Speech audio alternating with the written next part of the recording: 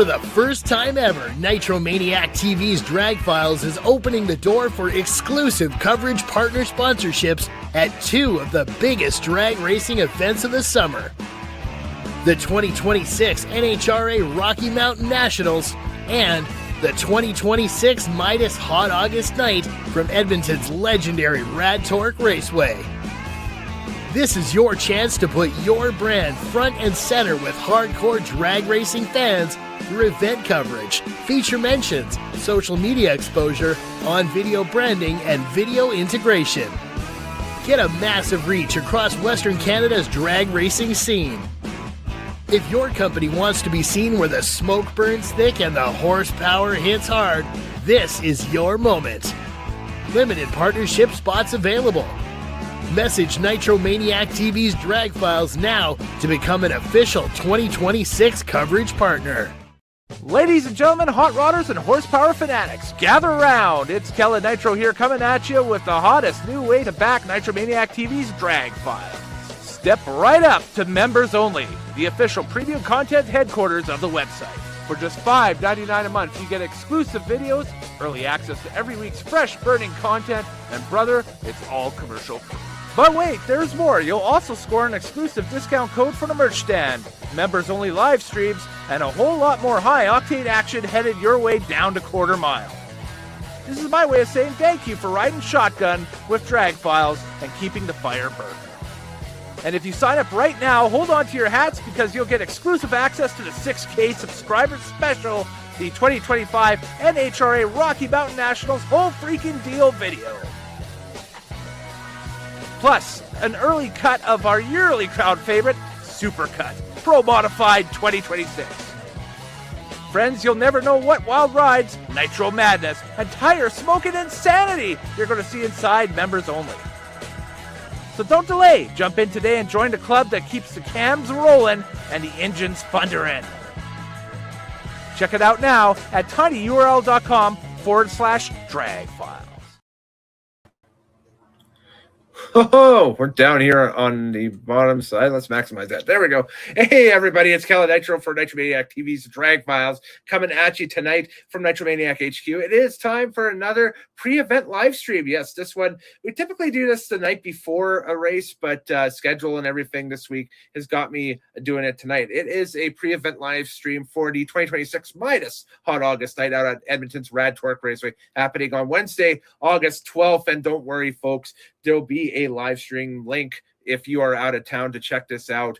It will be in the community section of Nitromaniac TV's Drag Files once that event and link starts rolling that day. The track puts on a live stream, and I will link it to you guys through here. But prior to that, we've got some classic moments to check out tonight. Anything and everything under the sun. I always liken this race as this is Rad Torque Raceway's biggest one-day single event of the year, and it's Western Canada's biggest one-day single event of the year. And it's also kind of like our all-star game, our all-star race, if you will, where you just see the best of the best all night, included with a bunch of like jet cars and nostalgia funny cars and so on and so forth. You'll see later on throughout the stream. So we're going to get things started. We're going to take a look at some wild radial action from last year. The X275 class, this event really put them on the stage, kind of the Alberta wide drag racing wide stage here a few years ago. And last year's awesome coverage and assets that we had here on the channel for that event, it spanned over the entirety of Hot August Night, and then the actual eliminator itself ended up on smoked out shootout. I want to say Friday, the day of the qualifications and that stuff. They actually ran off the finals to the Chicago style format. They always do a Chicago style format for that. I don't know if that's the same this year or not. We'll find out in the coming days or so, and I will update when we put the video out what it will be. So check this out. And then we got some fun retro action going back about maybe 26 years to 1999 after this video. So stay tuned here and welcome to the 2026 MIDAS Hot August Night pre-event live stream, throwback action, classic moments, and more, powered by Nitromaniac TV's Drag Files. I'm Kellen Nitro. I'll be kind of lurking in the chat throughout this. And if you got any questions, comments, or you want to give anybody a shout out, like I'm going to give a shout out right now. It's Big Jim's birthday. So happy birthday to Big Jim, hitting the big 7-0 today. So there's a shout out to Big Jim, one of the guys that, provides video for us from the 90s and 2000s from his collection that we use on the channel all the time. So happy birthday, Big Jim. Literally, I wouldn't be here if it wouldn't be for him. So anyway, X275 action for the 2025 MIDAS Hot August Night coming your way right now.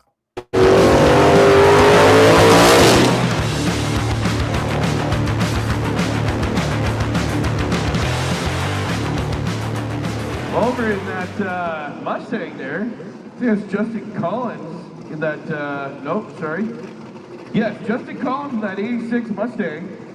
So we got that 632 Blink Lock 7.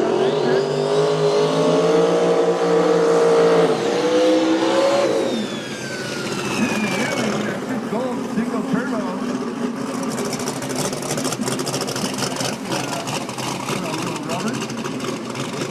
So things out here for our hot August night.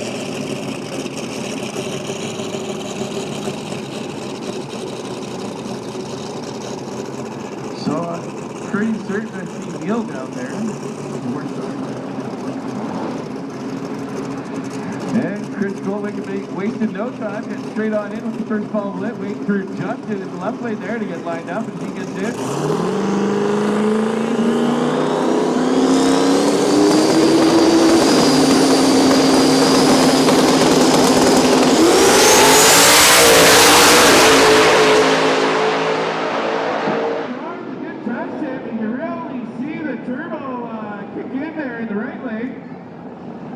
Doing a good job as he gets down the top end. I want to give you the full name when his tech guard sends him. But that's angle plug in the left lane.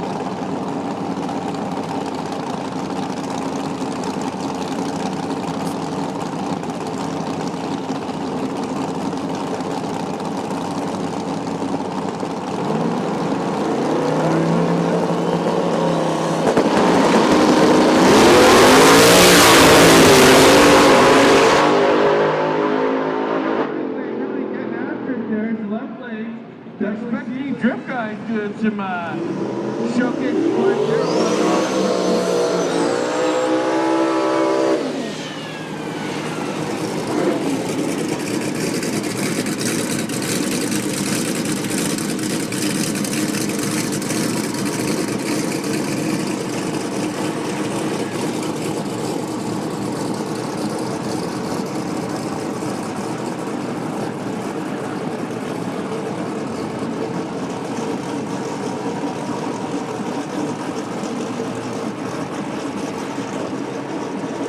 I'll have to double check that one.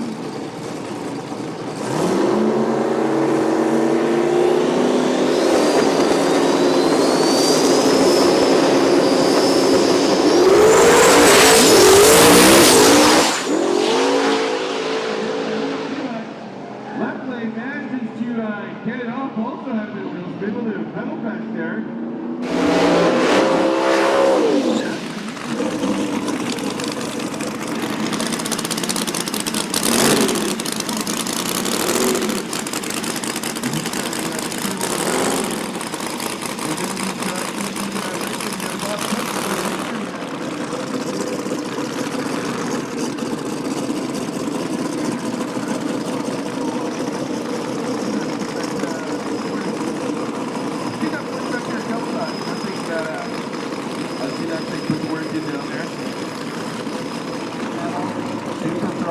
until your ladders are posted.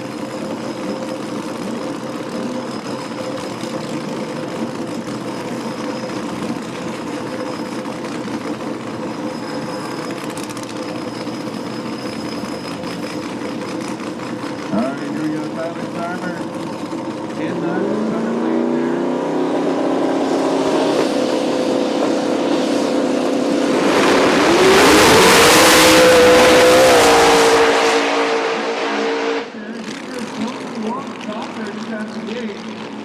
But unfortunately, it's wrong turn.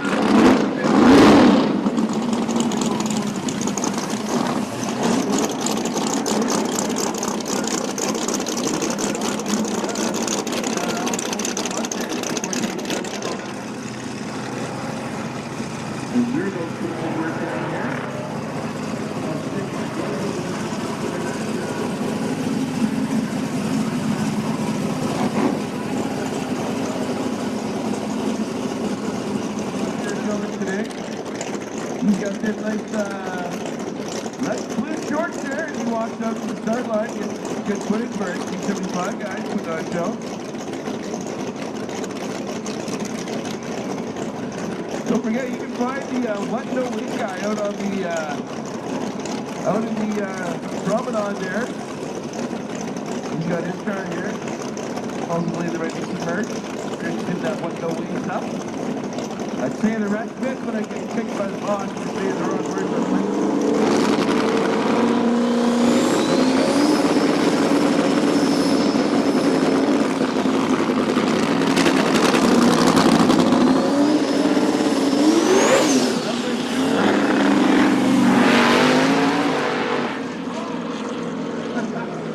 Just at the top end, man, you can get iron on it. It dives right on him a bit. But, yeah. Couple guys. Oh, Merv getting a little slippery there.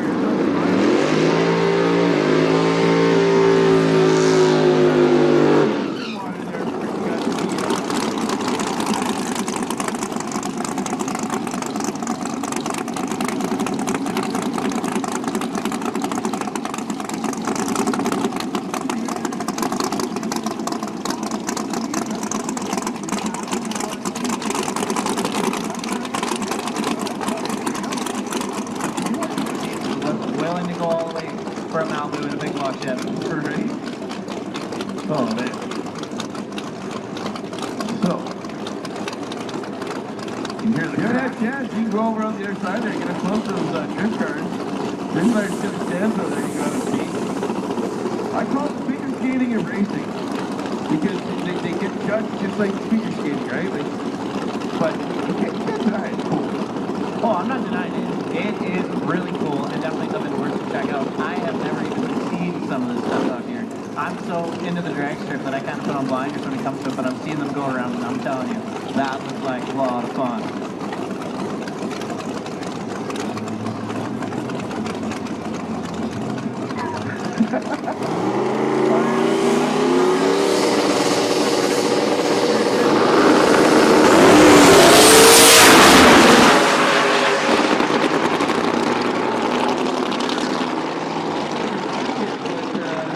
There we go. Yeah, he's got that that car there. His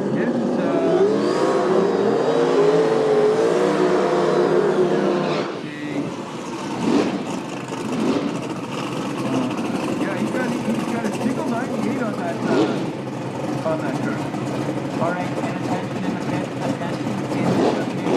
Roll modified. Your standby call. Do not come down, please. You guys are on standby. Get ready to go. Get the cars ready. Get the drivers in there too. You guys are going to be coming. So here we go. Let's see how these guys do their test pits.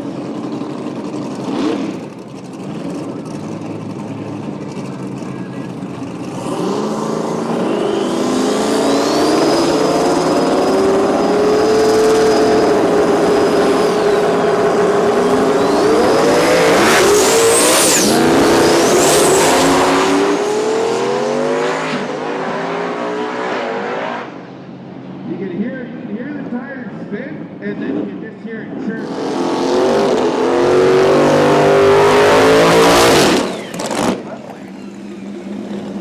And then, I'm not sure, I don't.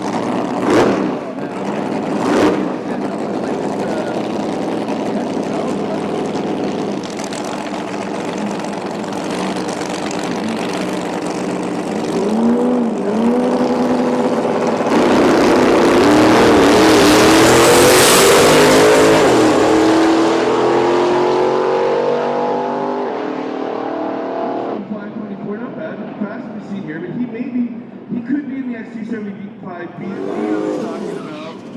My old man had a beige one like that, but it wasn't a wagon. Let me go find it. Where's that Merc Mark? It is Josh Collins driving that Mercury Marquis. He's got a single 76mm turbo and a lot of glass. Straight up, there's a ton of glass on that car. I did not see any Lexan on that car at all. So, definitely counts all steel, all glass. Shift it over to Zach. All right, guys.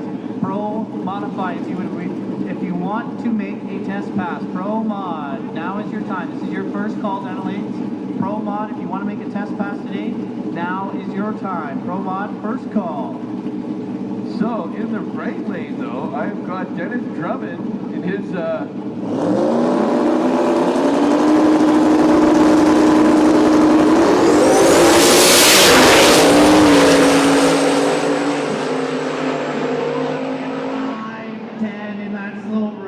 I don't think it ain't no slower I've ever seen. Yeah. Did he get a 60 ton? He did. You know, 123, 126 not bad, 60 foot. That is quick off the 60 foot. Our next pair, Cody Clark, Lethbridge, Alberta. And that's 85 C10. All these cars got 275. That is a small tire, folks. It is a very small tire. Your left-hand lane looks like a Fox body.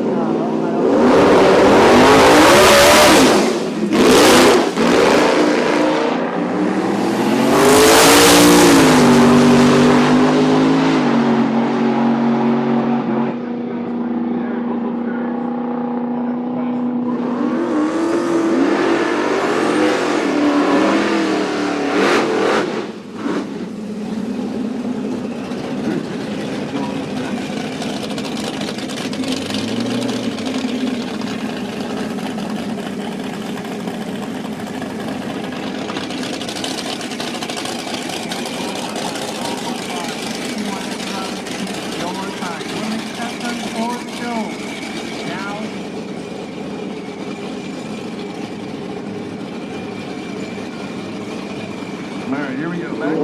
Right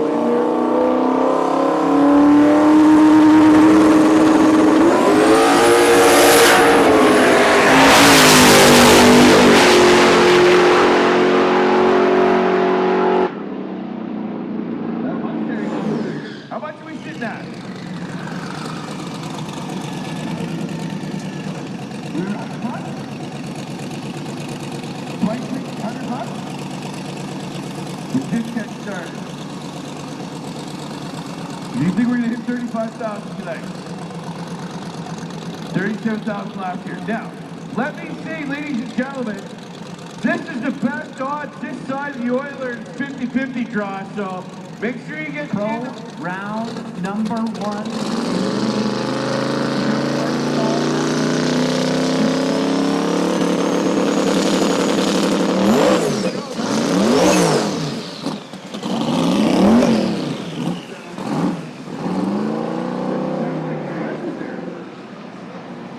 And he's pulling over to the side, so we have to wait and see what happens there.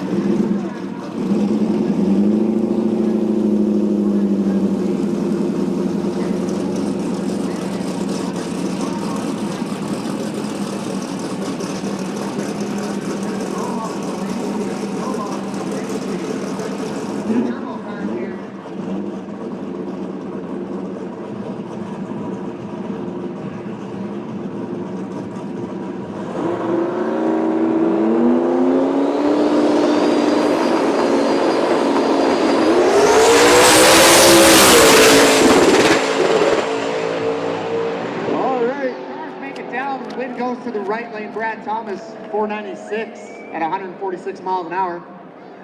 Second call.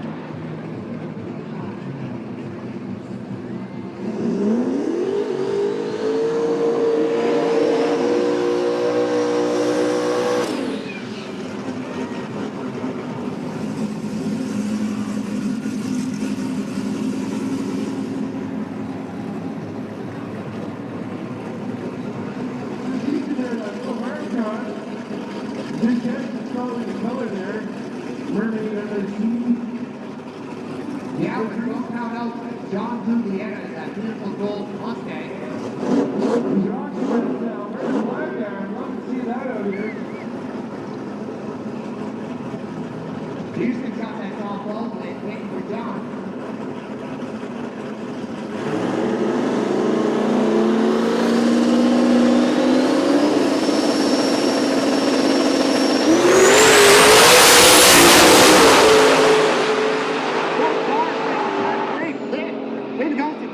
That left lane with a 449.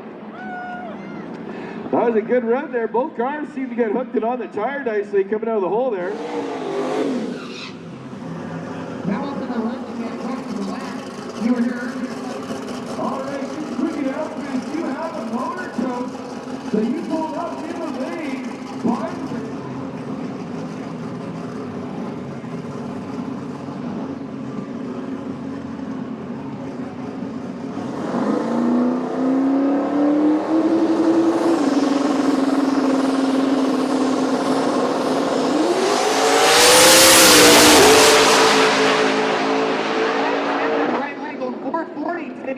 Record at 168 miles an hour. Great pass.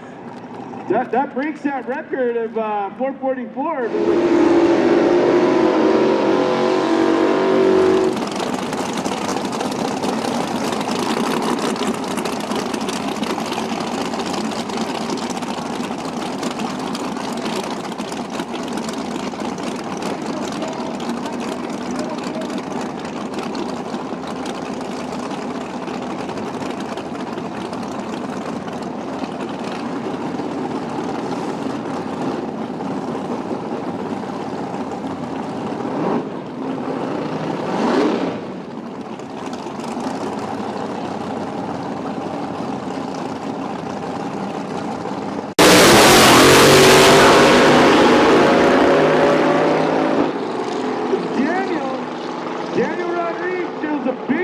That 598 big block Chevy nitrous motor.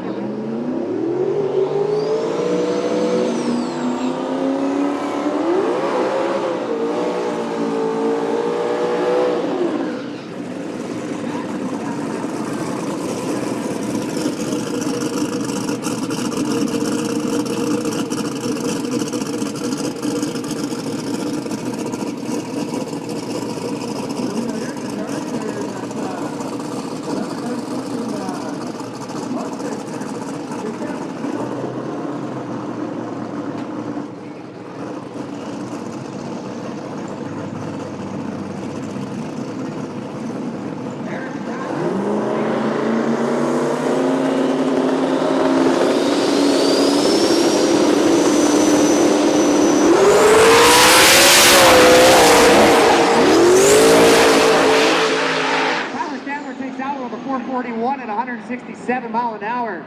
Great pass for Tyler.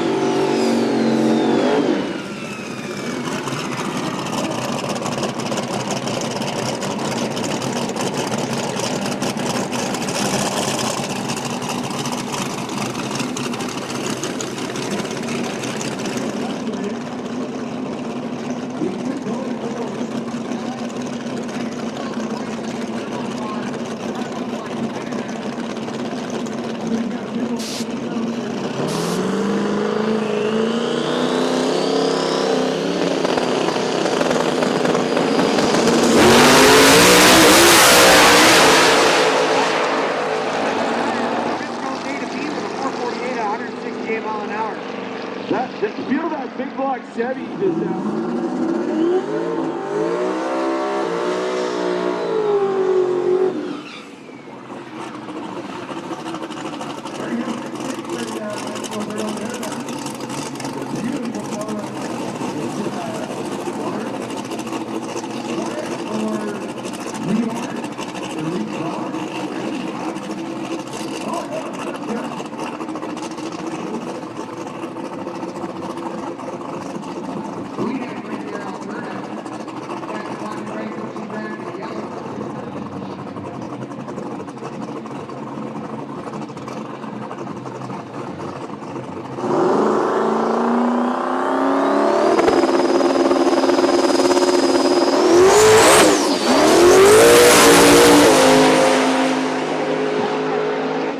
speed, but she still goes 529 at 153 mile an hour in that left lane. She'll be able to use some gas. If I remember correctly in that car, he is running angle plug, like that, angle plug.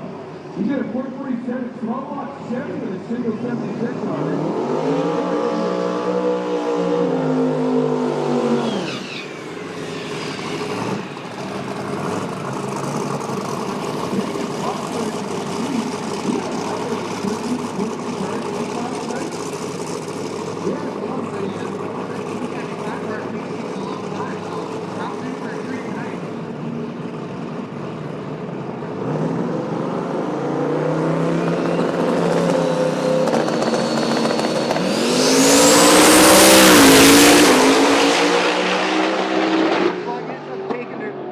Solo pass.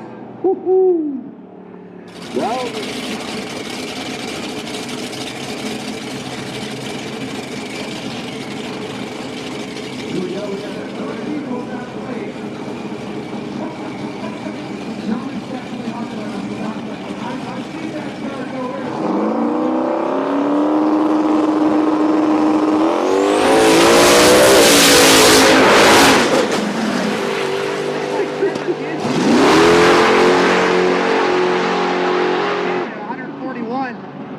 Good golly.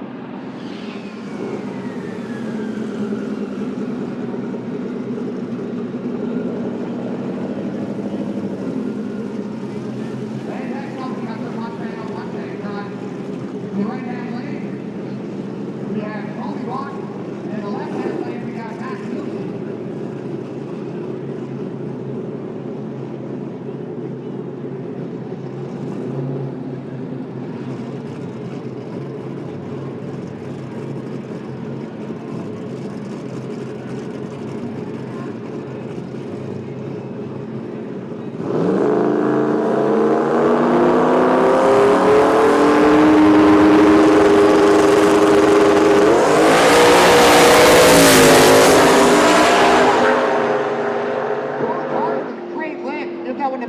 In the left lane, 518 at 134 mile an hour. That Mercury Marquis is badass. How many Mercury Marquis do you see parachute tank on the back? It's all black. There's not a single thing that left hand in that Marquis. Last time I saw this, Don't even get me started, man. Remember fence pose. Well, this thing's super cool. This thing's fully street legal. At least weighted, uncalibrated, on-point performance. correctly called.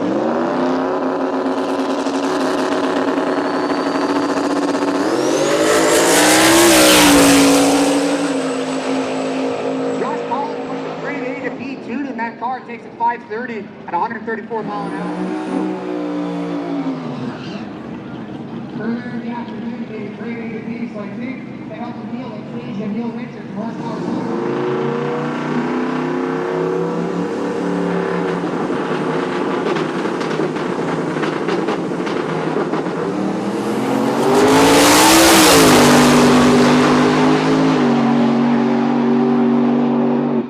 Going 606 at 100.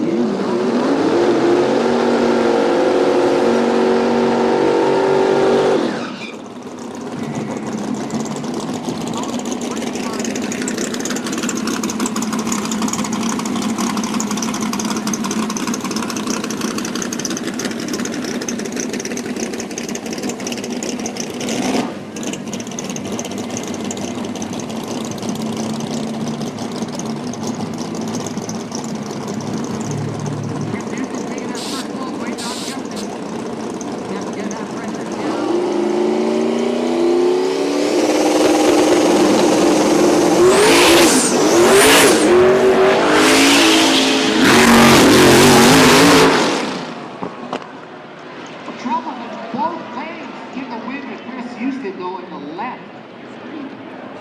Chris Rhodes sparks out of his butt.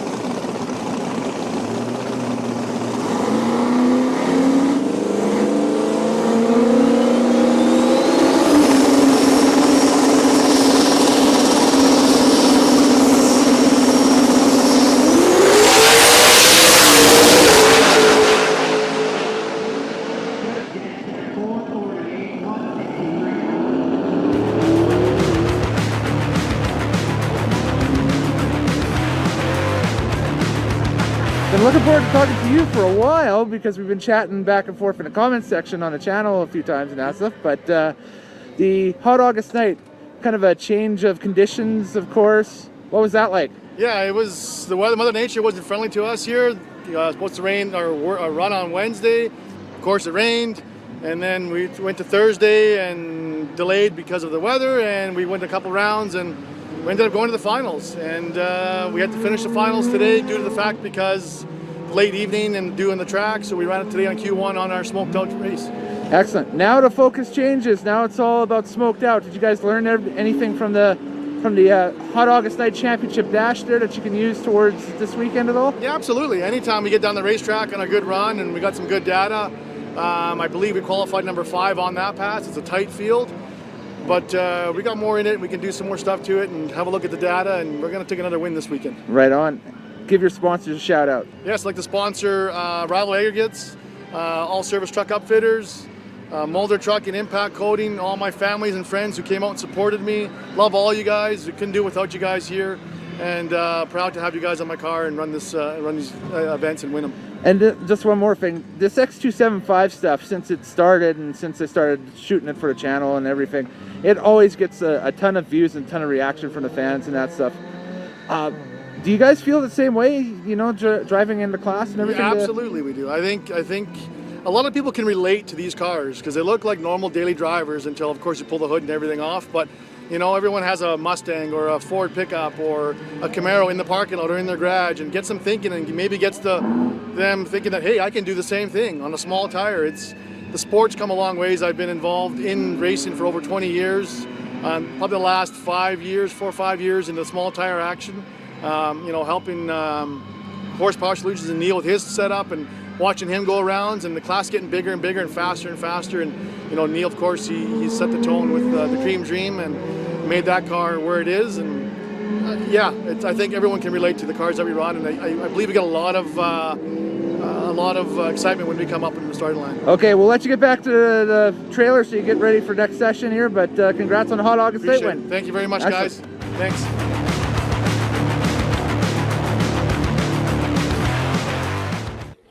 All right, so X275, of course, making an impact, and it will be part of the 2026 MIDAS Hot August Night. But a little bit of historic stuff coming your way now. Next, here on the live stream, it is the 2026 MIDAS Hot August Night pre-event live stream powered by Nitromaniac TV. I'm Kellen Nitro here at Nitromaniac HQ. We're going to go back to 1999 and check out when this event was sponsored by Snap-on Tools way back when the track was sponsored by Labatt Beer. It's the Labatt Raceway. It's the 1999 Hot August Night, courtesy of our friends formerly of Shaw TV, but we were lucky enough to have it in the archives here. So enjoy, folks. Auto Trans Championship drag racing here on Shaw Motorsports and the 1999 Snap-on Tools Hot August Night. Cars are lined up behind me. They are in the time trial mode of our evening here. We won't be covering the time trials, covering just the racing here tonight, and it gives us an opportunity to talk to some of the drivers in the pit area. And co-hosting with me tonight is Stan Ankers, and Stan Ankers in the pit area right now with one of the feature drivers all the way up from Billings, Montana. It's Chuck Haynes. Stan? Thank you very much, Gord. I'm here with Chuck Haynes in the pits. Chuck, your car here, it's a jet dragster, capable of over 300 miles an hour. Would you tell us a few things about it? Well, thanks a lot, and Gordy, and it's all great to be back here at Edmonton and the Labatt Dragway, and we're really happy to be here for the Snap-on Night of Fire. And actually, the car is a jet dragster, and it's propelled by a Pratt & Whitney J60 engine. Now, that engine was used in Saberliners, Jetstar, small private type jets. It puts out about 13,000 horsepower, has about 6,000 pounds of thrust, and is capable of speeds of over 300 miles an hour. Great. And now, Chuck, I know you've been in the business quite a long time. Can you please tell the people out there how long you've been in the business? Well, the jet business, this is going into our 6th season. The Labatt Raceway is really kind of a special place for me because this is our first drag race where the jet was here at the old Capitol Raceway. And so we've got a lot of friends and a lot of family, and might as well be family here. That's true. Yeah, no, we look forward to seeing you back here every year. What do you expect out of the conditions here tonight? Well, to be totally honest with you, Stan, it's pretty warm tonight. Mm-hmm. We were really hoping to run over 290, but unless it comes and cools off a bit and the air comes to us a little bit, I don't think it's going to happen. I think we're going to probably be in the 270s, 280 range. I'd sure like to see it happen, but you know, the atmospheric conditions have a lot to do with these engines, and it's going to hamper our performance some. Right. Okay, the fuel that you run in this, now I know some people know that jet engines can almost run on anything, but what do you run in this particular Well, we prefer to run kerosene. K1 is what we prefer to run. We've run diesel in them. We've run Jet A. We've run some JP4. So they are verse on a lot of different fuels. And to be honest with you, a lot of the differences in how sooty they are, you know, you run diesel fuel in them and things get a lot sootier. That's but true. They will run fine on them. And away we go, race fans. It is Autotrans Championship Drag Racing and exclusive coverage of the 1999 Snap-on Tools Hot August Night. High above the announcer tower here at Rad Raceway. I'm Gord Craig, with me, Stan Anchors. And Stan, this is going to be an unbelievable race tonight. Oh, it is, Gord. I mean, the weather's just been perfect for the last 2 days, putting down the heat into the track. And as it cools off here tonight, as the sun goes down, the performances will pick up, and that. Looking forward to a great night here. It is a capacity crowd here at Rad Raceway. The first 2 cars on the racetrack, burnout completed, and it is Darrell Webb in the near lane in the bumper-to-bumper Corvette alcohol funny car, going up against a relative newcomer in the blown alcohol scene, but it's a Jay Maggio, no stranger to racing though. No, that's true. Jay's been around for a long time, ever since about the age of 16, 17, Jay. And he's worked up through the ranks just like Darrell did. They both were racing Super Pro. Now they're both running the 750 class here, and this is Jay's first year. And Jay, it's a 1923 T-altered Roadster, and apparently he also has a funny car body, which he wants to go with the look of a funny car. He just slaps that on that race car as well. That's true, but Jay kind of favors the altered. He kind of likes the looks of the altered, and that's what's nice about this class. You've got the different variety of cars. You can have rear engine dragster, funny cars, or the alters, or even bodied cars in this class. So Jay Maggio in the far lane, Darrell Webb in the near lane. We're going to get to all of our the reaction time, elapsed time, mile per hour throughout the show here on Shaw Motorsports. Jay Maggio coming up to the start line right now, and he's looking for a win. You want to know why? He has not won against Darrell Webb at all in 1999. No, that's true, and of course this goes back to their Super Pro days when they used to race each other. I mean, they're very good friends off the track, but right now it's winner take all. And Maggio off the line first, a 5:97 reaction time. Darrell Webb with a 9:79 at the finish line. Hey, there's his first win. Wow. A 7:97, 157.37 miles an hour. And Darrell Webb winning a 7:66, and just about got him at the finish line. It was close as the capacity crowd looks on, and what a wonderful night for racing here at Rad Raceway. That's true. It should be interesting up at the top end. It might be a little hard to get Jay's helmet off because I'm sure he's pretty pumped right now, and he's feeling really good about that win. Bet you indeed. Here's a start, and here's a reaction time advantage. Oh, so important. Look at the jump Jay Maggio got on Darrell Webb. Yeah, he, so to speak, in the drag racing ranks, Darrell was sleeping a little there. Well, we've got our pairing of top alcohol dragsters right now. Serge Dion in the far lane, and Serge, we talked to them in the pit area. We'll get to that interview here in just a couple of moments, but how about this? 8-car camera, Cine Auto Digital car cam here at that raceway. This is super, Gord, yeah. Both these fellows are quite good friends and everything, away from the track and everything. They work on each other's car, help each other out.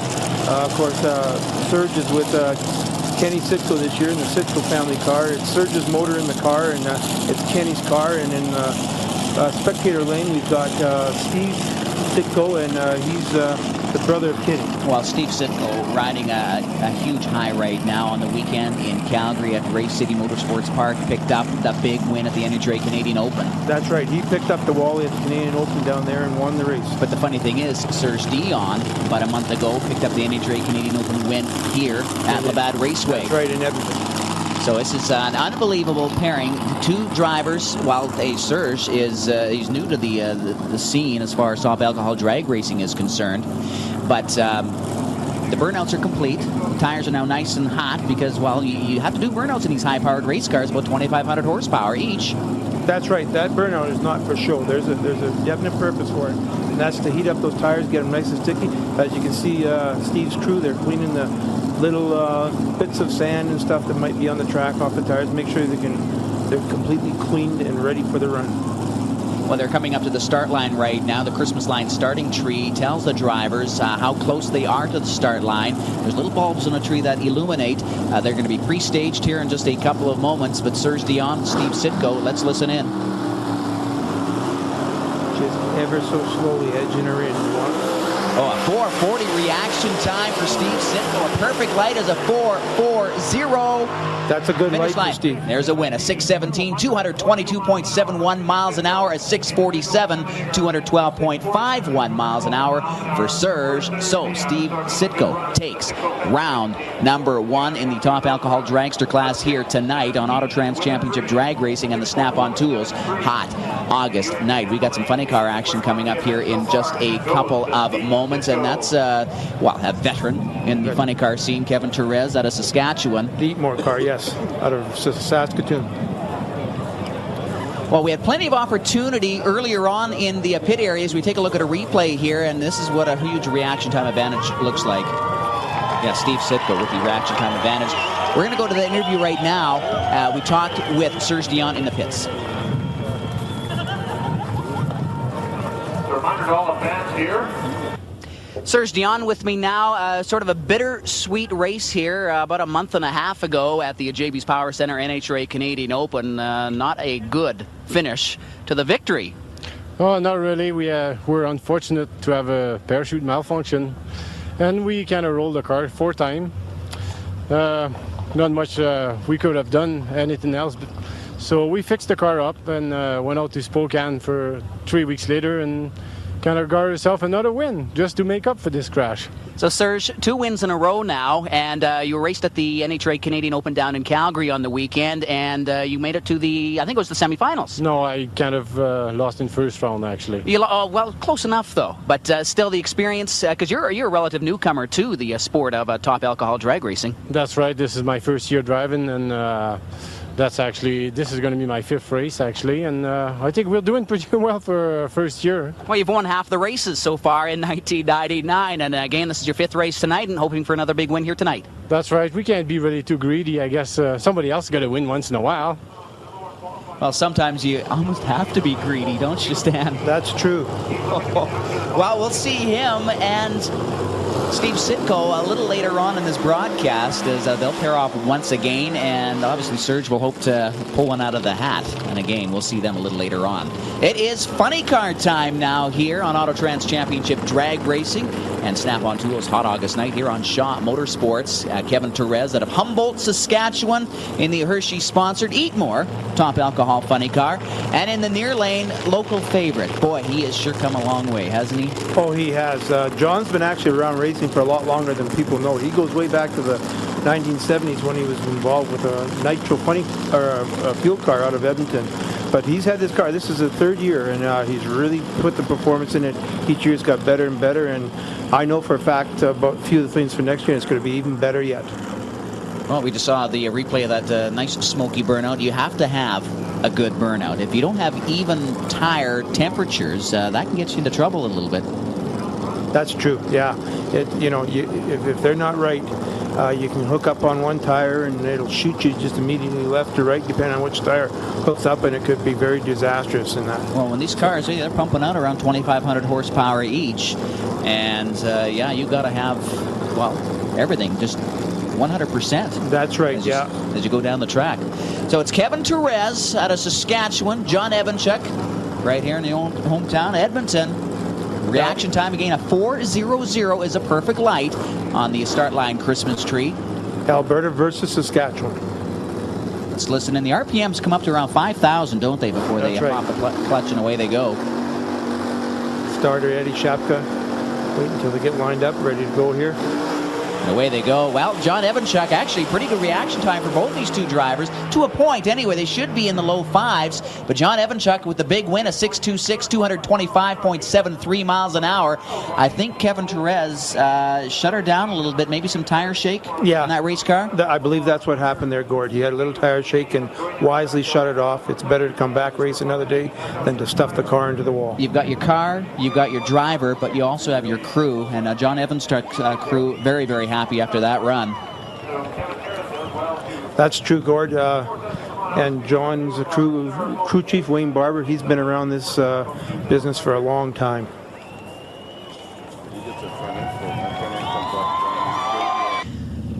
Wayne Barber, crew chief, John Evanchuk's Red Wolf Funny Car, the race team. Explain to the viewers at home the basic components of a 25 horsepower top alcohol motor.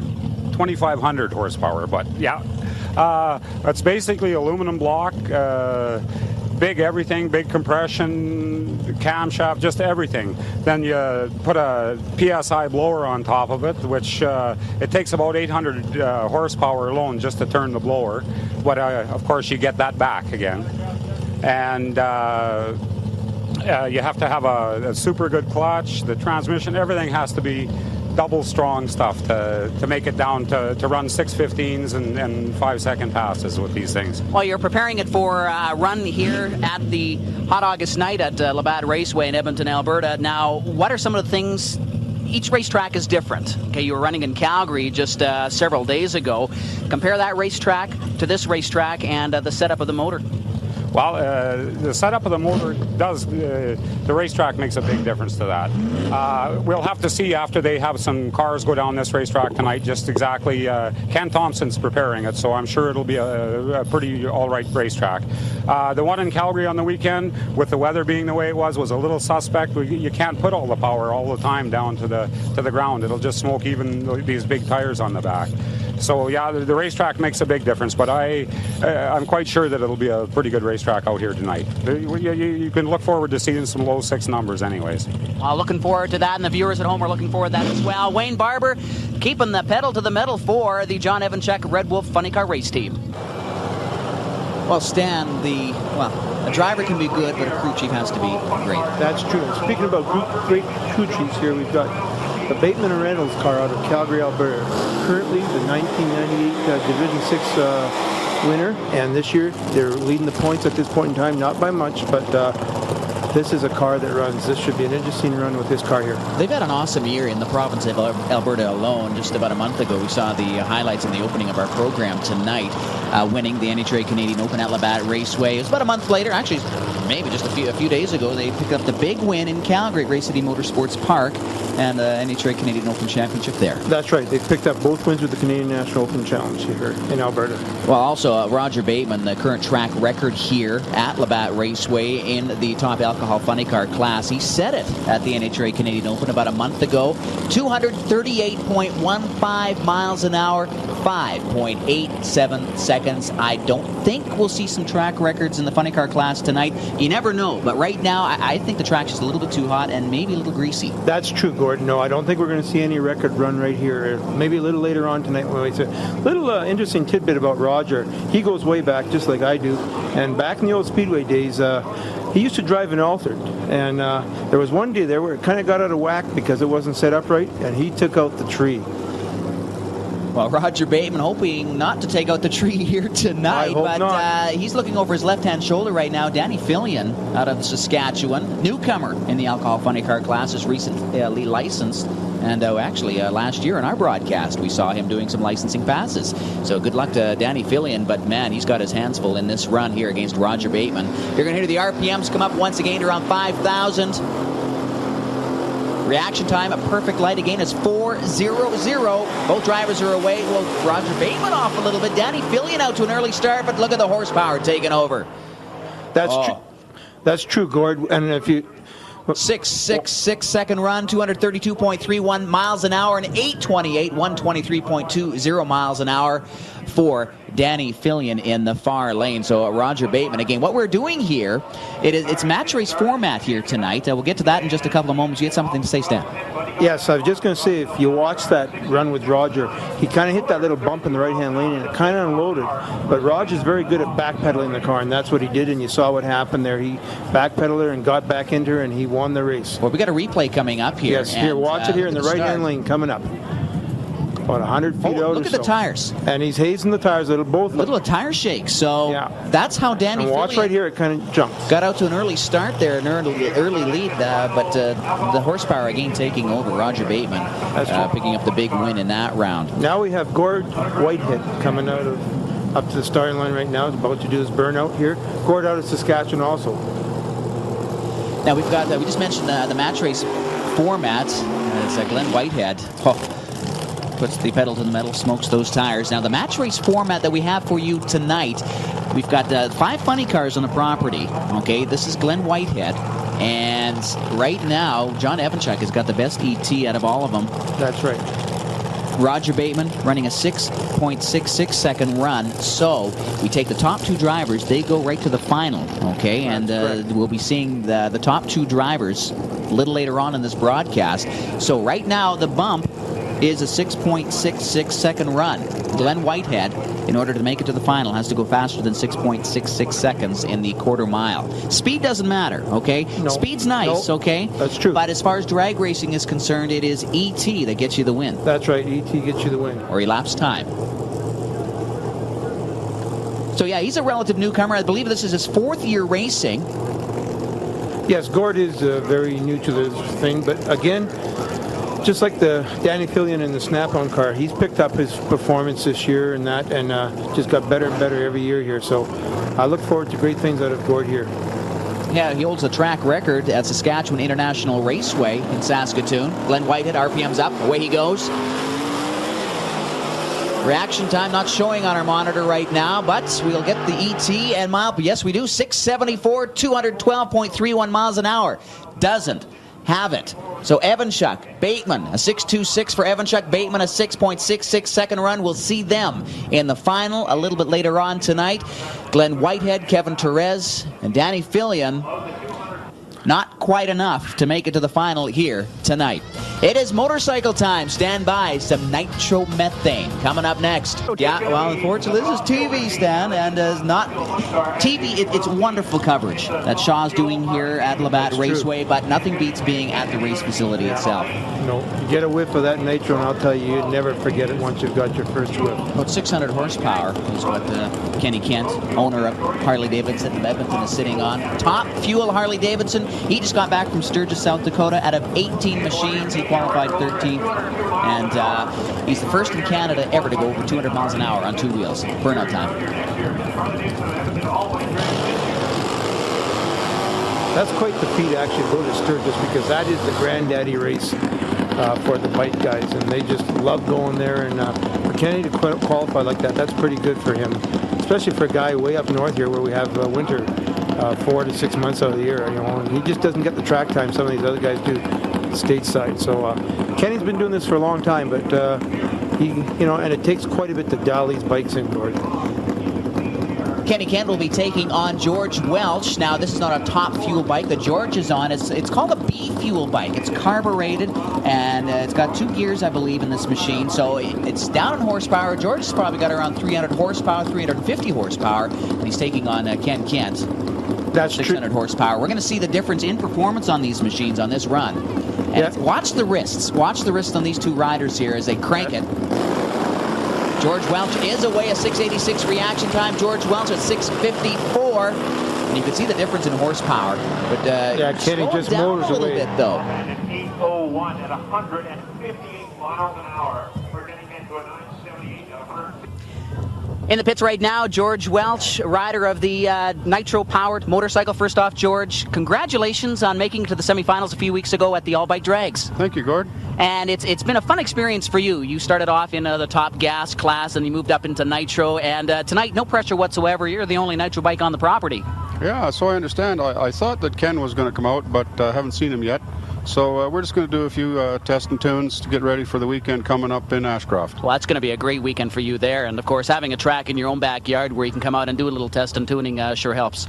Yeah, it's nice when they have evenings or days or weekends like this where the track is prepped properly for Nitro, so you can actually, you know, do a proper test and tune. That's right. And not a cheap sport to run, especially in the nitromethane class. No, it's costly. You know, the fuel is $50 a gallon to begin with, so think about it from there. Well, George Welch, have fun tonight. We're going to show a shot of you running down the track here a little later on this evening, and hey, let's put some good numbers up on the board. We'll do our best.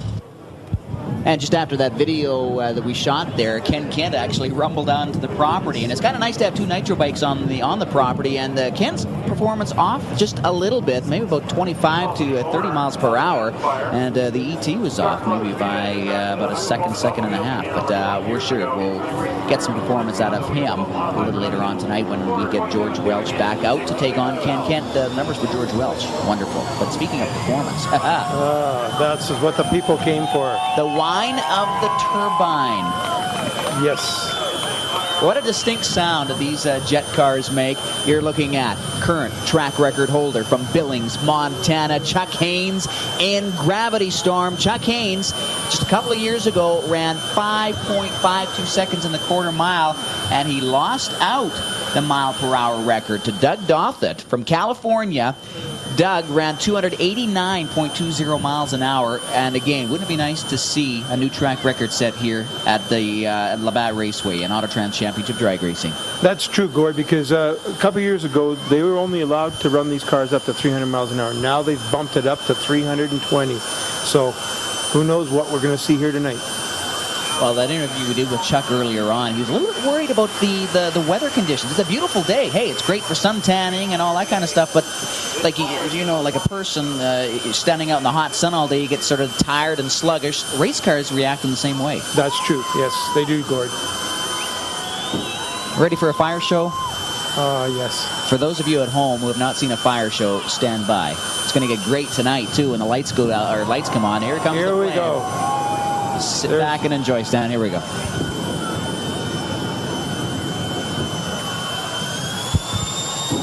Now this is part of their show, Gord, okay?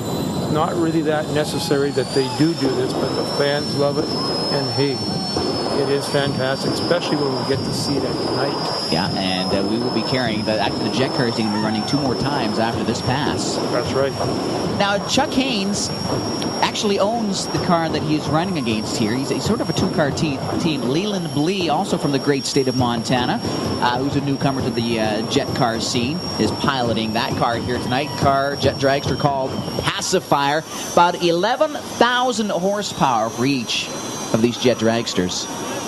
Just awesome, Gord. Just awesome. I mean, how would you like to go get your groceries with one of these babies? I wouldn't like to tailgate one of these guys, that's for sure. Yeah, but wouldn't they be great in the wintertime for driving up that road as you're driving down it? Alrighty, his horsepower time, mile-per-hour time.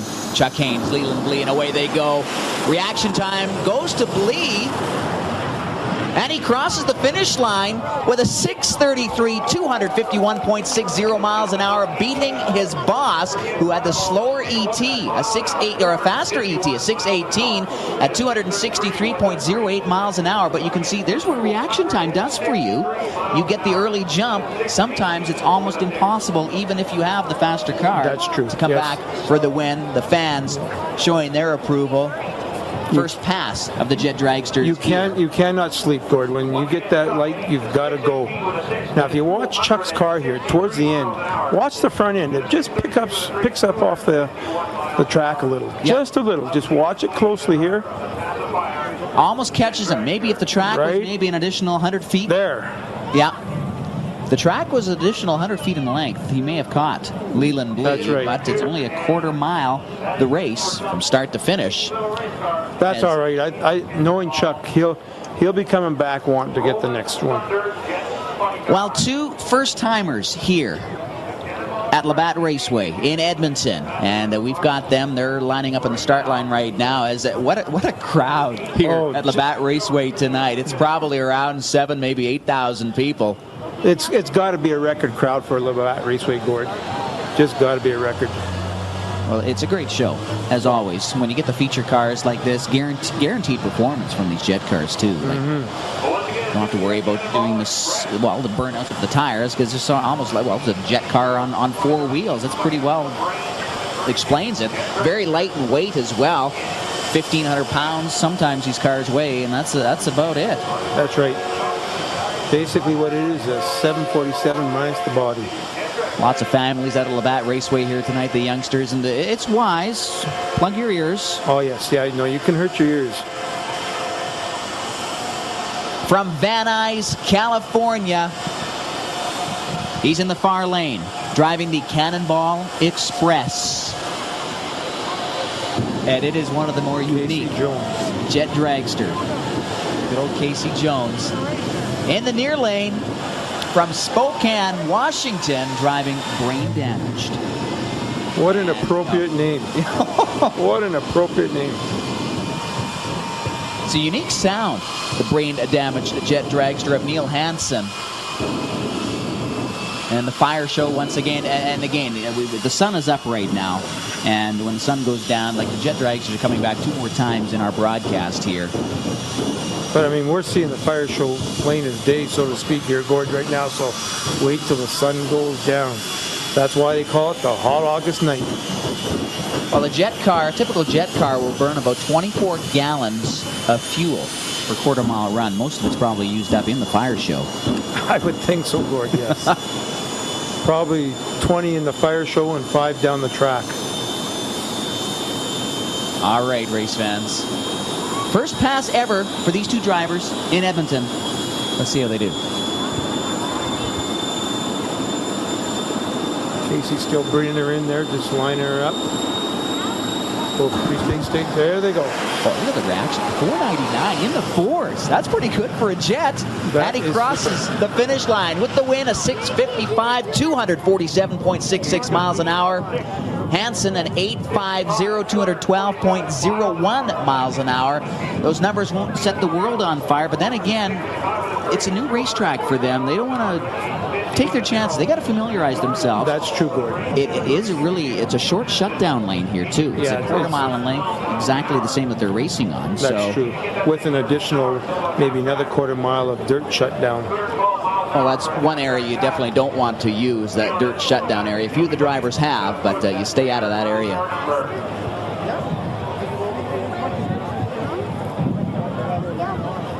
Stan, it was an incredible display of race action, the first round of the alcohol funny cars and dragsters, and of course our jets.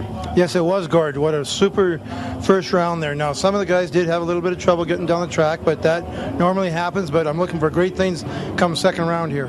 Well, Steve Sitko found some bite in the track, running a 6:17 in the quarter mile, and look for maybe into the 6:0s later on here tonight. Oh, I wouldn't doubt that. Steve's on a hot tear right now. He just won the National Open in Calgary last weekend, and yeah, he's on a hot tear, so look for those numbers out of Steve tonight. Well, a lot of the drivers are talking about driving down the quarter mile into the sun. It is a scorcher of a night here. Auto Trends Championship Drag Racing and the 1999 Snap-on Tools Hot August Night. Temperature, must be in the 30s. Yes, it is. It's quite warm out there, Gord, but of course, with the 2 days of heat we've had, that's great for the track. That's going to make for great traction here, especially when the sun goes down and starts to cool off. We're going to see some good numbers out of all the classes. And indeed, we've got more race action to come here on Shaw Motorsports. Stand by. We've got more racing coming up next. Press, we got Casey Jones. Casey, welcome to Edmonton, Alberta, Canada, and Labatt Raceway. Well, thank you very much. We're really excited about being here. You know, this is our first trip up here, and we can't be any more thrilled than what we are, let me tell you. Well, as far as veterans in the jet drag racing scene is concerned, you probably rank up there as number one on the runway. We've been around for a while. We sat out for a number of years, but we're back really strong now. We've been racing full-time now for about 4 years, and just having a ball. Well, tell us a little bit about your jet dragster. It's a very, very unique machine. That's all I can say. And the fans at home and in the grandstands are going, hey, I've never seen anything like this before in my life. Well, with a name like Casey Jones, I felt like I would have really missed a train, if you know what I mean, if I didn't put together a choo-choo train. So we have a cow catcher on the front, complete with a smokestack and a bell and a whistle and an engineer's cabin in the back. It's just a fun car. The whole design concept came with my name, obviously. I've had trains in my life, all my life.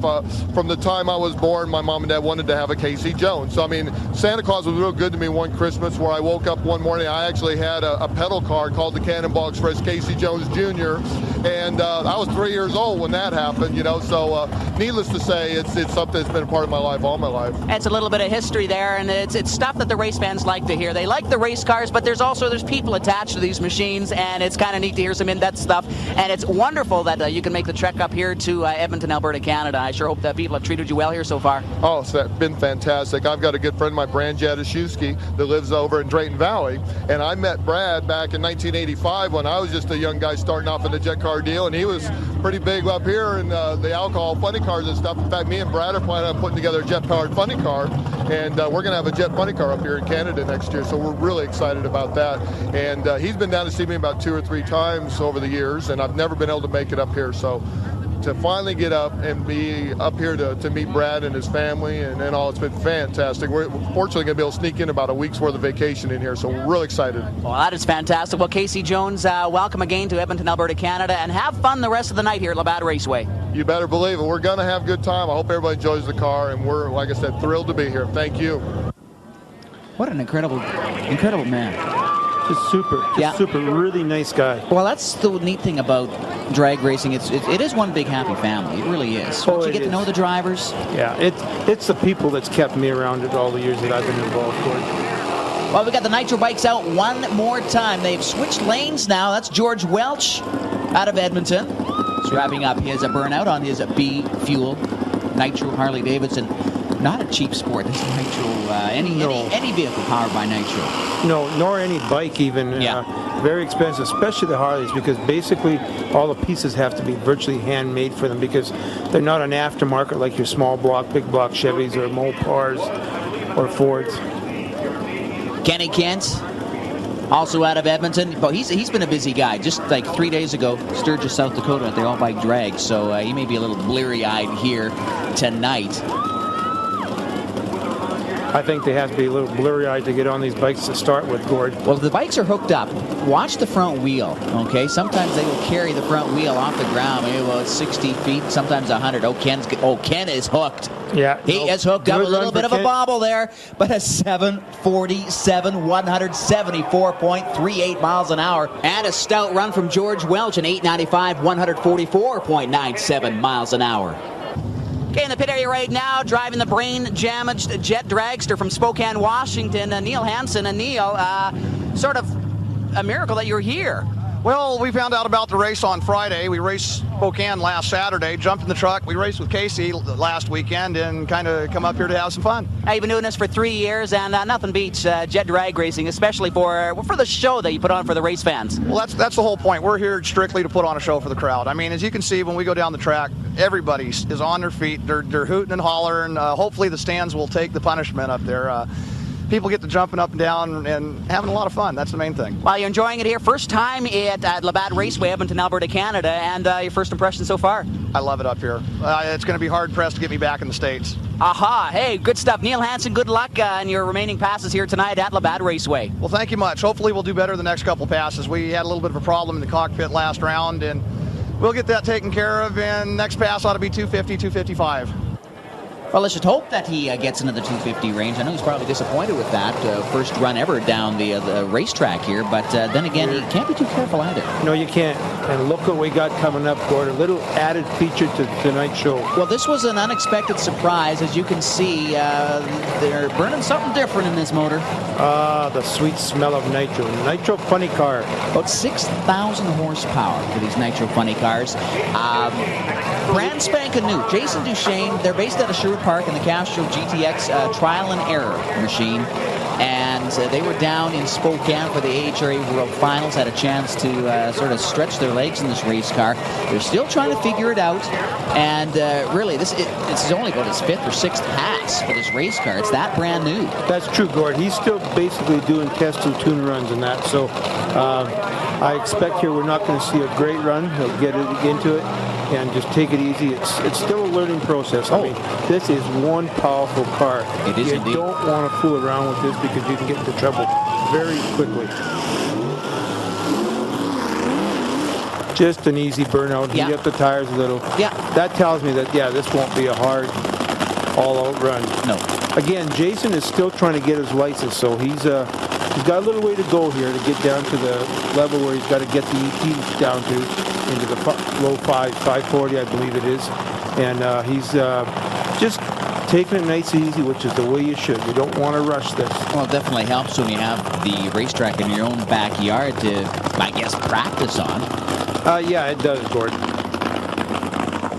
But the fans, of course, a bonus, they weren't expecting this, so a little bit of the sound is so distinct in a Nitro funny car, and even a top fuel dragster. That crisp crackling that you get off of that, and again, Gord, unfortunately, we've got this on TV, we don't have smell-o-vision yet, but it'd sure be nice if the people out there could smell this. This Nitro is just something unreal. You can see the flames coming out of the exhaust headers. This, again, just like the jet cars, is just something awesome to watch at night when it's all 8 candles are lit up and it goes down the track. It's just a beautiful thing of poetry to watch in motion. Jason is off and he got out of the groove. We sort of expected that. Yeah, he got a little out of shape right off the starting line. It kind of unloaded on him, and he kind of headed a little left, but wisely backed out of it. He's coasting. Yeah. Look at this. 71 miles an hour. He's coasting. Yeah. Okay? No, wise move on Jason's part. It is.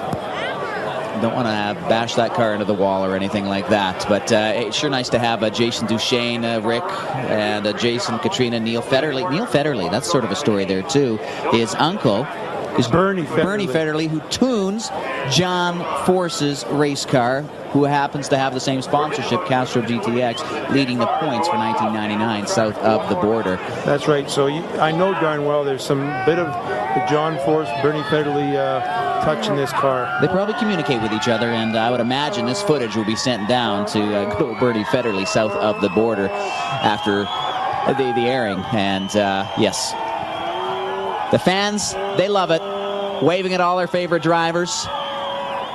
We're going to take a break here right now and be back with more race action. Championship drag racing. We're at Labatt Raceway, Edmonton, Alberta, Canada, and the 1999 Snap-on Duels Hot August Night, and the action doesn't get any hotter than this. Round 2 of the jet cars. Stan Anchors with me in the announcer tower, and Stan, I think we're going to see a little bit more performance. It's cooled off just a little bit out there. The sun is going down. It's sunset now.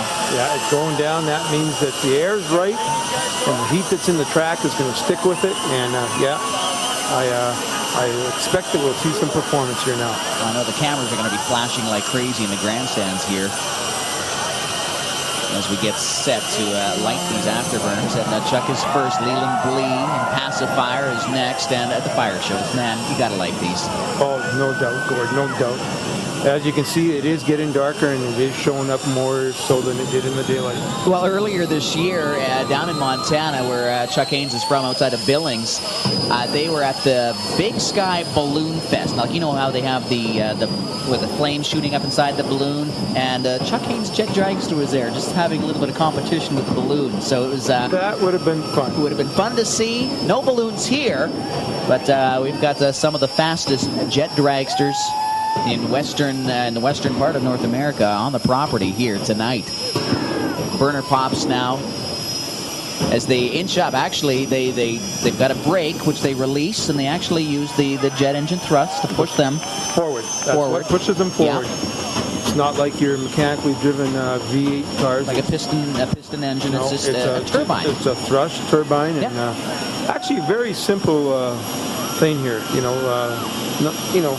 Takes maintenance on them. I mean, don't get me wrong, but quite an easy way to run. Low maintenance. Low, yeah, within reason, yes. All right, here we go. Round 2 of the Jets. Chuck Haynes, Leland Blee. Here's staging, and there they go. Well, Leland again gets the better reaction time over his boss. Oh, Chuck's got this car running great. A 597, 279.58 miles an hour for the win. Leland, a 617.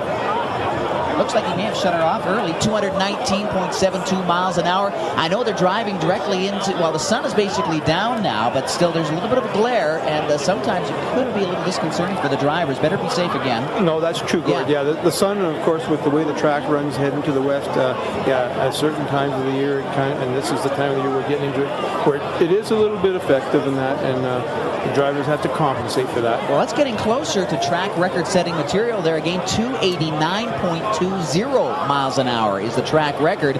So Chuck Haynes about 10 miles an hour off. He's got one more attempt to regain the mile-per-hour record here at Labatt Raceway. He already has the ET, set that back in 1997 with a 5.52. But with jet cars, it's kind of nice to have the mile-per-hour to go with the ET record as well. That's true, Gord. Yeah, actually, I think they work more on the mile per hour, whereas the other drag racers, they look at the ET. That's the important thing for them. That's the important number for them. But for jet cars, of course, speed, because a lot of people can relate more to speed than elapsed time. That's how fast you go. 400 miles an hour. That sounds fast. How fast you go? 14 seconds. So see what I mean? Well, all perspective. Just to put it in a little perspective, Gord, for the folks out there, you want to know what 5.5 seconds is like? Put it on your watch, time it, run as fast as you can for 5.5 seconds. Then just remember that these cars have gone down a whole quarter mile in that 5.5 seconds, where you've maybe gone 100 feet. Great place to bring a date. Yes. Yeah. Yeah, the fans are having a great time here tonight. Just a super crowd again. Probably around 8,000, it's got to be a record crowd. Oh, it has to be. Has to be tonight. Standing room. It's the best one I've ever seen. They're lined up all the way down the end of the quarter mile. The stands are full, and they're standing up the rest of the way. Well, our next two pairing of jet dragsters the newcomers here to Rad Raceway in Edmonton. Casey Jones from Van Nuys, California, in the Cannonball Express. Again, one of the unique jet dragsters on the property, and we've got a special treat as well. We've got an onboard camera on this car, and I'm hoping the footage works out well. I'm keeping my fingers crossed, okay? Oh, I hope so, Gord, because if it is, it's going to be a treat for the folks out there. Well, it's something new we are trying here at Shaw Motorsports, just to give the race fans who watch our shows on TV a different perspective, what the driver sees, and I'm keeping my fingers crossed for this in-car camera footage. From Spokane, Washington, he was just informed about this race about 4 days ago, and he hopped in the van and towed up his jet dragster here, and Neil Hansen, and the brain-damaged jet dragster, and he's having a hoot. As what we talked with him earlier on, he's thoroughly enjoying himself here in Edmonton. He's hoping to be invited back, and I'm sure he will. Yeah, no, I think they will be. I mean, and yes, like you're saying, Gord, we were talking to them a little earlier on there. They're just having a great time up here. They love the weather. I think it's like some Americans that do come up here, they don't realize that they always sort of think it's cold up here, but it's a hot one today. It is indeed. Probably around 30 degrees Celsius when we kicked off our show. It's cooled off probably a good 5, maybe even close to 10 degrees now. So that's why we talked about the air. Which is what we want for performance. Yes. This Cannonball Express, I just can't sort of say enough about it. It looks like an old steam engine if you get a real close look at it. The old 1800 steam engine. And they in their right, they had performance too. And the fire show begins, of course, to the capacity crowd's approval here at Rad Raceway. And hey, there's our in-car camera, City Audio Visual. Thank you very much. It's working. Now, no guarantees they're going to get their camera back in the in the same condition they lent it to us. But again, thank you, City Audio. Lord, that was worth the price of admission there alone. Well, better than having a man camera sitting on that car, I guess, eh? That's true. It is the Cannonball Express. Taking on brain damage as we go. Look at the bell. Oh, what a view. What a view. Casey Jones and Neil Hansen, second pass of the Jet Dragsters here tonight. Autotrans Championship Drag Racing and the 1999 edition of Snap-on Tools Hot August Night. They come up to the start line, inching their way. Eddie Shapka just waiting for them to get in there. Eddie's been doing this for a long time. Eddie's been doing this well over 25 years. Starter at the old racetrack up in the north end of town. Like the Buster Couch of starters in Canada. That's right. That's what Eddie is. And very good at it. Neil Hansen getting the jump. Oh, Casey Jones sleeping at the switch. Neil Hansen will win it, a 676, 242.78 miles an hour. Casey Jones, a 636. He had the faster ET, but his slow reaction time cost him. And look what we're going to do here. Here is a replay. This is on board Cine Audiovisual Car Cam. From start to finish on board the Cannonball Express, and what a view. What a view, Gord. 6.36 seconds. Here's what a 250 And here's the shutdown. Oh, this is just awesome. I'm actually speechless at this view. Yeah, Gord, I've been at the starting line and I've been up at the top end watching these cars come at you. But Safety Safari of Rad Raceway at the top end of the racetrack. Dave Bortman there, yes. Yeah. It's just a different view that I've never seen before. Yeah, you can see the jump that Neil Hansen got on Casey Jones. And Jones tried all he could to make up for the reaction time difference. Not going to do it. No, unfortunately, that quarter mile comes up way too quick. Here we have Darrell Webb in his bumper-to-bumper Corvette. The blown alcohol funny car of Darrell Webb. And again, he started out pro, super pro, and then he went into the super pro class in this exact race car. That's and correct. And he put the blower on it. Stepped it up, kept stepping it up, yeah. Now running consistently in the 7.5 to 8 second range. And maybe we're going to get a treat of his nickname, the Burnout King. Well, you can see him just finishing the burnout there. Jay Maggio doing his burnout now, and that blown altered. Jay Maggio, well, he's won some of the big races. Back in 1995, he won one of the biggest bracket race payouts in Edmonton at the Big Bucks brackets. I think it around $5,000 to win in that race, something around that. But the 97 Canadian National Open winner. And in Super Comp, because Jay used to run Super Comp. That's true, yeah. Speed can be addictive. It is, and it is with Jay. He just likes to keep going faster and faster. It's the nature of the beast. Well, he took last year off, didn't he? And hang on, we got a problem here. They're shutting him down for some reason or other. Something has happened there. Is that Eddie there with the flashlight? Yeah. Okay, well. Unfortunately, we've got a malfunction of some sort here. Well, we'll find out what the deal is on Jay Maggio's car. They are pushing that race car back. Darrell Webb should be entering the picture here in just a couple of moments. His burnouts are just—they're unbelievable. They sometimes last almost the length, a quarter-mile burnout. Quarter-mile. He's known as the Burnout King. A few races back this year down in Calgary, he was challenged by a fellow out of Montana for the Burnout King, and Darrell showed him who's the boss. Well, just to show you how popular Darrell Webb is, he was invited to an oval race at Edmonton City Centre Airport for a CASCAR stock car race a while back, and a halftime show. It's Darrell Webb in a funny car at a stock car race doing the burnout for the race fans. And motorsports is motorsports. If it's got an engine, 4 wheels or 2 wheels, hey, nothing beats it. No. So tough break. Doggone it. For Jay Maggio, he is done. He sits, if you could only read what he's thinking right now. He's looking on at Darrell Webb in his Corvette Alcohol funny car. That's too bad. Yeah, it is. It's the biggest show of the year at Labatt Raceway. You want to perform for the fans. Word has come down that his header on his left-hand side of the motor let go and came loose. Well, for that reason. Darrell Webb is off and running, and Darrell Webb clips the 8-mile marker. If he clipped the quarter-mile marker, we would have got the speed. 8:34, 154.24 miles an hour for Darrell Webb. Yikes, he got out of the groove a little bit, kept his foot in it, and then started lurching us towards the center of the racetrack. Maybe it's just as well Jay didn't run side-by-side with him in this run. It's a possibility that those two could have come in contact with each other. So you can see the roof hatch popping up on Darrell Webb's alcohol funny car. He's sort of going, uh-oh, what happened there?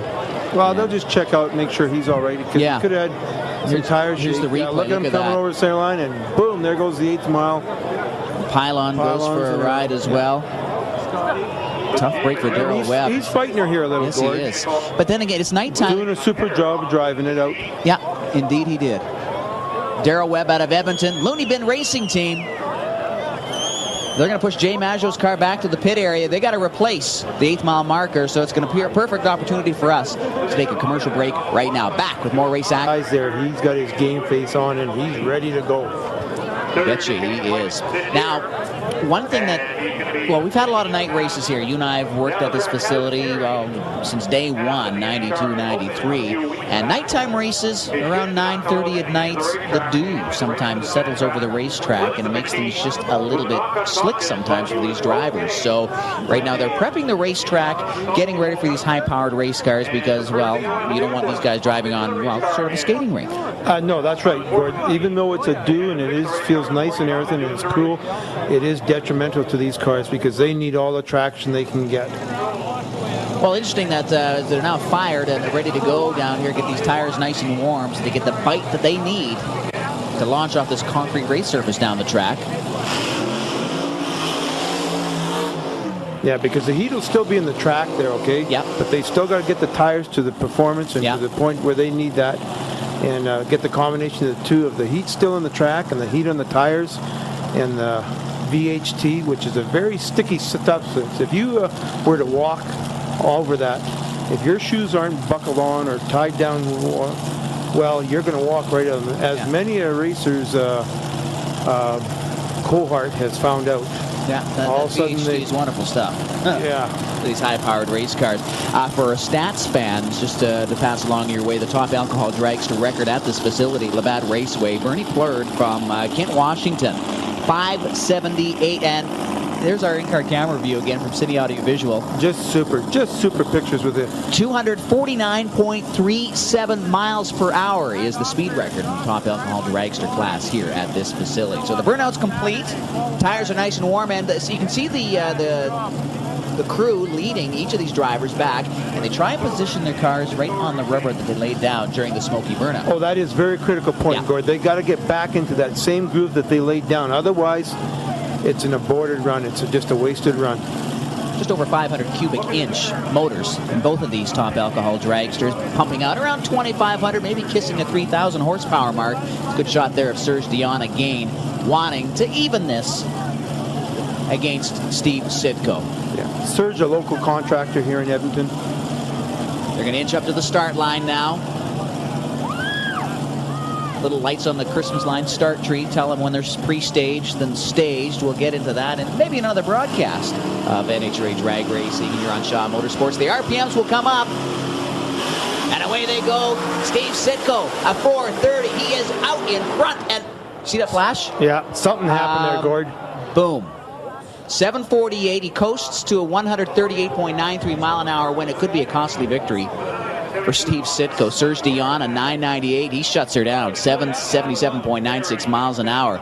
I saw a flash and I heard a boom. I would think that might be the burst panel that went out there, Gord. I'm not 100% sure, but that sure was indications of it. Yeah, not a good sound whatsoever. Let's take a look at the replay here.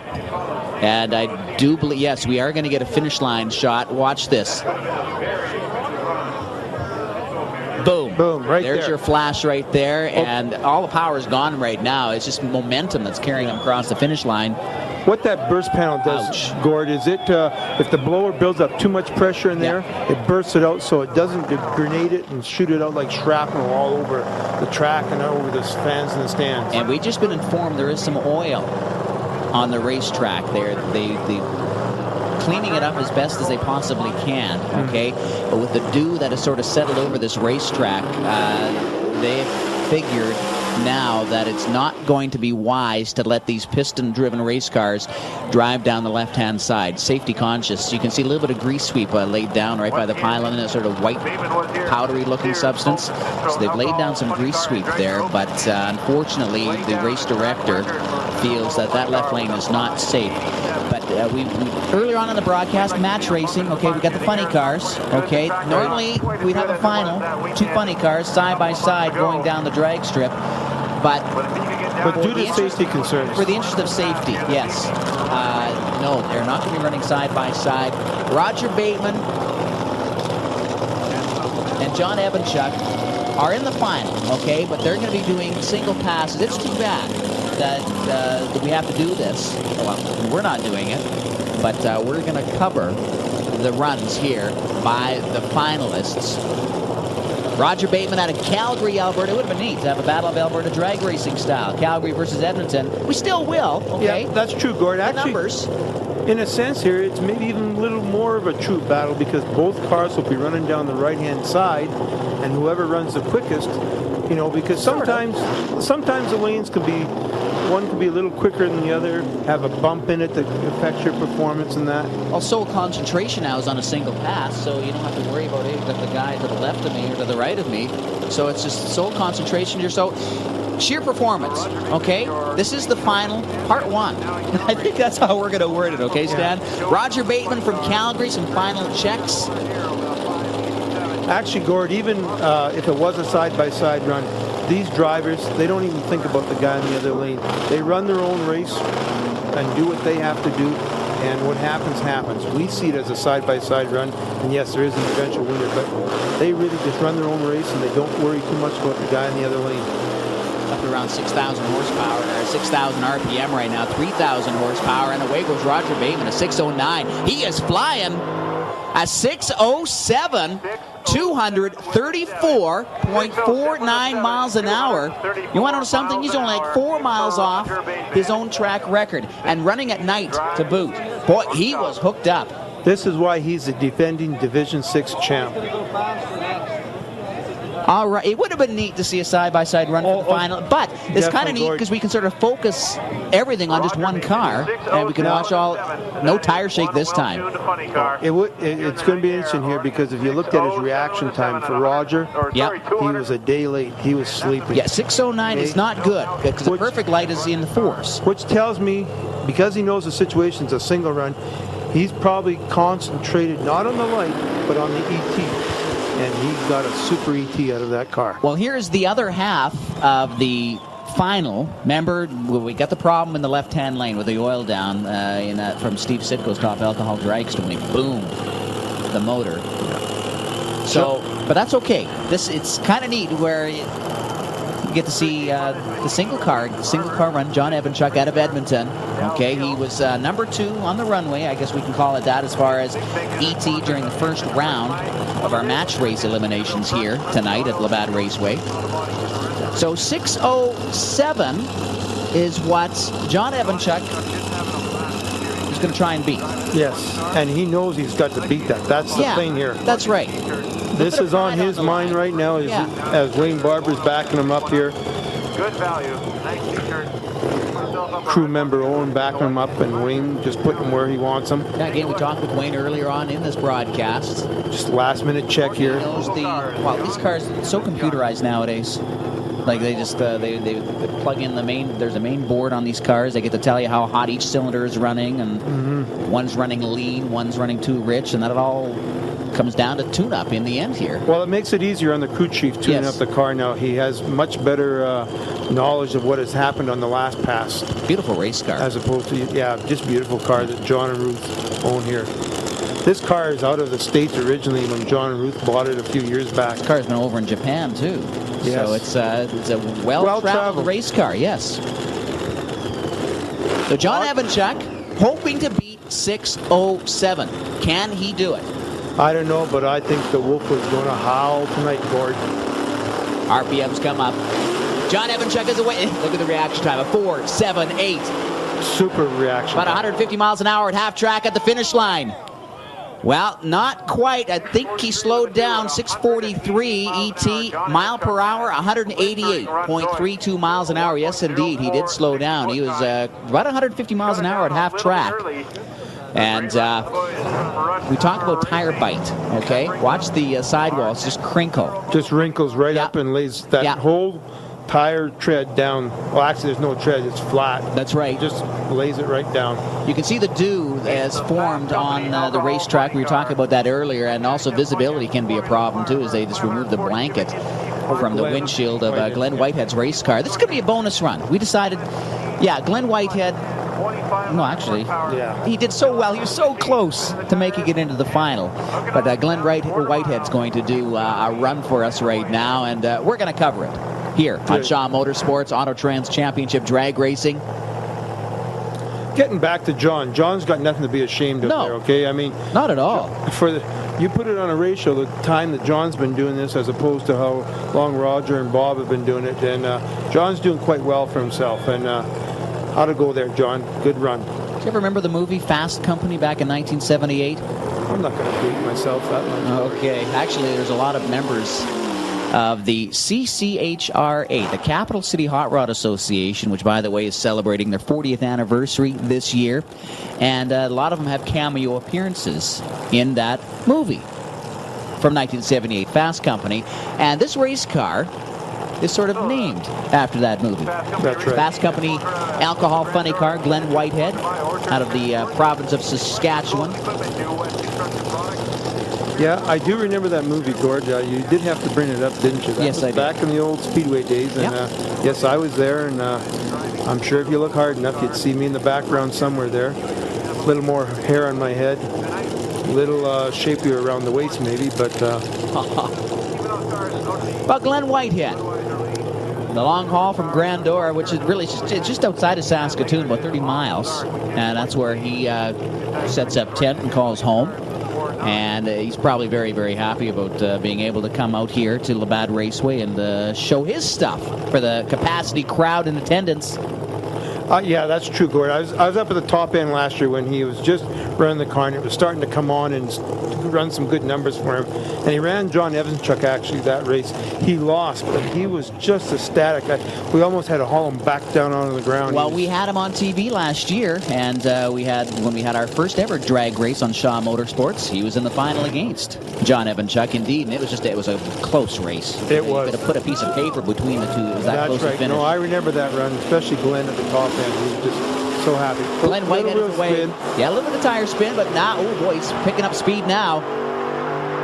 Look at him. A 684. The mile per hour is sure up there. 211.31 miles an hour. I think he lost his elapsed time when he when the tires let loose, a little bit, because you lose your ET if you lose traction. The mile per hour, you can make it up with horsepower.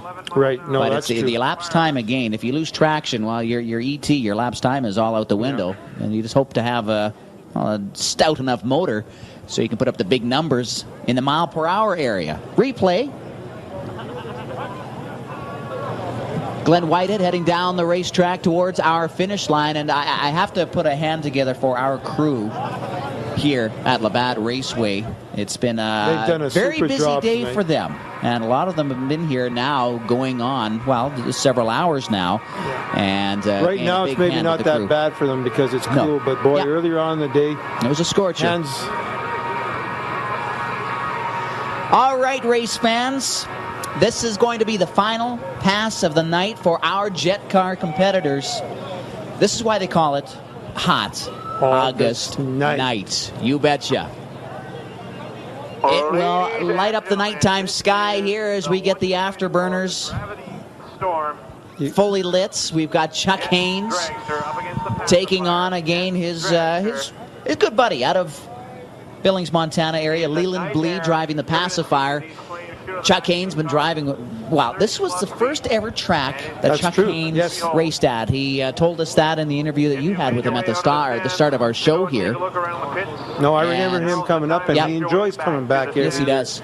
And such a super fellow to have back. I mean, you ever get a chance to, when he comes back up again, to go and talk to him, go talk to him. Really nice, pleasant guy. Well, just super. It's funny how big his little company has grown, because it really is a company, Haynes Racing Enterprises. Yeah. He started out with one jet dragster, and then all of a sudden he had the finances to buy two, and then he's getting phone calls. He's going down to Australia for the third time now. He'll be down there in February of the year 2000. He's going to be actually down in Australia for almost a month and a half, racing from coast to coast. Perth, Adelaide, Melbourne, Willowbank.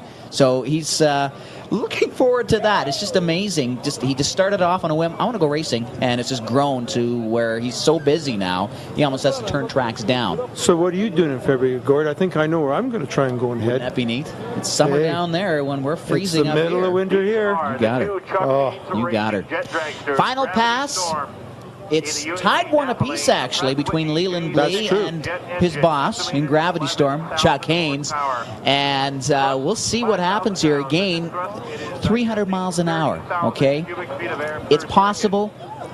Chuck Haynes laid down the pass, his last pass, only 10 miles off the actual track record. He ran about 279 miles an hour last pass. The current track record, 289.20 miles an hour. He would surely love to leave the Labatt Raceway with a new track record in his name on the speed end of things. He already owns the ET, the elapsed time record, of a 5:52. Now, if you're wondering, okay, well, why are we running two cars in both lanes? Like, we didn't have the funny cars. Okay. We did the funny cars in only one lane. How come we're doing jet dragsters in both lanes now? Here we get back to the thrust. Yes. And because of that, we can run the jet dragsters. That is an advantage with having the jet-powered vehicles out here. There's no transmission in these things. It's purely thrust. And the rear tires aren't going to spin. They'll be able to handle that little problem that's in that left-hand lane. With a little greasy. It's a little greasy, but the jets should be able to handle that. We'll keep our fingers crossed, okay? Oh, I've got no doubt they'll handle it, Gord. Okay, well, that's good. The tires and the wheels are there just to hold the vehicle basically off the ground. And here is our in-cars camera shot again. Go for it. And we are firing Leland Blee's jet dragster. You can see the switch gets those turbines are rotating.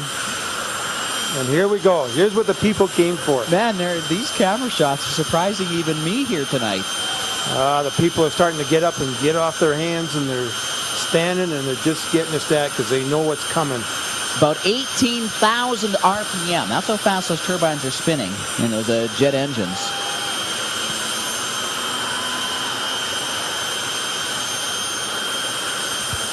Again, these cars weigh about 1,400 pounds. Now you put about 11,000 horsepower on a 1,500-pound car. Hey, look at this. Oh, unreal. This is great. Cine Audio Visual, again, thank you guys for providing us with an in-car camera here tonight. Autotrans Championship Drag Racing. Are they eating it up, or are they eating it up, Gord? It's a great family event, the Snap-on Tools Hot August Night. The entire family's enjoying the show because that's indeed what it is.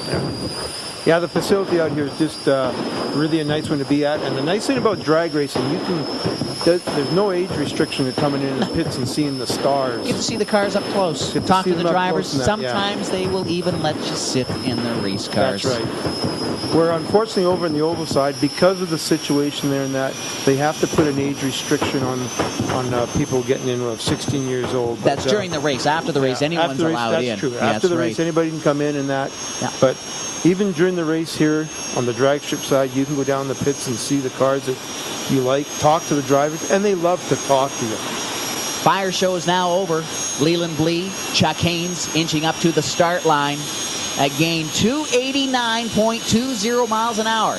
Chuck Haynes is going to try and set a new track record on this pass. He was close last pass, running 279.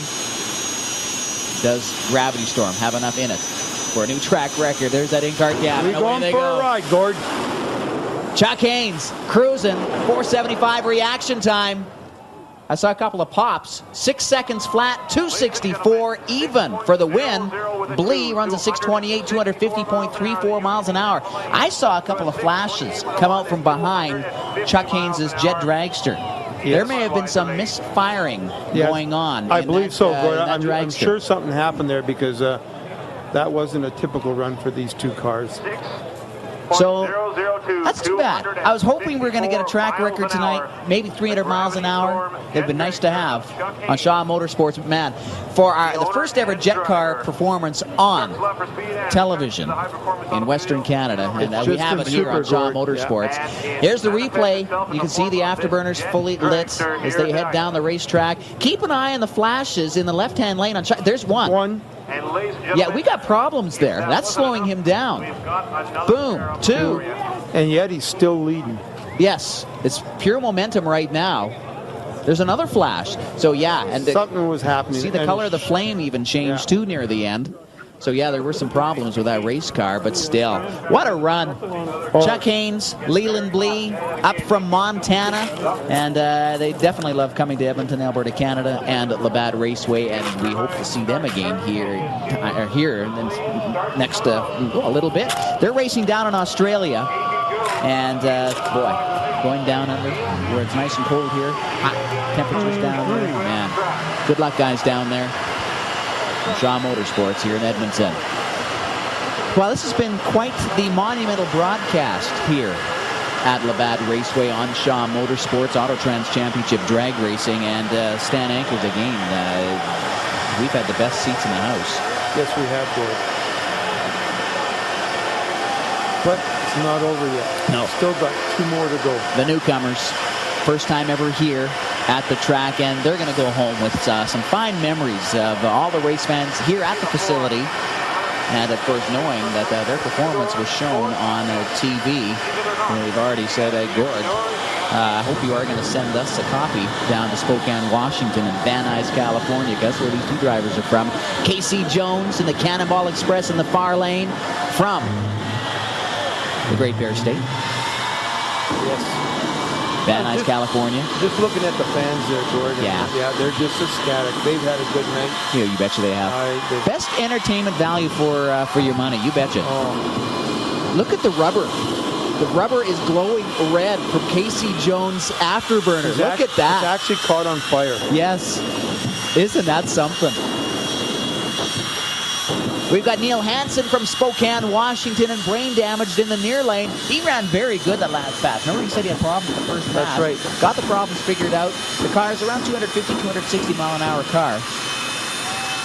Fire show's now complete for both drivers. We're now going to inch up to the start line. Casey Jones impersonating the old locomotive there. Chug, chug, chug. God love it. With that little bell. I love that bell, Gord. Bill Wild. So they're going to inch up to the start line, and away they go. This is the final pass here on our broadcast of one hot August night. Let's listen in.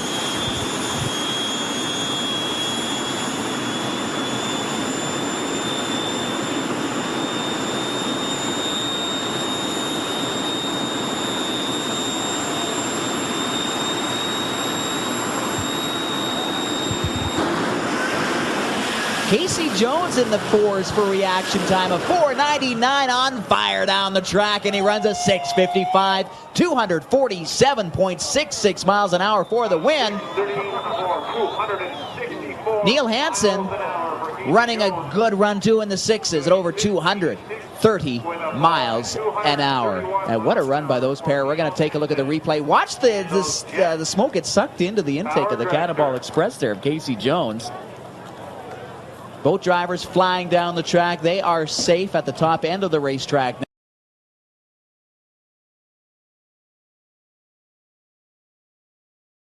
Oh, there we go. Got the sound going again. That was the 1999 Snap-on Tools at the time Hot August Night at Labatt Raceway. We're going to jump ahead 1 year later, an event that tonight is celebrating, I think, if I get the math right, it's 26 years. So 26 years ago tonight, this was at the freshly rebranded Budweiser Motorsports Park. And it was Hot August Night and Canadian National Open. So they had Canadian National Open, much like they do today with the Rocky Mountain Nationals, but it got rained out. And so they kind of clumped the Hot August Night and Canadian National Open together for one giant day of racing. I remember I was there basically racing from 10 o'clock in the morning that day all the way on until it would be about 11 o'clock, 11:30. I think right after midnight is when that race in 2000 wrapped up. But you're going to see the semis and a lot of the alcohol funny car and dragster stuff from that race. You're going to see a bunch of jet exhibition, obviously, and so on and so forth.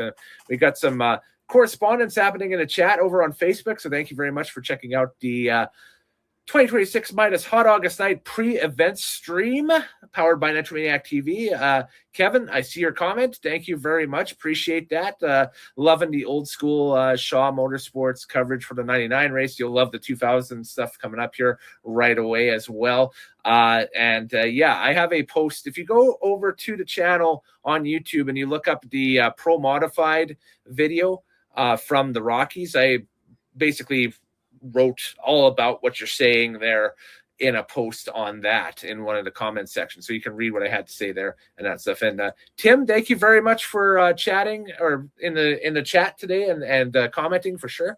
I tell you what, if you want to reach out to us with more on that item you're talking about, I'll get you the email address here. There it is. And if anybody's got any general information at all, that's my email, nitromaniactv@gmail.com.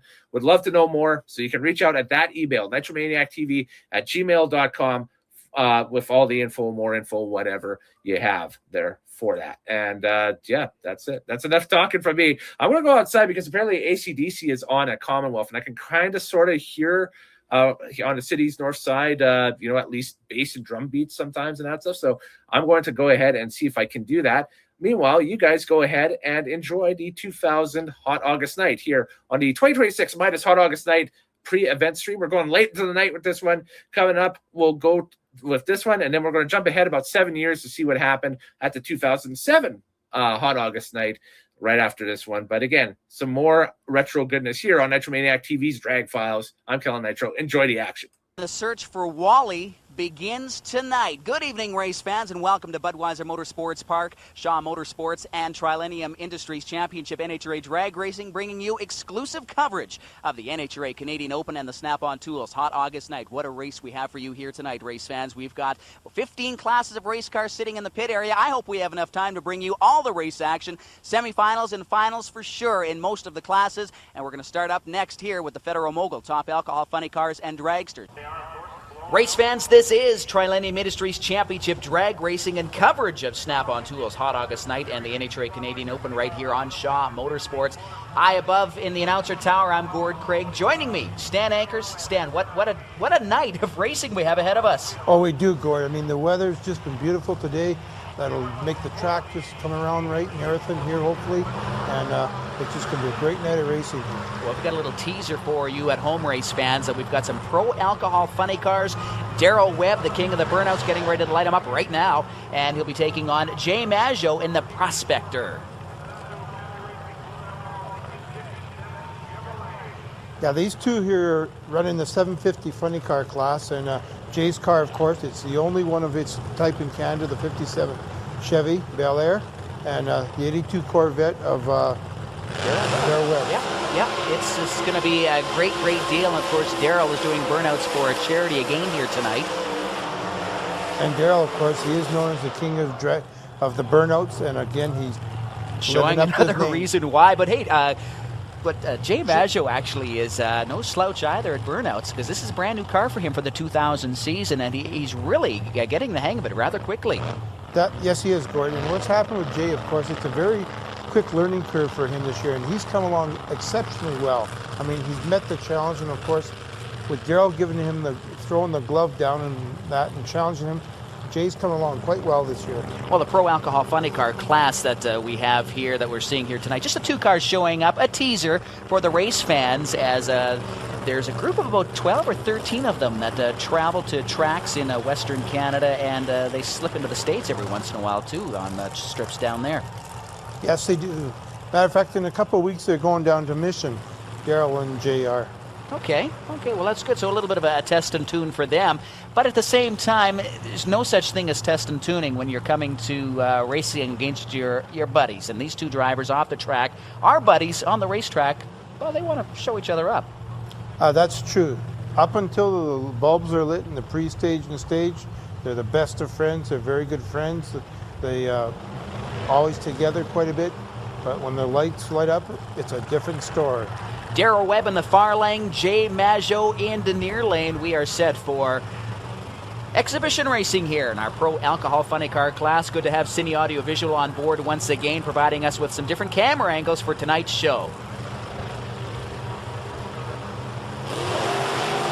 There they go. And they are off. Daryl Webb, Jay Maggio. Daryl Webb out in front, but here comes Jay Maggio, going to try and make a race of it. At the finish line, it is Daryl Webb picking up the big win. He's cruising at around 180 miles an hour, both these two drivers. And sorry, race fans, we were supposed to have some information for you on the screens. Reaction time, elapsed time, mile per hour. Didn't happen. Hopefully we'll get that situated and fixed up for you for our next pass of funny cars, which is the Federal Mogul Funny Car. This is semifinal action. We talked with one of the drivers earlier on. And Stan Anchors, for some strange reason, I've got a craving for an Eat More chocolate bar. We're going to head into the pits right now. Driving the Eat More Top Alcohol Federal Mogul Funny Car from Humboldt, Saskatchewan, Kevin Therese. Kevin, of course, what a night for night number one of qualifying here at Budweiser Motorsports Park. You set your best ET mark here at this facility.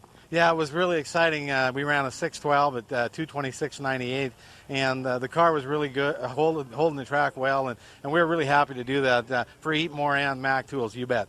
Now, Kev, a lot of frustration on drivers for the 2000 season, mainly because of rainouts. No momentum building whatsoever. Absolutely, and of course, we don't want to be like the farmers and complain, but actually the rain has hurt us. Now, of course, that's what you do. That's your regular job. This is the fun stuff you do on the weekends. Yeah, actually, I'm an ag mechanic, heavy-duty mechanic at a shop. I work every day, and needless to say, we hear that from the farmers about the weather. So. Well, Kevin Therese, good luck tonight at the NHRA Canadian Open, and hoping maybe you'll bring home a Wally. Well, we're hoping for that too, and we hope the best for all our competitors. Good luck in round 1. Thank you very much. And right now, we do move into round number 2 action, Stan Anchors. And hey, look who's coming up. It's the number 1 qualifier, Roger Bateman in the near lane. That's right, Gordon. And this is the one that the other 3 are shooting for.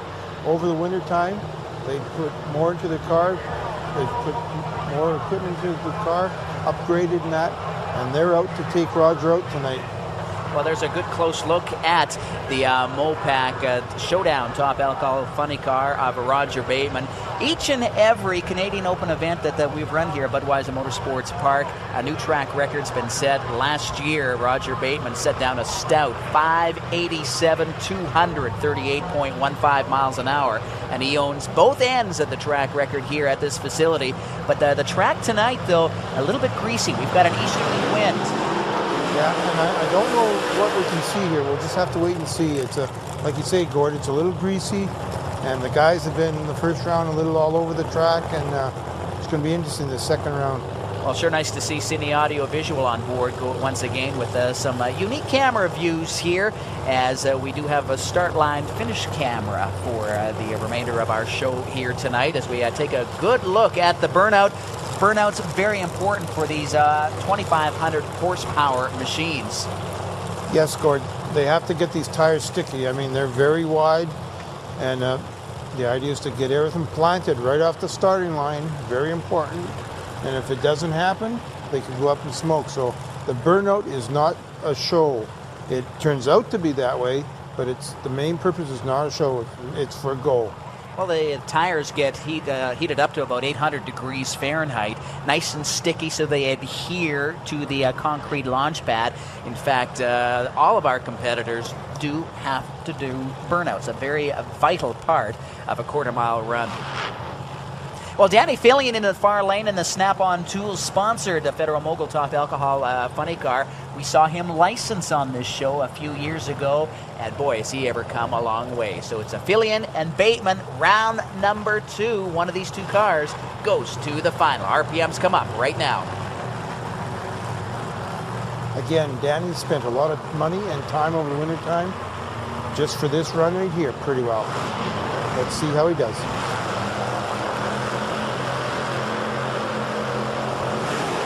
While both drivers are away, Danny Fillion cuts the better light. Reaction time, oh, so important, but Roger Bateman will get the big win, a 6:35, 226.70 miles an hour. Danny Fillion, a 6:89, had to slow her up just a little bit, 197.28 miles an hour. Well, Roger Bateman goes to the final here. That's why he's still the man to beat. You know, even though he had the worst reaction time, he's still going down the track. The driving came out, his experience in that, and he won the race. So Roger Bateman and crew will head back into the pit area and put the wrenches to that race car as they get set for final round appearance on our broadcast a little bit later on in this program. And Stan, the crowd here at Budweiser Motorsports Park, they know a good race when they see one. That's why the crowd's out tonight. Yes. As we say, look, actually, Danny Fillion had probably a good 10, 20-foot lead, and then he had to back off, got out of the racing groove a bit, and Roger Bateman in the replay going on for the big win. Our second pairing of funny cars, we've already talked with Kevin Therese, the number 2 qualifier, taking on the number 3 qualifier, and John Evanchuk out of Edmonton. One is a 97 Olds Cutlass, the other a 97 Chevy Lumina. The Eatmore sponsored funny car against the Husky Red Wolf Top Alcohol Funny Car of Evanchuk. Let's watch these drivers heat up the hides, I guess we can say, Ray, with the Goodyear racing slicks. Yes, Corey. This should be a very good race. John, over the winter time, along with Kevin, has spent a lot of time and a lot of money, and there's been a lot of preparation in the last few days here. So, you know, it's hard to say. I have to put my money on John on this one, but I'll tell you, Kevin's come along this way this year. We talked with John Evanchuk earlier on in this broadcast in the pit area. Some stressful times right now for the Red Wolf Top Alcohol Funny Car team of John Evanchuk out of Edmonton. The first round, you may have hurt something in the car. Well, we're just doing some routine maintenance, and we've had such little time between rounds here, things aren't cooling off too good. So maybe it's just heat related and we got extra clearances that we're not usually aware of. It's been a tricky track to control here tonight, of course, so you probably wish you qualified just a little bit better. Yeah, the track's been not there. It seems like out in the middle of the track it's not there, so we haven't been able to put a whole bunch of horsepower to it out there where we would normally run big numbers with this motor. Now, a lot of people are anticipating a Battle of Alberta final between yourself and, of course, Roger Bateman out of Calgary. Yeah, well, that would be great. You know, we'd love to get against Roger again in the final and see if we can redeem ourselves from last year. But, you know, Kevin Therese over there in that Eatmore car, boy, they got that thing running good. And we got to get by him first, so we're not looking at Roger yet. Stan, if there is ever an opportunity for an upset, this is it for Kevin Therese. He ran a 6:22 in round one. John Evanchuk ran a 6:45 in round one. Kev would love to put John on the trailer right now. Oh, yes, he would, Gord. And yes, you're very right. If there is an upset, this could be it. The Eatmore Top Alcohol Funny Car. Mac Tools, another proud sponsor in there, taking on John Evanchuk in the Red Wolf Top Alcohol Funny Car. The RPMs are up. Here we go.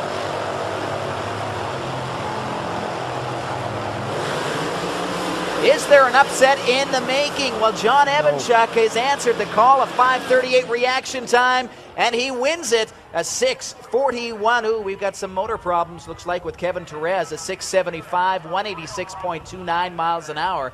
Evanchuk running 218.92 miles an hour. So he bumped up at the performance just a little bit, and enough to take out Kevin Therese out of Humboldt, Saskatchewan. So it will be the Battle of Alberta. It was anticipated, and John Evanchuk will be taking on Roger Bateman in the All-Alberta final. Tease of the day here at Budweiser Motorsports, part of the NHRA Canadian Open Hot August Night. Mike Coffini up from Spokane, Washington, qualifying earlier on today, and you did a number on your race car. Yeah, we left the line, went into a wheel stand, got the wheels about 4 feet in the air. I just shifted to second gear, and right about then it broke the rear end. So came down kind of hard, and unfortunately we don't have the spare parts to fix it for this race, but we'll be there in Calgary for the weekend. That is too bad, because you ran so well a couple of weeks ago down at the big AHRA race in Seattle, or Spokane, wasn't it? Spokane, yes. That's your hometown, and you run it up there, but you're hoping for a big showing here. Yeah, car's making good power. Hopefully we'll get a chance to get it all together for Calgary and show you guys what this thing's got in it. Well, thank you very much, though, for coming to Edmonton, Alberta, Canada, and you're going to be a spectator, you and your crew, for the rest of the night. Yeah, we'll be working, too, so, but we'll be back here for next year's for sure. And we've got the cars coming up to the start line right now, but Stan, we do have some cars missing, unfortunately. What's happened is Serge Dion, after his winning run, he broke, and he's not going to be able to make the call to face Bill Edwards Jr., and therefore Bill Edwards will get the single into the final. Yeah, that's an unfortunate break for Serge. Actually, we've got word from the pits that what has happened is they possibly spun a bearing. Ouch. So they got to yank the so motor that and everything. Puts you out that. Right now. You're done. So Serge Dion can't make the call. So Bill Edwards Jr., boy, this has been a rough race for Top Alcohol Dragsters. We had Mike Coffini, just finished the interview with him, breaking his car. And, well, we're not going to get a stout run right now from Bill Edwards Jr. either. I think this is a smart move on his part. You can see the reaction time. Ouch, a .400 is a perfect light on the Pro Tree. So Bill Edwards Jr. is just taking a, well, Wednesday night drive down the strip into the final. Crosses the finish line at 20.48 at 50.19 miles an hour. Bill Edwards Jr. goes into the final. I'm suspecting he's hurting a little, Gord. BJ Edwards or Bill Edwards here at Budweiser Motorsports Park for the 2000 Canadian National Open and Hot August Night. Track a little bit tricky during qualifying. It was. We were here about 3 or 4 years ago and had problems. So the first qualifying lap, we went real safe on everything and made it down. Actually, pretty happy with the way we made it down. The second time, we just being safe and actually slowed down a little bit. But we feel pretty comfortable getting down the track, I think. Well, that's the name of the game right now, is getting down the track. And who you're facing in round number one, of course, if they don't get down the track as good as you, well, you're going to be on to the next round. That's right. A lot of the qualifying times right now are so close, so it's going to be anybody's game. Of course, a faster qualifier gets to get his lane choice. But we've made past both lanes now, and we feel pretty comfortable. Wow, Stan Anker's mechanical gremlins hitting our top alcohol dragster field. Leo Grocock from Mission, British Columbia, sitting in the pit area right now. He's done for the day, so Steve Sitko gets the single run and looks like he's going to baby it down the quarter mile as well. He doesn't want to take a chance. Smart. Bill Edwards Jr. didn't want to take a chance either. Very smart. Yeah, they're conserving their parts for the final, for the big run. You know, there's a question on whether they should give it or not, but there's different opinions of this. Well, here is our ladder for the final here, race fans. Steve Sitko, your number 1 qualifier, goes to the final.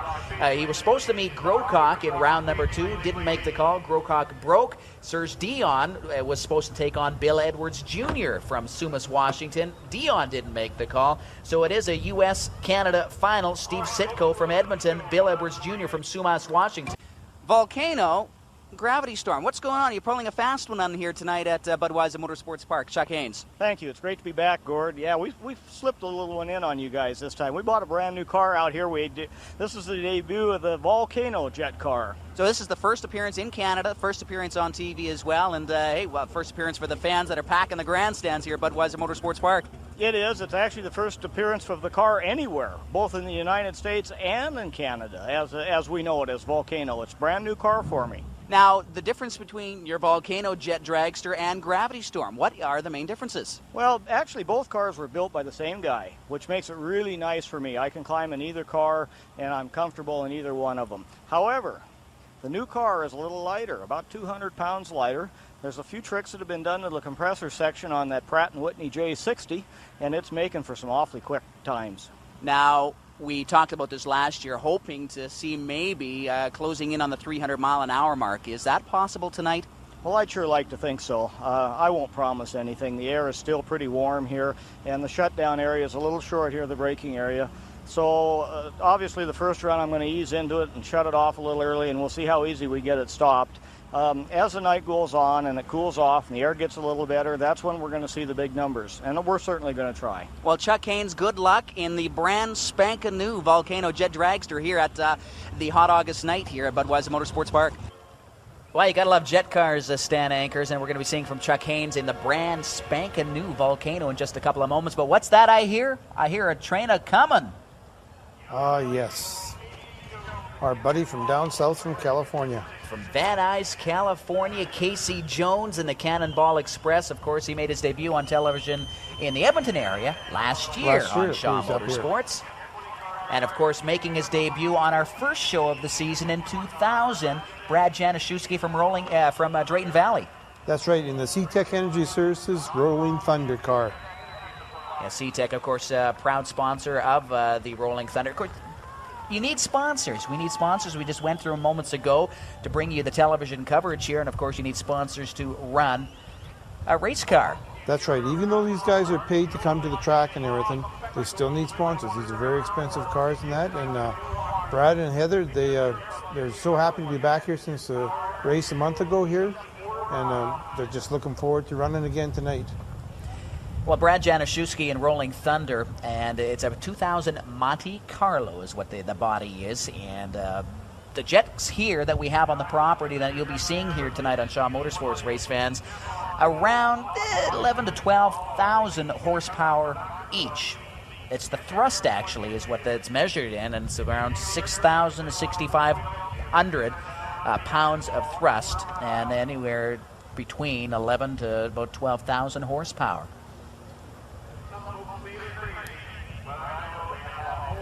Yeah, it's just amazing what these cars are doing. And of course now this year NHRA's allowed them to run over 300 miles an hour. Before they were kept under that. And of course Chuck You wants never know to with that run brand here. new car. 500 pounds, 400 pounds lighter.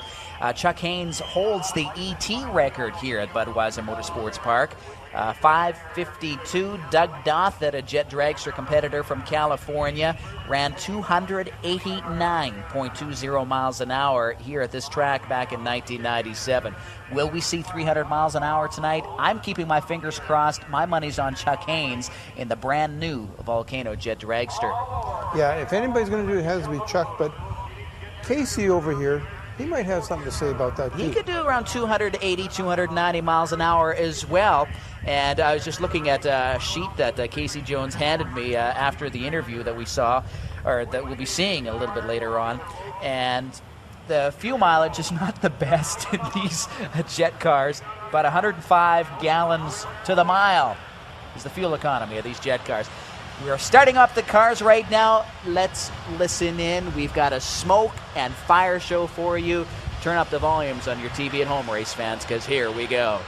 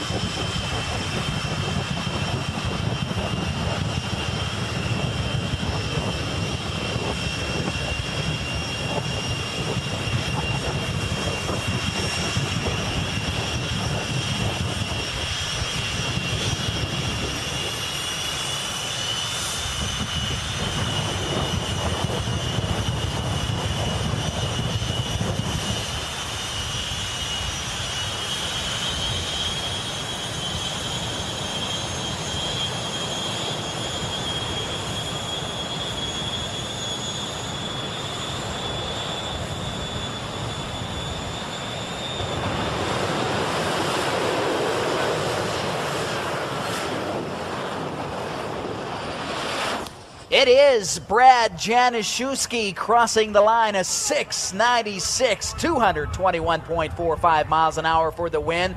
Casey Jones, a 6.6 something. Obviously, our clock's messing up again. 209, there we go, 6.66 second run. We had to use the scoreboards here at the racetrack. 209.64 miles an hour. Januszewski winning round number one in the jet cars here against his buddy up from the California, Casey Jones. Yeah, and of course Brad, local homeboy out of Drayton Valley, he put a number on the reaction time there to Casey. Well, we got our second round, or second pass, I should say, of our jet car competitors. We've got Chuck Haynes in the debut of Volcano going up against Pacifier and Leland Blee, a driver up from Billings, Montana. In fact, Blee and Haynes are actually teammates. Chuck owns the Haynes Racing Enterprises. He has two jet dragsters under his fold, and he travels around to different racetracks. Of course, he and Blee were down in Australia.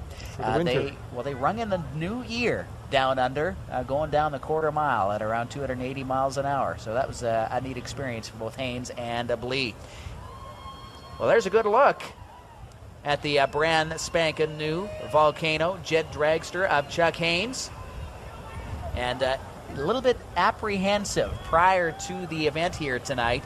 It's a brand new car, of course, and he's just worried about how it's going to perform here tonight. Of course, he ran south of the border when he bought this car, 315 miles an hour in a couple of checkout passes. So you betcha. That's one of the reasons why I'm saying, and we've been saying, that we could see an over 300 mile an hour pass here tonight. Yeah, that's true, Gord. If you look on the far side with the Pacifier car, the fellow that's helping him there tonight is Jeff Goodwin out of Red Deer, Alberta. Actually, Jeff went over to Australia with these guys and spent the winter. That's right, And he Jeff did is too. a well-known drag racer involved with the alcohol funny car here, and it's been around for a long time. Well, Leland Blee has been around the sport of drag racing for a long time. Began racing at around the age of 15. He raced an old 52 Ford. And then he's been involved in Nitro cars, both front and rear, actually fuel dragsters. So Leland, he's been around the quarter-mile scene for a long time. And when he got the phone call from Chuck Haynes about 4 years ago, hey, how would you like to race a jet dragster? Leland definitely jumped at the chance, and here he is tonight. He's paid his dues, so to speak. He's been in different categories, running different cards. Yep. And understandably, he's having a fun time doing the jet car thing now. Well, I was just taking a look at the staging lanes. How come there's no cars there? There's no one sitting and standing around in the staging lanes. Well, for a good idea, obviously. There's a very good reason they're not standing there, and we'll see that in a few minutes when they light them up. You don't want to be standing back there. It's a safety factor. No. The stuff they blow off the back of their exhaust and that, if you're standing there, you could lose your eyesight. Yes, you can. We've got one jet car dragster fired, and that's Leland Blee and Pacifier. What's going on with Chuck Haynes' Volcano jet dragster? It's not going. Sometimes your days just don't go right. You have a bad hair day, whatever, and for some reason they can't get that car started. Well, we see one of the helpers coming Here comes over Jeff. from He's going to come over and see if he can give him a hand. Also, there seems to be a little concern of trying to get it fired up. NHRA officials heading on over. I see one of our starters, Eddie Shapka, heading over there as well. And yeah, it looks like they are looking underneath the jet dragster of Chuck Haynes. Something is not going. They can't get this thing fired. Yeah. So I don't know if it's a fuel distribution problem or maybe a starter problem. We hope to have some information for you race fans at home watching this, what is going on with Chuck Haynes' Volcano jet dragster. This has got to be very frustrating time for Chuck right now. He's basically a perfectionist, and any little thing that doesn't go right drives him absolutely crazy. And here he is with his brand new car. We know it can run over 300 miles an hour. He loves running in Edmonton. He loves the fans up here. They're just great with him and everything, and he wants to put on a show. I can imagine he's very frustrated at this moment and that, but this is part of drag racing. Sometimes you have these problems. That's right. I love the paint scheme on this new jet dragster. And, it's beautiful. Some conversations going on right now between Chuck Haynes and one of his crew members. Now, the one they've seen here, Gord, is these are jet cars. They're not piston driven. So the other jet car sitting over, the pacifier car sitting there, he's not being burned down. If this was a piston driven situation, they would have waved the other car ahead in already. We see Chuck getting out. He's getting out of his car. Unfortunately. Yeah. Oh, that's too bad. It is really too bad. Not the debut he wanted for this jet dragster, but they'll be back with a fire show. Get out of there, guys. Yikes. There's the starter being tossed in the back of the tow vehicle of the Volcano jet dragster. So they're going to go back into the pit area. Maybe it is a starter problem. Who knows? Well, we hope to have some information for you, race fans. But in the meantime, Leland Blee will get the single in the pacifier jet dragster. Chuck Haynes' car will not make the call, and so Blee will get the single. That's too bad. That's very disappointing. Well, I was hoping to... Chuck will get it straightened around for the will. next run of the night here. Indeed he will. Unless it's a major thing, he'll have it corrected, and he'll come back with more vengeance than before. Indeed. Blee comes up to the start line. You're going to see the smoke and fire, full afterburners. Away he goes down the quarter mile. At the finish line, a 6:42, 212.86 miles an hour. Leland Blee takes round number 1 between he and Chuck Haynes in the jet dragster class. So yeah, a tough break for Chuck Haynes, but they'll head back into the pit area. We hope to see him back for round number 2 a little bit later on in this broadcast. Well, race fans at home, it's been an incredible day so far here at Budweiser Motorsports Park. The racing started at 11 o'clock this morning, and we're bringing you all the semifinals and the finals as we see the replay of Leland Blee heading down the track. We are back with more race action here on Shaw Motorsports right after this.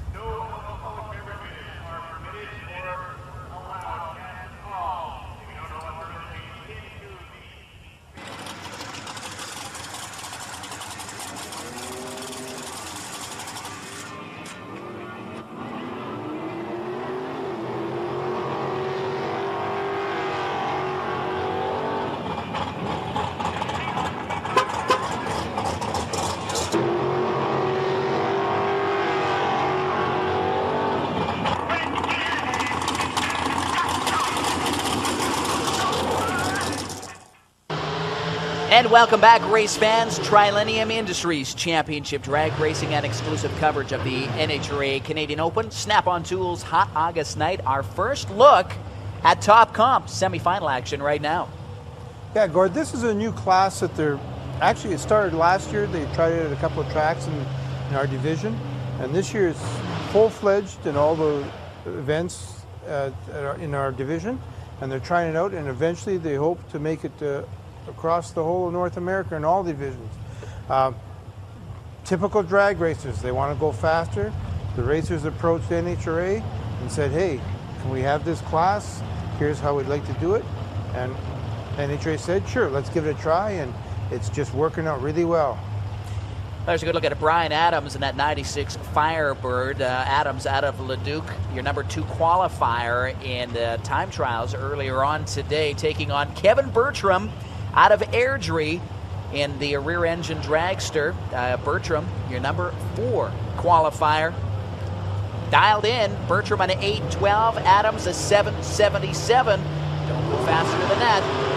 Reaction time, oh so important. Bertram, a 5:59 reaction time. You'd think that was going to be good enough for a win. No way. Oh, no. Adams comes from behind to steal the victory away. A 7:89 on a 7:77 dial-in time. Bertram running an 8:62 on his 8:12 dial-in time.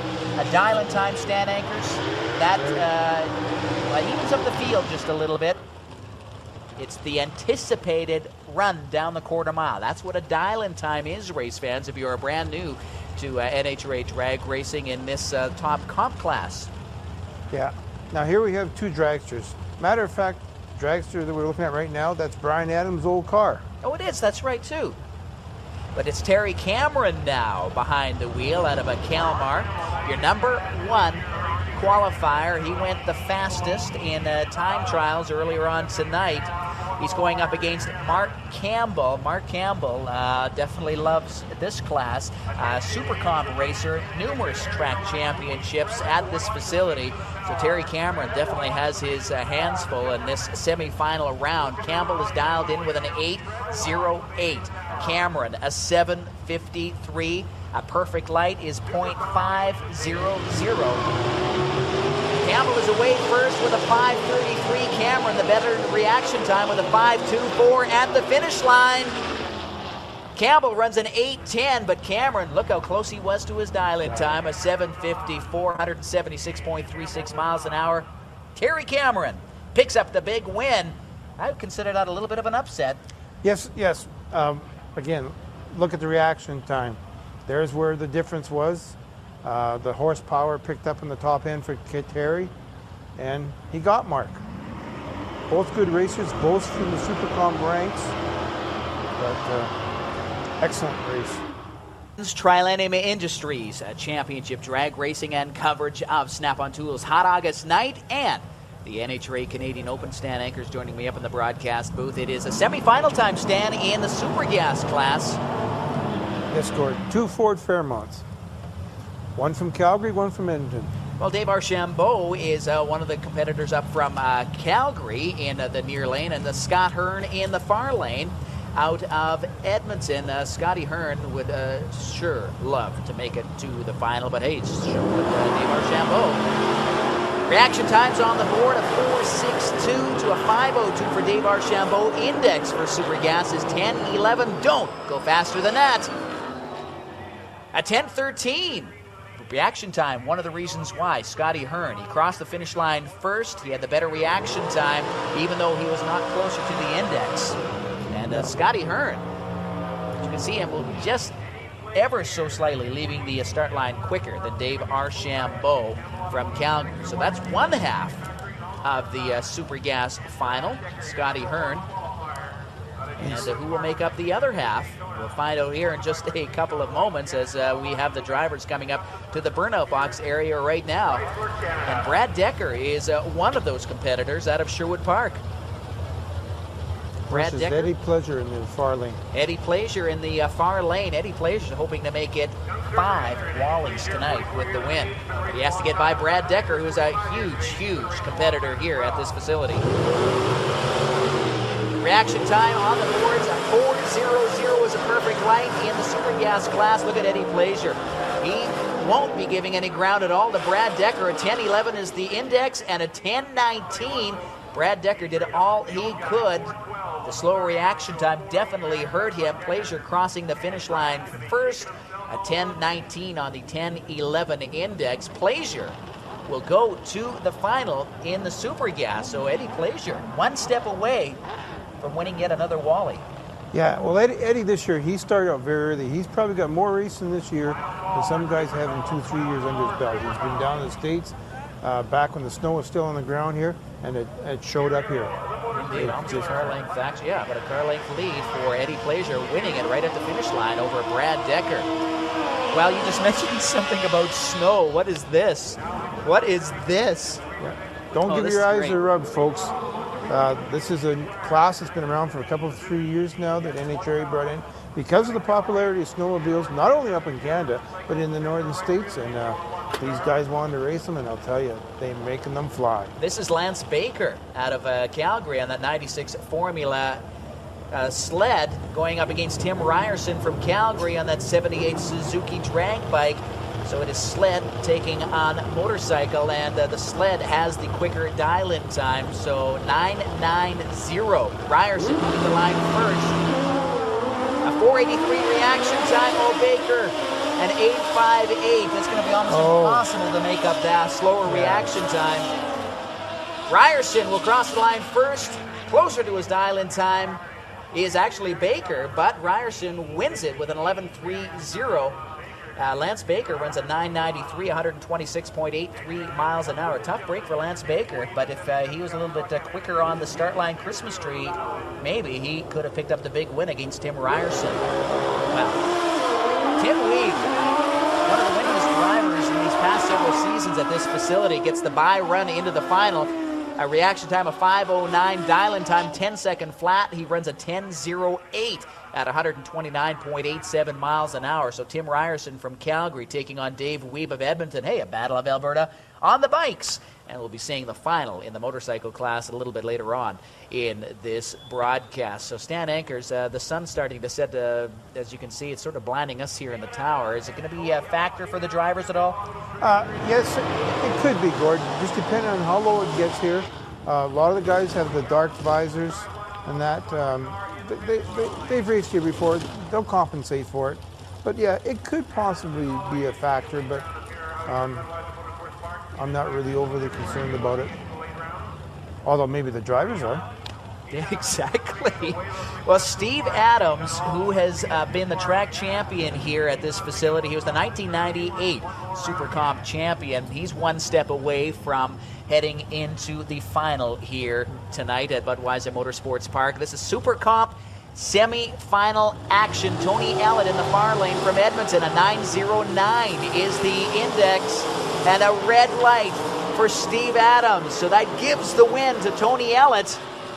Tony Ellett wins and will go into the final. Steve Adams, a rare red light from him. Tough break and not the best way to end your night of racing. No. Steve with the two cars out of Campbell Automotive, Mark Campbell being the other driver. These guys have dominated basically this Super Comp field, but you know what? They threw the glove down the guys have taken the challenge, and Tony's come up for it, and it's his night tonight. Well, Tony Ellett used to race a Super Pro pickup several years ago, and he decided, hey, I want to go just a little bit quicker. That used to be, it used to be a top alcohol dragster. That's right. Of way back in, I believe, the late 70s, early 80s. That's right.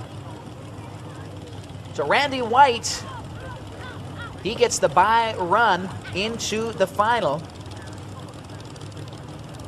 Now, this fellow here, Randy, out of Calgary, cuts beautiful lights. Oh, he does. He's taken about a year or so off, but he's come back this year, and I'm telling you, he's put the fear in the rest of the guys.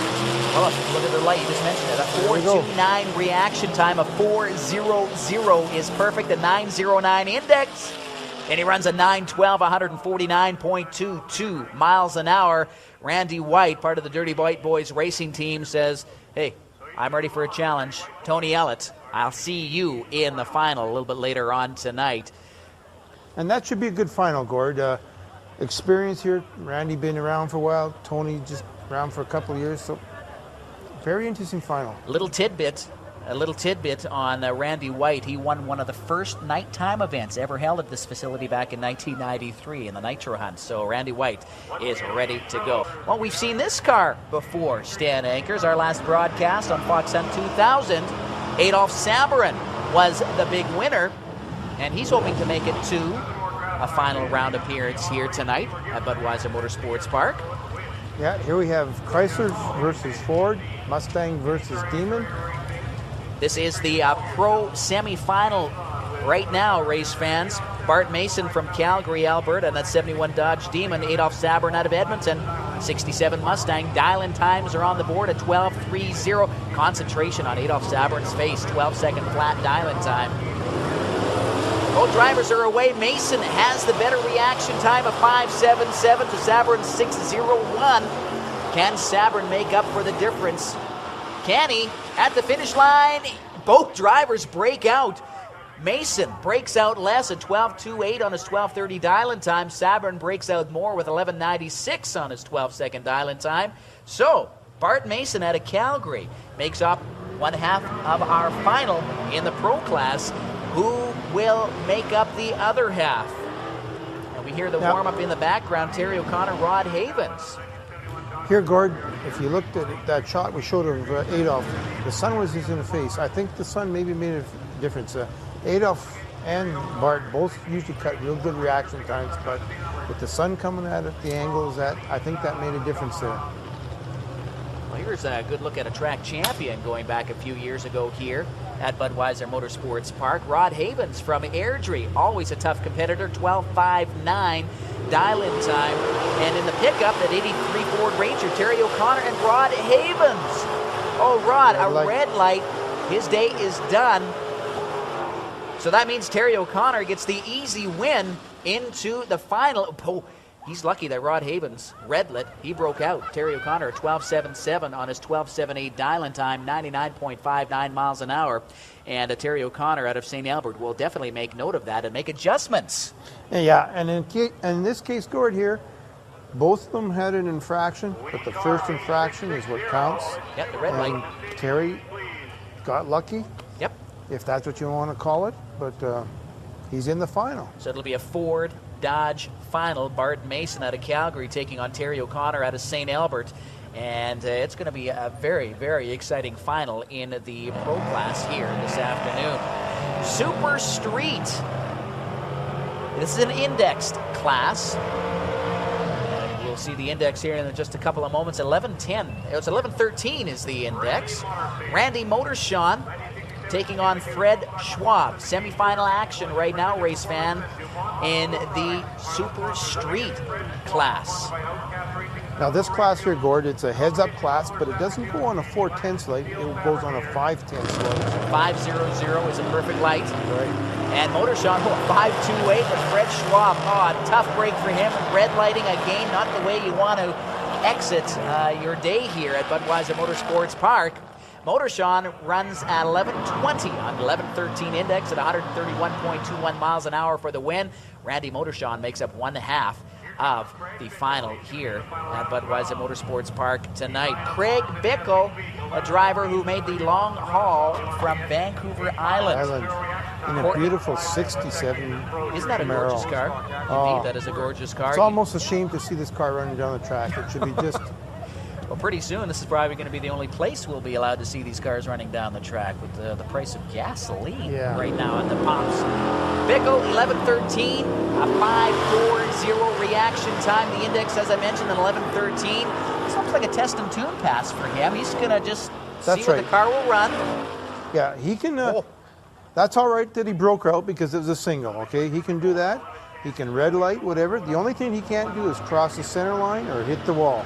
11:10. So yeah, it was a test and tune, and again, he's come a long way. He doesn't know this track as well as some of the other guys, so he's getting his chance to check it out. Super Pro semi-final action right now, and we've got Lance Unterreiner on the racetrack right now. He's got the bye into the final.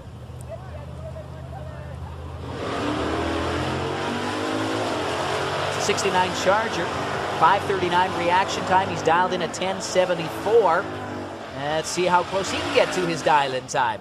He goes faster with a 10:69 at 124.82 miles an hour. He obviously knows he was running unopposed, so maybe he's trying a couple of things out with his race car. He is. Also, what also is happening here, Gordon, with the sun going down, the air's getting better, and the guys are kind of just missing their dial-in a little. It's very hard to get that dial-in dead on where you want it.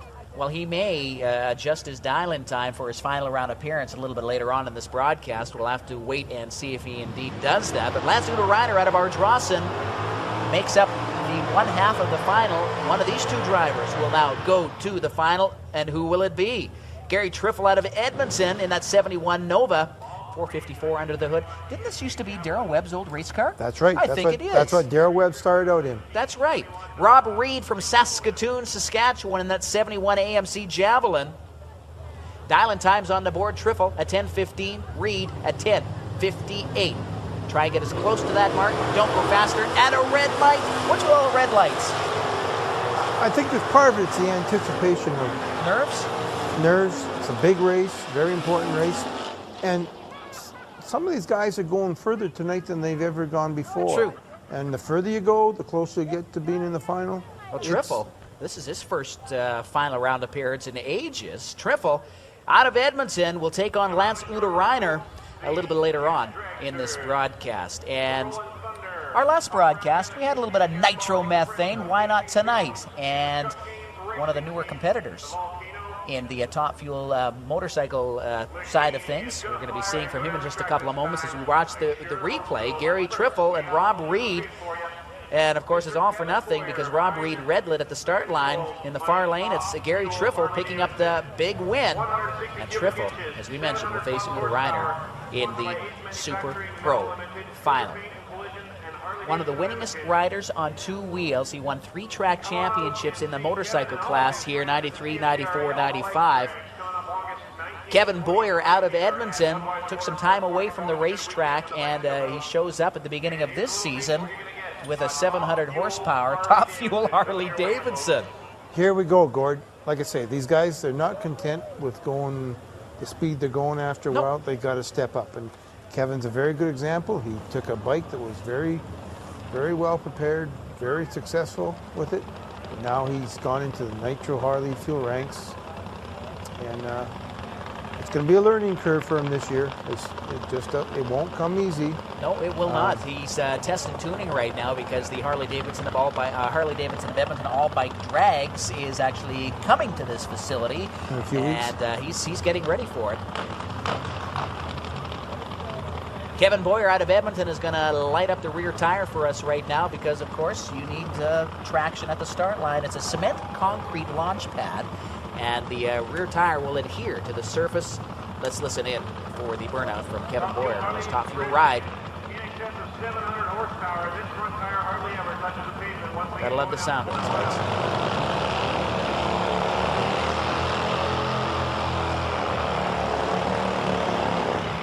It sure looks good, and it is, well, for show to a point, but a burnout definitely serves a huge purpose. Kevin Boyer was saying in the passes that he has done so far this year, they're learning a little bit each and every time. They're not perfect. He says we're far from doing 180, 190 mile an hour pass, but right now they are content with just getting down the track and keeping this 700 horsepower motor together. Yeah, and Gord, Kevin's actually a guy that's adapted to this bike quite well. His size, I mean, he's going to have to fight this. He'll make it look easy. He's going to fight, and he's got the size, the strength, and everything, and he'll do good. I see great things for him in the future on this bike. Leans it out just a little bit. Yeah, and that affects his ETN mile per hour, an 874, 123.66 miles an hour for Kevin Boyer. But a few years down the road, hey, maybe with his team that he has behind him and the sponsor, Ace Manufacturing, maybe next year we are going to be seeing 170 mile an hour pass. Next year we'll see better things. This is a learning year. The curve is a big one to learn. Just it was his first year on the wheel of on the regular stock bike. He had 3 track championships to his name. Top alcohol dragster competitors lined up at the start line. Let's talk with one of the finalists. Driving the Trillium Industries sponsored Top Alcohol Dragster and the #1 qualifier here at the NHRA Canadian Open. Snap-on Tools Hot August Night. Steve Sitko out of Edmonton. Feels pretty good sitting on top right now. Yeah, it sure does. We did it last year, and we're hoping to hold on to it this year. So, pretty stout field of Top Alcohol Dragsters here for tonight's big show. Yeah, it's nice to see. It's been a few years since we had a full field of cars, and it's going to be fun racing them. Of course, last time Shaw was out, you did have some mechanical problems with the race car. Like an $80 part, I guess, is what did you in for the night. Things running very, very stout so far. Yeah, we're just playing it safe and trying to... Battle of the fittest is what I'm calling this today. Whoever lasts the longest is going to win the race. So. Well, whoever keeps their car together is going to win the race. Wow, it's been quite the night for our Federal Mogul Top Alcohol Dragster competitors, just keeping their cars from breaking. And the two that have done the best, Steve Sitko, who we're looking at right now, what concentration. The concentration right now, just look at his eyes as he's staring down the quarter mile, which what he is hoping is to be a victory. But if he looks over his left-hand shoulder, he sees Bill Edwards Jr. from Sumas, Washington, hoping to do just the same. Yeah, gives a little thumbs up to us with the camera here and that, but he is concentrating. You have to. Things happen too quickly. Well, how they made it to the Top Alcohol Dragster final. Sitko was the #1 qualifier. Bill Edwards Jr. out of Sumas, Washington, your #3 qualifier. Unfortunately, the #2 qualifier, Serge Dion, broke in round #1 and couldn't even make the call against Bill Edwards Jr. in round #2. So as the ladder shows, Edwards Jr., Sitko are meeting in the final, and we've got that for you right now, race fans. And the early advantage definitely will have to go to Steve Sitko, but right now with breakage, and it's anyone's game. It is anyone's game. Steve Sitko lighting up the rear tires on his Trillium Industries sponsored Top Alcohol Dragsters, one of the many proud sponsors on that race car. Okay, Gordon, now here the sun should not be a factor. It's gone down enough. There's a little bit of cloud cover actually. So the sun should not affect them with the tree. So Bill Edwards Jr., this is another American, a Can-Am final, I guess if we can call it that. So Steve Sitko out of Edmonton, Bill Edwards Jr. from the state of Washington. Martin Sjogren, hoping he's got the tune-up right for Sitko's race car.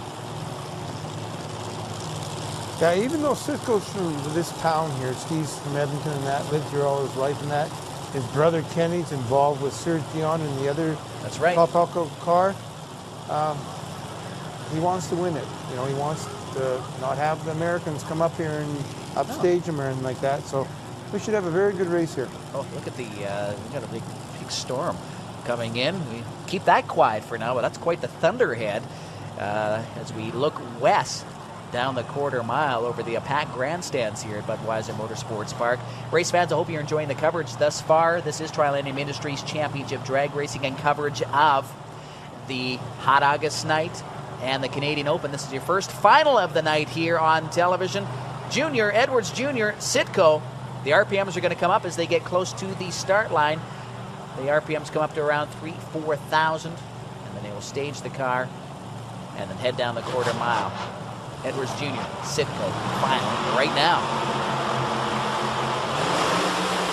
Well, Bill Edwards Jr. cut the better light. Steve Sitko gets by him just about the 1,000-foot mark and takes him for a win of 6:28, 209.93 miles an hour. Mile per hour is a very close. Bill Edwards Jr. from Sumas, Washington, a 6:54, 207.27 miles an hour. But look at the reaction time. Bill Edwards Jr. had a slight advantage, a slight lead right off the start.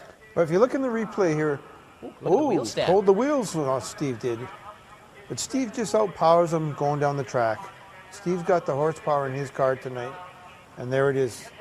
Beat him by a car length at the end. Car and a half length lead as the capacity crowd looks on here at Budweiser Motorsports Park. So congratulations to Steve Sitko winning the big trophy here tonight at Budweiser Motorsports Park. But also congratulations to Bill Edwards Jr. up from Sumas, Washington. He survived, which was indeed an expensive day for a lot of the other competitors here at the Canadian Open Snap-on Tools Hot August Night. Yeah, he's got nothing to be ashamed of. No. It's, you want to win, but hey, next to winning, runner-up's the best. That's right.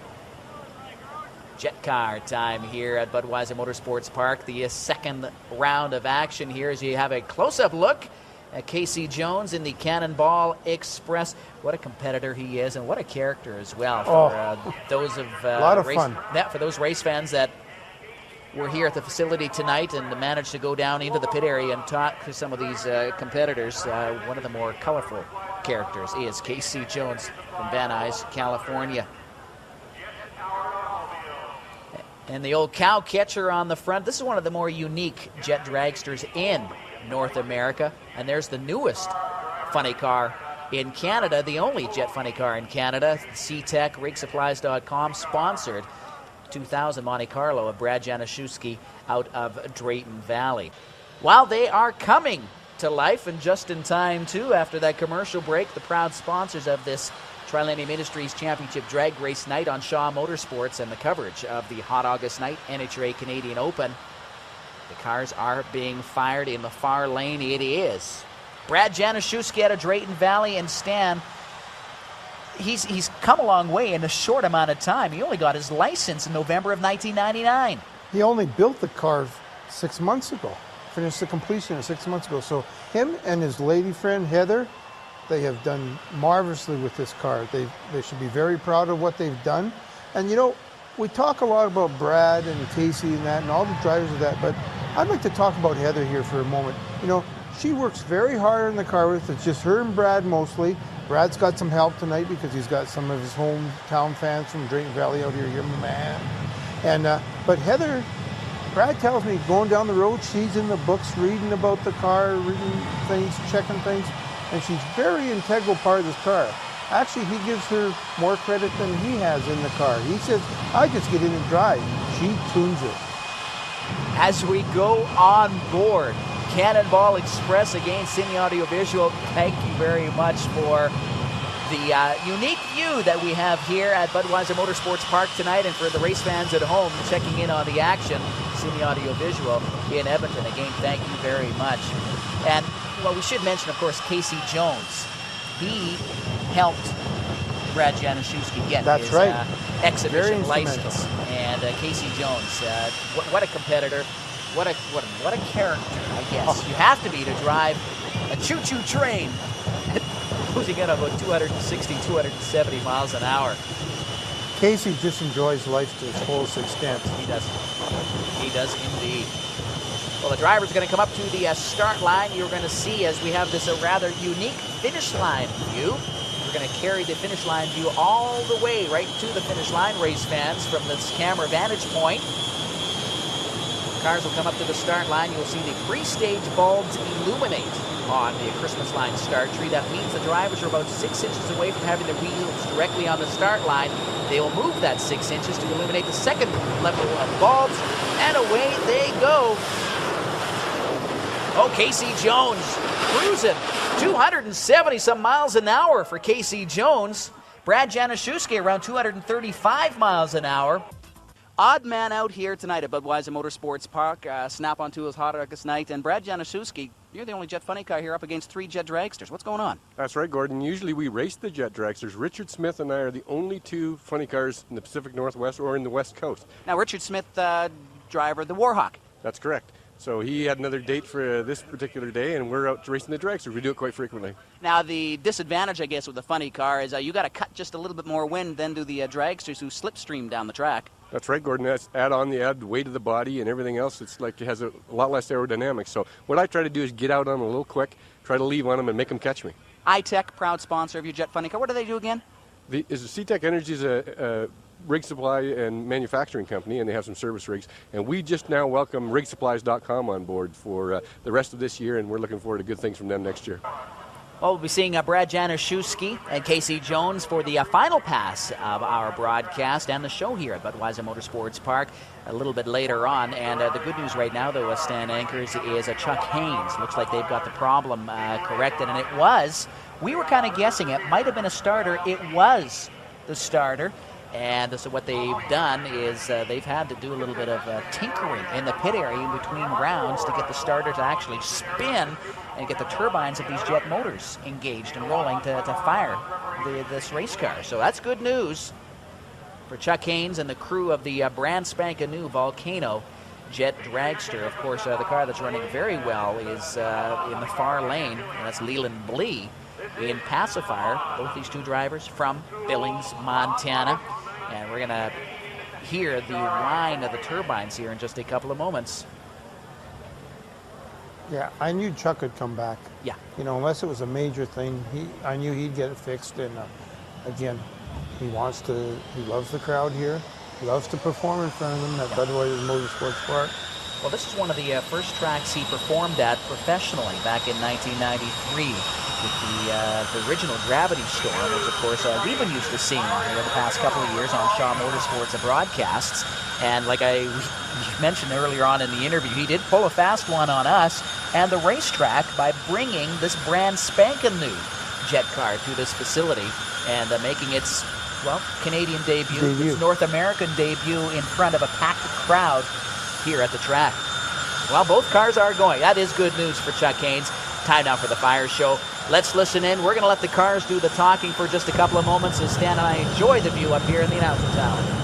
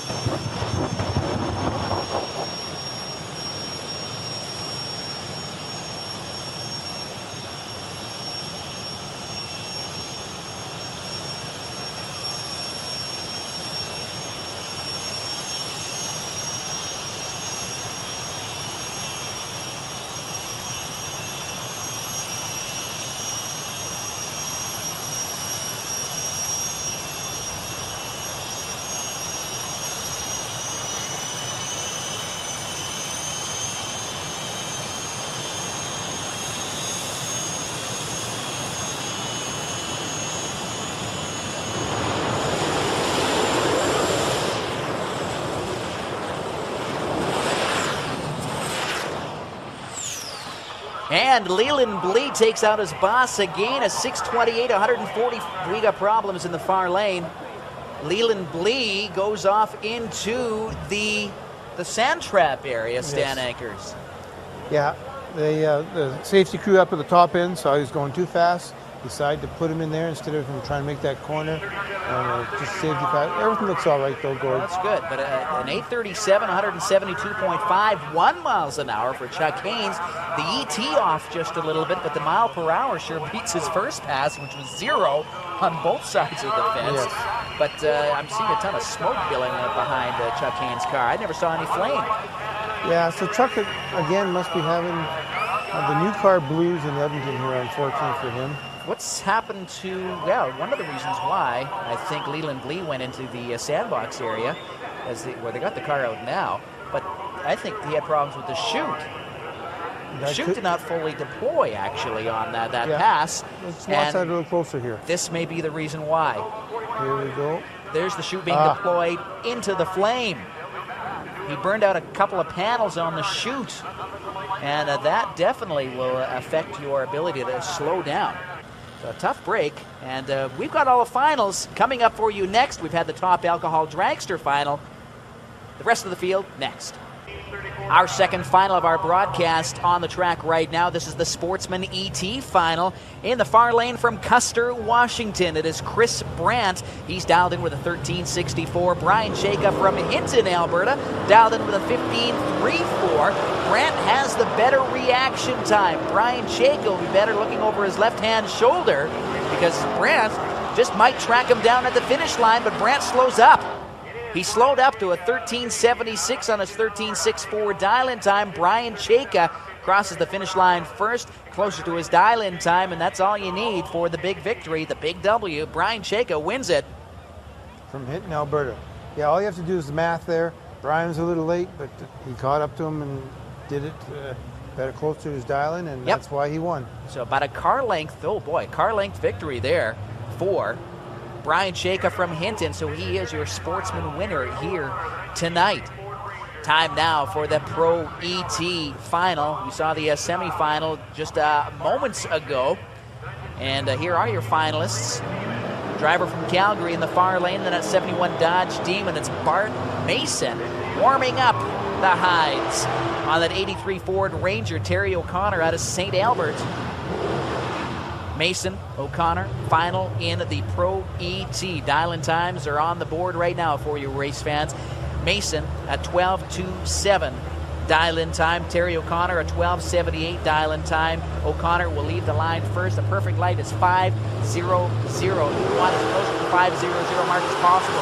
O'Connor, an unbelievable reaction time with a 5.14. Mason was sleeping with an 8.05. O'Connor basically has this thing in the bag. He does. But, he breaks out. He breaks out big time. It was his to win, Gord. It was his to win. It was his to win, but he loses it, breaking out at 12.07 on his 12.78 dial-in time. Bart Mason will say, thank you very much. This was not mine to win here tonight, but that's part of bracket racing, where the slower vehicle can pick up the big win. Again, a dial-in time is what you think your vehicle will cover the quarter mile in, and Terry O'Connor thought wrong. Yeah, all of a sudden, Terry's truck picked up and where did that come got from? something out of somewhere. I'm sure he'll be kicking himself. Yeah, he'll be kicking himself quite well, but nothing to be ashamed of. Runner-up. Congratulations, Bart Mason out of Calgary, Alberta, winning in the Pro Final here tonight. Let's move it up just a notch to the Super Pro Final. You can see on the windshield there, a 10.68 dial-in time will be displayed on the finish line scoreboards for the race fans in the grandstands, and for you at home, it's on the screen. Lance Reiner from Arch Rawson, that 69 Charger, taking on Gary Triffle out of Edmonton. 10.15 dial-in time for Triffle. I think this is the first round appearance, or first time appearance in the final round for both these two drivers. That's right, you're correct. Yeah, they've been racing for quite a while. First time they've been in the final, in a big race. On TV. Red light, Reiner. That gives the win, the blue W, to Gary Triffle out of Edmonton, a 10.15 dial-in time. Let's see what he runs, just for the heck of it. A 10.25, 133.13 miles an hour. His reaction time, though, Triffle is very fortunate that Reiner red lit. But Triffle is your Super Pro winner here tonight at Budweiser Motorsports Park. Yeah, a little bit of the nerves for Lance, and I'm sure he was very tense behind the wheel. It'll be interesting to get an adrenaline meter on these guys when they it's off the scale. It's off the scale, but a driver who is cool as a cucumber in any particular race, 5-time track champion in the far lane. out of Sherwood Park. It is Ed Matajewski in that 71 Nova, sponsored by Competition Chev Olds. In the near lane from Millet, it is Ron Scott in that 68 Camaro.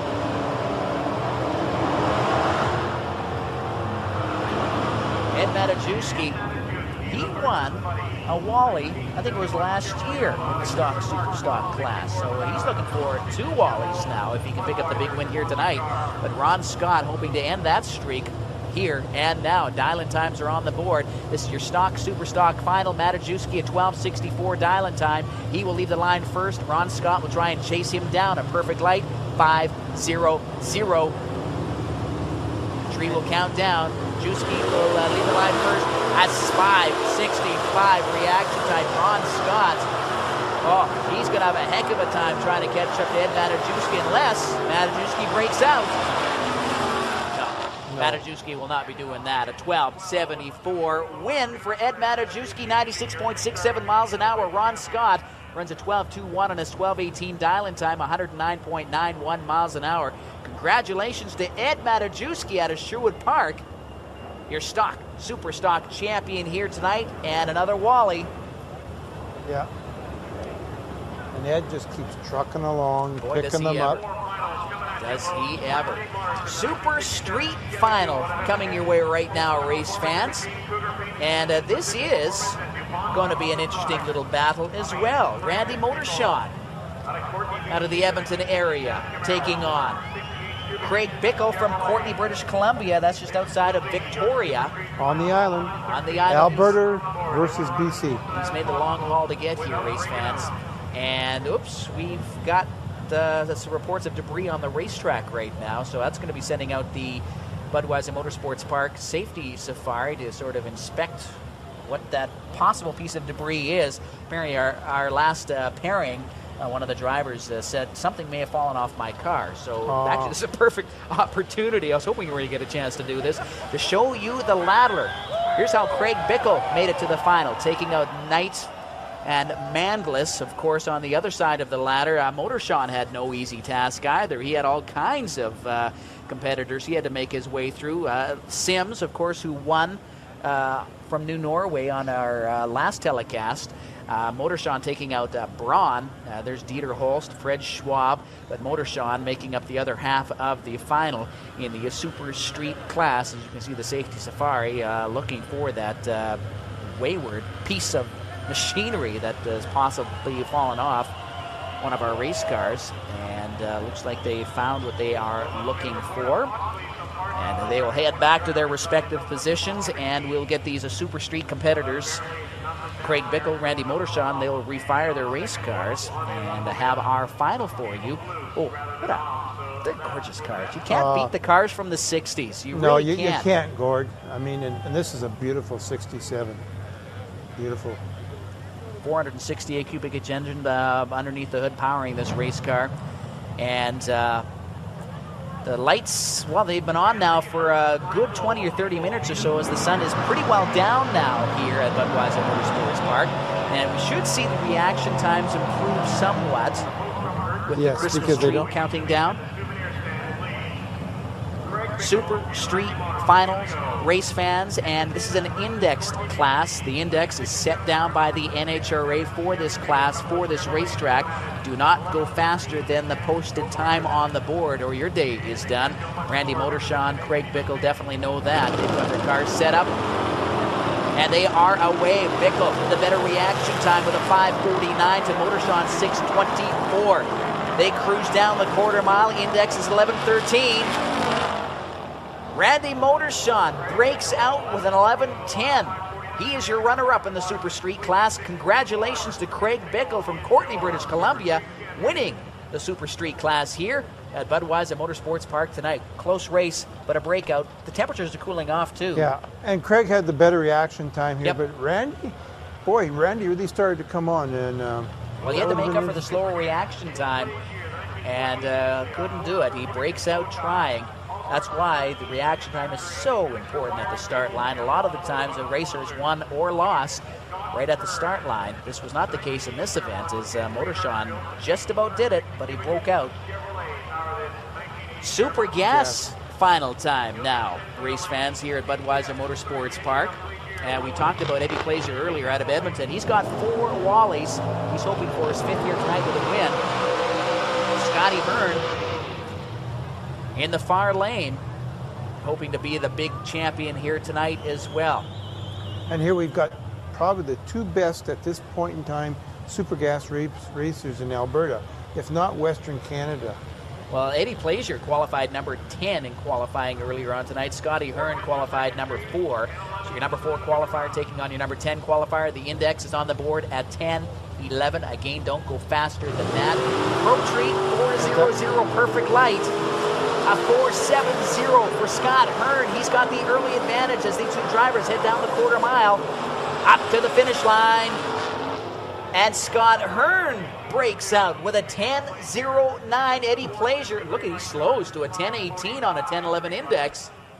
Again, it was Scott's race to win. It was indeed. We see this has happened a couple times tonight now. A tough break for Scotty Hearn. Super Comp final time now, race fans, and well, a driver looking for his first win, going up against a driver who has won a nighttime race here before. So Tony Ellett in the far lane, Randy White in the near lane. Tony Ellett out of Edmonton. And the dragster, Randy White from Okotoks in the Dirty White Boys racing team. Now, how did these 2 drivers make it to the final? On the one side of the ladder, Randy White taking out Byron Ziegler. White also taking out Evans in the semifinal we saw a while ago on this broadcast. On the other side of the ladder, well, we had Adams. Steve Adams, your number 1 qualifier, was taken out by Tony Ellett. Tony Ellett qualified number 8. So it's the number 8 qualifier and Tony Ellett taking on the number 2 qualifier in Randy White, part of the Dirty White Boys racing team. 9.09 the index, perfect light of 4.00. Oh no. Jumping the gun was Randy White. In fact, he actually deep staged that race car. Yeah, he did. Tough break. That gave the win to Tony Ellett. A 9.09, runs a 9.16 at 147.25 miles an hour. Oh, what a disappointment for Randy White. He actually didn't jump. What he did was he deep staged the vehicle, which means he went further ahead on the start line, which is not allowed in the Super Comp class. In other words, he basically knocked out the pre-staged lights and just staged the staged lights, and that was a definite mistake on Randy White's part. But congratulations to Tony Ellett. All this we forgot. Tony Ellett wins his first Wally at Budweiser Motorsports Park. He'll be one excited driver, definitely. That crew will be very happy at the top end, I can imagine. They'll be just ecstatic. Your motorcycle ET final on deck right now, race fans. Battle of Alberta final. Calgary versus Edmonton. Calgary represented by Tim Ryerson on that 78 Suzuki drag bike. Tim Weeb out of Edmonton, one of the winningest drivers here at this facility in the past 3 seasons. Dial-in time on the board. In fact, Dave Weeb finished 2nd in points in 1999. He was the Calgary track champion. So these 2 have faced many, many times. It's payback time, says Tim Ryerson. Ryerson dialed in with an 11.20. He will lead the line first. Dave Weeb dialed in with a 10-second flat. Oh, and they are off. Tim Ryerson has the better reaction time over Dave Weeb at the finish line. Who takes it, though? Oh, yeah, it was Tim Ryerson all the way, courtesy of the better reaction time. 11.24 and his 11.20 dial-in time. Dave Weeb will be very disappointed with his reaction time. Yes, and Dave's had a rough year this year. He's Yes, he kind has. of been up and down that. He didn't win in that, but again, all the credit to Tim. He was closer to his dial-in, had a better reaction time. On paper he had it to win, and Look on at the track he wheel. won. On our replay from our finish line camera, a quick check over the shoulder. He's going, where the heck are you? Dave Weeb. So Tim Ryerson runs it out at 11.24 at 100.44 miles an hour. Your champion in the motorcycle class here tonight at Budweiser Motorsports Park. Time now for the top comp class here, and this is going to be one incredible race. This is the nice thing about this class, Gord. Here we have a door car running a rear engine dragster. Altereds are in this class, everything. And this is what it's going to, the fans are loving. It's not dragsters running dragsters or body running body. There's all the different variations here. It's a nice mix. And another thing, both the cars sponsored by Bell Automotive. Some good engines. By the way, this is your number 1 qualifier taking on your number 2 qualifier, Terry Cameron in the dragster, Brian Adams in the Firebird. How did these two drivers get to the final? Well, here's what happened. Cameron taking out Steve Flasha from Whitecourt. Adams taking out Derek Polak out of Stony Plain in the competition Chevrolet-sponsored Chevy pickup. So they've had their travels to get to the final here tonight, and we've got it for you right now, race fans, on Shaw Motorsports. Again, this is Trilenium Industries Championship Drag Racing and coverage of Snap-on Tools Hot August Night, the Canadian Open. This race is for the Wally. Terry Cameron has the quicker of the two cars, but not by much.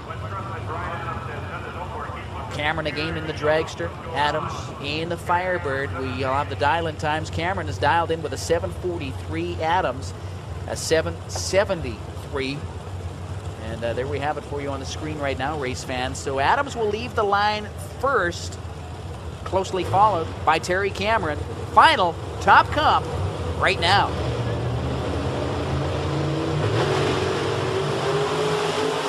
Oh, Cameron cut the better light in the dragster. Oh, beautiful reaction. A 5.20 Adams. No way he was going to be able to hang on to the lead there, cutting a 5.92 reaction time. A 7.56 on a 7.43 dial-in time for Cameron, an 8-second flat on a 7.73 dial-in time for Adams. But the reaction time definitely hurt Brian Adams. As we see the replay at the finish line, Cameron nails him at the 1,000-foot mark, passes him right at the finish line for the big win. Snap-on Tools Hot August Night's number 1 qualifier in the top alcohol funny car class, Roger Bateman up from Calgary. Roger, you ran an incredible run in your qualifying, and then it's getting downright ugly out there as far as getting this car down the track straight. Yeah, we're struggling a bit. Even the first run, even though the number was good, then it wasn't a great run. We were all over the place and rolling the car around. So we got to fix something. We're going to have to kill some power or do something to get down the racetrack because we're struggling right now. And you're the number 1 qualifier. You're also the current track record holder on both sides, the ET and the speed. And, well, when it cools off a little bit here tonight, you just never know. Maybe we'll see some of that speed return. Well, I don't know. We haven't got a good grip. Some other guys are doing a better job right now. We have to put our heads together and come up with a fix for this. The early indication from race fans is we're going to see a battle of Alberta drag racing style between you and John Evanchuk. That's a possibility here tonight. Oh, definitely. John's been good everywhere we've gone recently. He's made some real positive moves. He's getting harder to beat. Well, one thing that Roger Bateman does not want John Evanchuk to do right now is beat him in this final round because, hey, this is for all the marbles. Yeah, Gord, you know, ever since John's come into this a few years back, 4 years ago now, Roger's helped him along in that, and they've become very good friends. But right now, the friendship is out the door. Yeah. It's Roger's first man pretty down well the other owned. end. Roger's owned this event these past several years. Of course, he owns the track record here in the top alcohol funny car class. He seems to reset the mark each and every year. It's burnout time. Roger Bateman, as I mentioned, he set the track record here last year at the NHRA Canadian Open, running a 5.87.200, 38.15 miles an hour. This car is also the fastest race car in Canada. As we take a look at the ladder, how did these two drivers get here? Well, Bateman, number 1 qualifier. Of course, he had the bye running in the first round. We saw semifinal action a while ago in this broadcast. Bateman taking out Danny Fillion. Evanchuk, your number 2 qualifier, makes it to the final. And he's taking on Roger Bateman. As I mentioned, Roger Bateman, the fastest top alcohol funny car in Canada. And boy, Bateman has a busy, busy schedule. Of course, he's going to wrap up his race season November 9th through the 12th down in Pomona, California for the NHRA World Final. So look for him maybe on a TNN broadcast near you. But Roger Bateman taking on John Evanchuk. Evanchuk, of course, Edson Freight Lines, Edmonton Peterbilt Trucks, Husky Oil, some of the proud sponsors on that Red Wolf Top Alcohol Funny Car team. Both these two drivers each around 2,500 horsepower. So we got about 5,000 horsepower coming up to the start line right now. Now, John here's been around for a long time. He's been running the alcohol funny car here for 4 years, but John's been around since the 70s. He was involved with the Top Fuel car back then. A few years ago, he's involved with Darrell Webb with his alcohol funny car. And he made the big step, and John's progressing. And, I was there when he ran this car down the track the first time, and I hope I'm there when he wins the big one. Well, down in Seattle a few weeks ago, he managed to take out the #1 qualifier, Bucky Austin. Bucky's nephew. Bucky's nephew, right. Pat Austin. Pat Austin. There we go. We knew he'd come to us. Well, Bateman, he just treed John Evanchuk with a 5:07 to a 5:63 reaction time. Look at the ET difference. A slower ET wins it. Bateman, a 644, 215.72 miles an hour. If he didn't have the horsepower and the traction, that would have been a win for John Evanchuk. If the track was, say, 20 feet longer, the wind light would have been shining in John Evanchuk's lane. Oh, man. Again, another learning experience here, as you see, getting out of the groove a little bit. Well, again, the left lane's a little sloppier, so to say, speak, than the right lane. And John hit that bump, and of course, when he hit that bump, the tires release and the RPM. So actually, John did a very good job of driving that car there. Ran this year, like you were saying a little earlier, ran his first 5-second run, 5.96. Seattle taking out Pat Austin and beating Bucky Austin in the next round. Got two big heavy hitters in that class. So boy. John's come a long way, but he'll do her. I bet you he will. Yeah. Another guy that's hoping to do her is Kevin Boyer. Over the Top Fuel Harley-Davidson. His last pass, he leaned out the engine just a little bit as he crossed the finish line about 135 miles an hour. About 700 horsepower. These engines pump out. Ace Manufacturing, one of the proud sponsors on this ride. www.teamacracing.com. He's got his own personal website, as do a lot of our competitors. Actually, the Budweiser Motorsports Park at www.budpark.com have links to a lot of competitors that race here at the track. Kevin Boyer doing a test and tune pass. Let's see what he does. Well, much to the disappointment of the crowd, going ooh and ah, Kevin Boyer doesn't do much. But, he launched very hard. Obviously, something broke. Yep. Very wisely on his part, thinking maybe he might be losing oil. Yep. Pulled over the side. Very good move. Veteran move. Veteran move. Exactly. Three-time track champion here at Budweiser Motorsports Park in 93, 94, 95 in the motorcycle ET class. Of course, we just saw the final moments ago. Tim Ryerson taking out Dave Weeb, but a tough break. He launched hard. Watch the front tire lift off the ground. Whoa, boy, did he ever launch hard.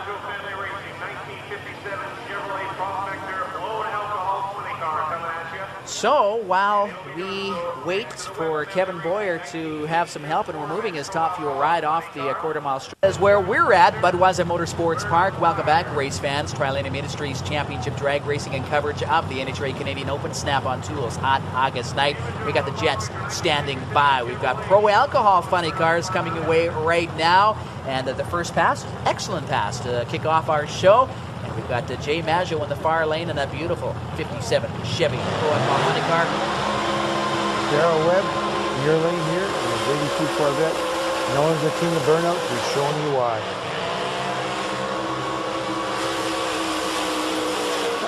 Gord, there's a very interesting thing here. I hope we get a chance to show it, but on the back of Darrell's car here, Darrell and Jay are very good friends in that, and there's a little bit of kibitzing going on here. On the back of his car, there's a license plate, and it's a little shot at Jay here, and it's a little challenging. It says, "By Jay." Oh, I hope we get a shot of that. Well, I was there at the car show when they unveiled it to Jay, and Jay is a pretty good talker, but I'll tell you, for a few seconds, he was speechless.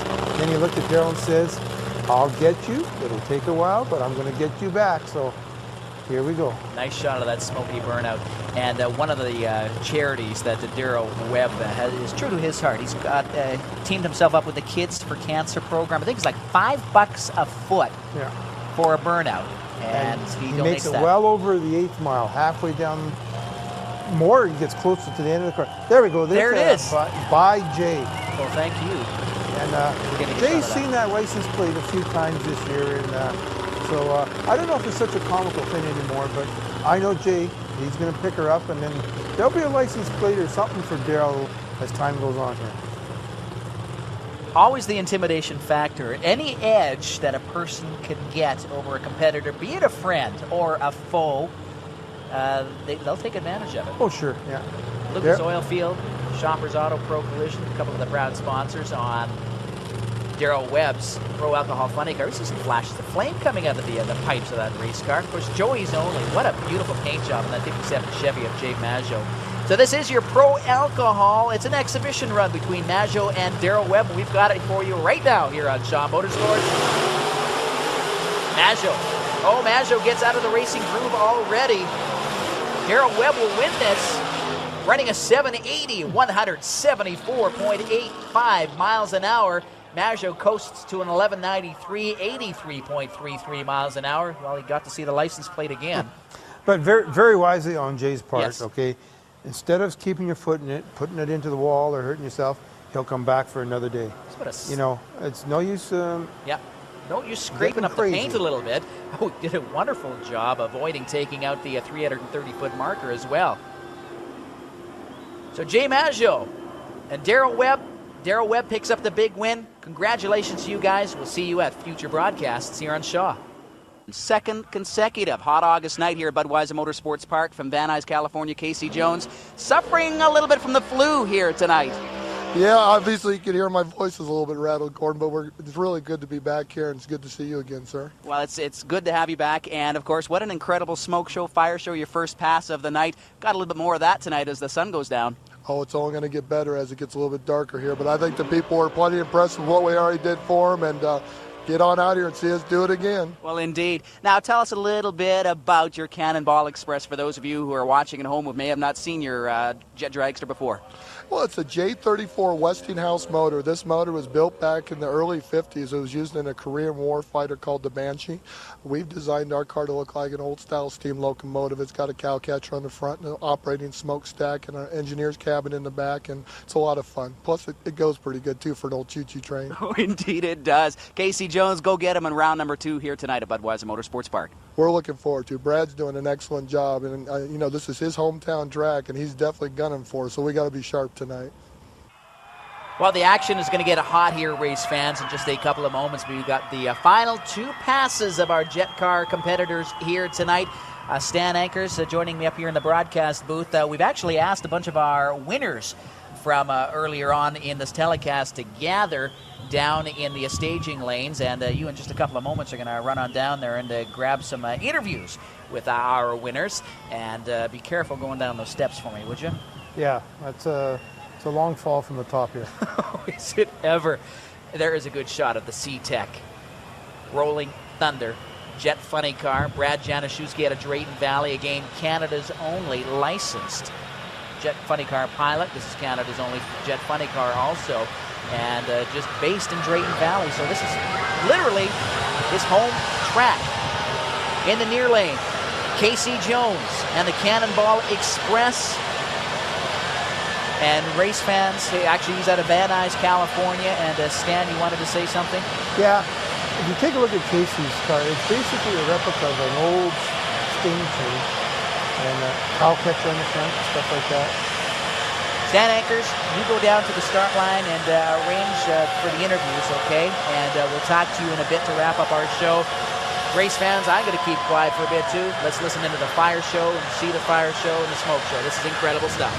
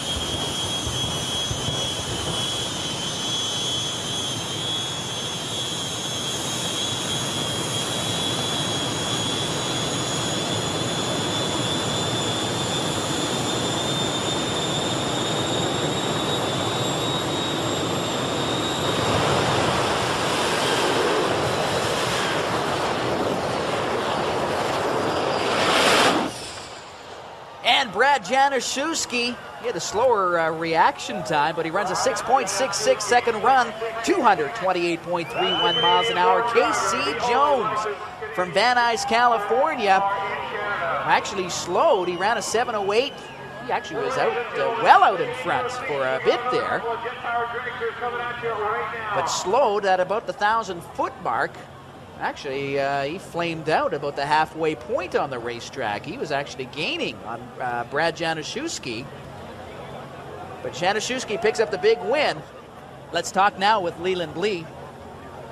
Another driver up from Billings, Montana in the Pacifier, Jed Dragster, teammate, I guess, of Chuck Haynes. But you're really going to be out there at Leland Blee to possibly put a number on your boss. Oh, we're trying. I beat him a couple times this year already, so you never know. New car is awful fast. I don't know how I'm going to do that, but I'll have to do it on a tree, I guess. You've been running this car for how many years now? About 4 years now. And it's been a lot of fun. You've been to many, many places. Name some of the places you've actually traveled being associated with the Haynes Racing Team. Oh, yeah. We went to Australia, and Melbourne, Sydney, Perth, all over Australia. Portland, watched the rain a couple times in Portland. Back east to Illinois. All around the U.S. and over in Australia. We had a good time. Good move for you getting into the racing end of things, isn't it? Oh, yeah. It's been a ball. It's been a lot of fun racing with him. Well, good luck tonight, Leland Blee out of Billings, Montana, driving the Pacifier here at Snap-on Tools Hot August Night. Well, this is it, race fans. The final pass of our broadcast in the Jet Car class. It is Chuck Haynes in a brand new Volcano Jet Dragster taking on Leland Blee. Blee, of course, won both earlier rounds. First round was because, well, Chuck Haynes had problems with his jet.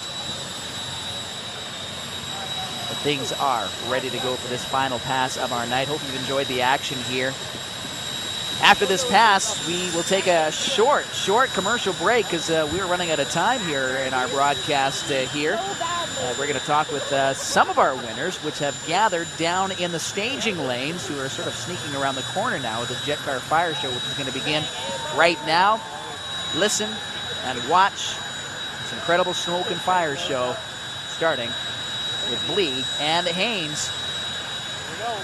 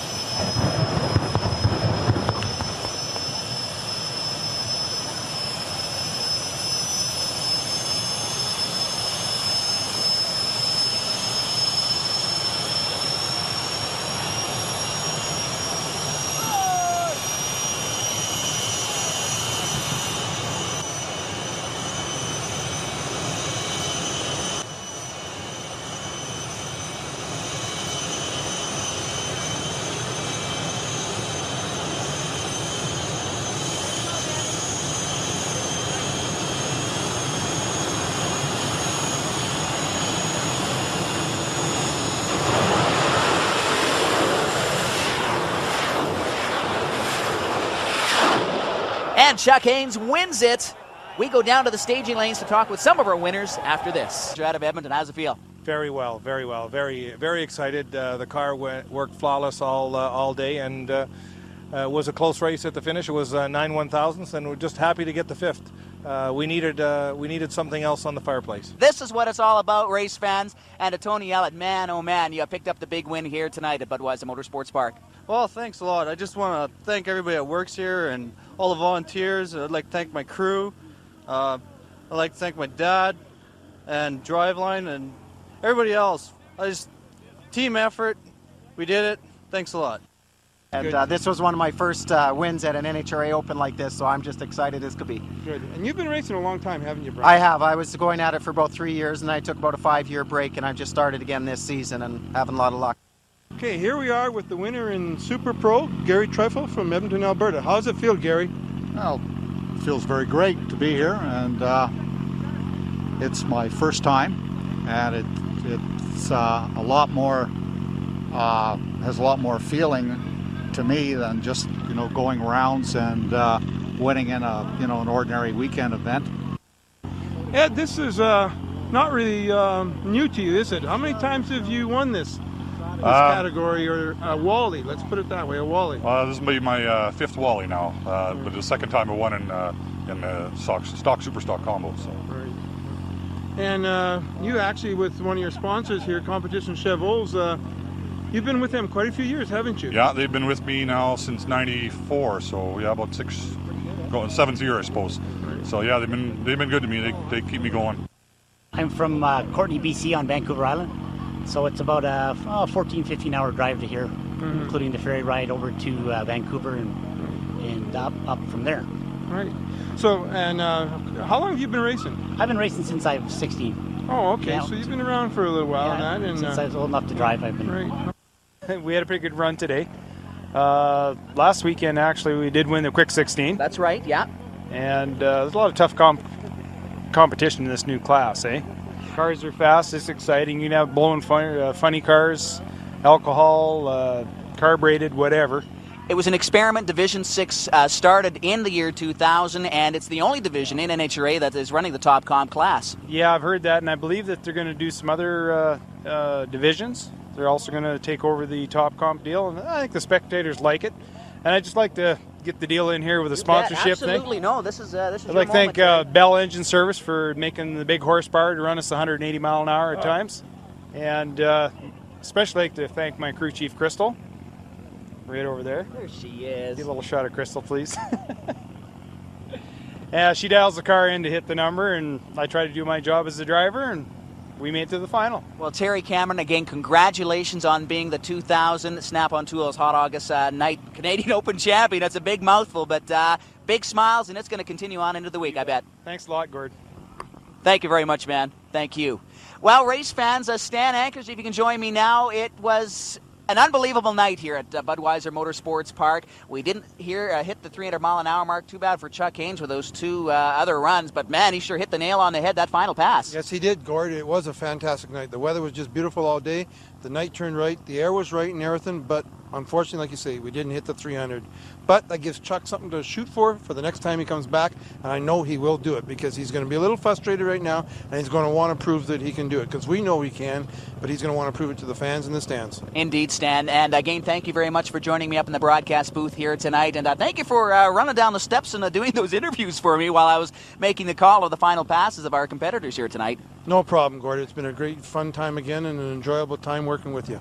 Race fans at home, thank you for joining us here on Shaw Motorsports Trilenium Industries Championship, NHRA Drag Racing, and coverage of the Snap-on Tools Hot August Night Canadian Open. Race fans, we're going to see you at a track near you. Good night from Budweiser Motorsports Park. All right, there we go. The 2000 Hot August Night. We're getting into the final little bit of the stream for tonight as we go into the late hours. This is the 2026 MIDAS Hot August Night pre-event stream for about action, classic moments, and more. We'll see everybody at the track if you're heading out to the event on Wednesday, August 12th. It's at Rad Torque Raceway. They'll be streaming it live on Rad Torque Raceway's YouTube as well for you out-of-towners who are tuning in on the stream tonight.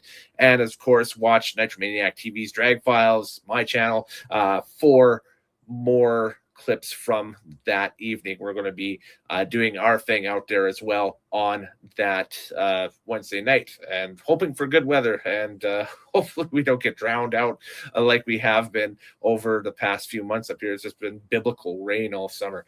We're going to take a trip to 2007 and check out the Jet Car finale and the Pro 690 final from the 2007 Hot August Night. And after that, we'll close the show out with some Nitro highlights from 2024 and 2025, courtesy of the War Chief, David Brandt. Debuted a brand new Altered at the Rockies. He will be at Hot August Night with the Altered. So if you missed it at the Rockies, you have one more chance this year to catch it. It will be at the Hot August Night. But first, we'll go back to 2007 here on the 2026 MIDAS Hot August Night pre-event stream, throwback action, classic moments, and more, powered by Nitromaniac TV. We'll catch you guys on the other side of the Nitro stuff as we tee up the jet cars after that. Husband and wife race team. Now, Heather Januszewski, by the way, is the crew chief on Brad's jet funny car. She knows more about the inner workings of these jet engines than does Brad, and Brad readily admits that. She's the brains behind the operation here. The line show begins. Sit back and enjoy it home.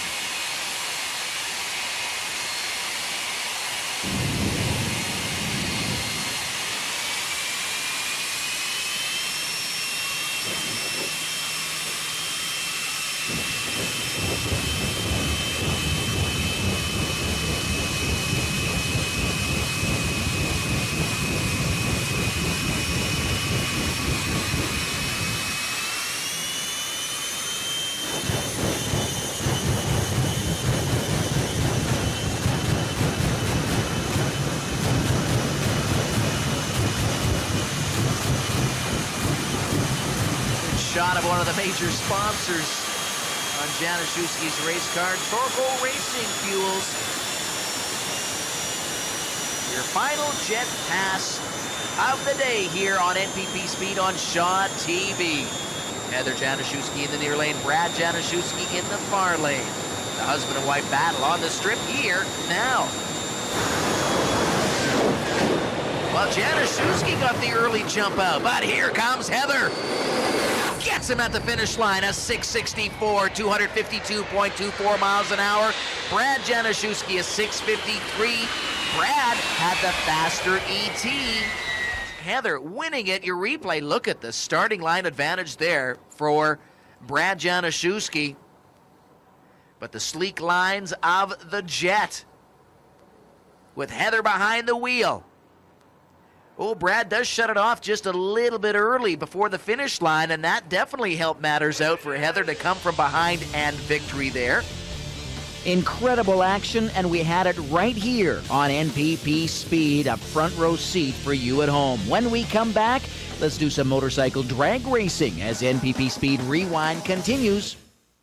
Well, there he is. Darrell Webb, your current point leader in that Lucas Oil sponsored 1970 Nova funny car. Hoping for a big win here today to extend his points lead. Eddie Plaisir out of Edmonton in that 37 Chevy Flopper, hoping to close the gap and get into the top 5 in the points chase. It's burnout time.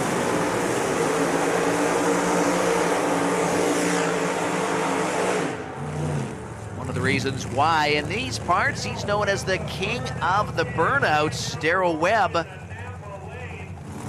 Drivers will inch up to the start line, pre-stage and stage. This is your final Ace Manufacturing Pro Alcohol Funny Car class. Who is going to win it? Well, they will inch up to the start line to pre-stage. Webb is already pre-staged. Reaction time, very important in drag racing. You want to get the better reaction time at the start line. Obviously, you want to get to the finish line first, too. Here we go.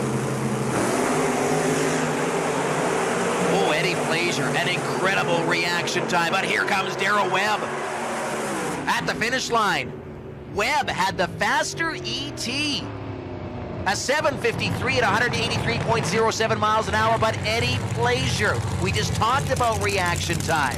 A 0.28 reaction time, a 7.66 second run at 171.98 miles an hour. Reaction time, look at the jump right there. He still had the slower car, but that jump at the start line, Darrell Webb could not overcome the difference in reaction time. And you talk about a close finish there, folks.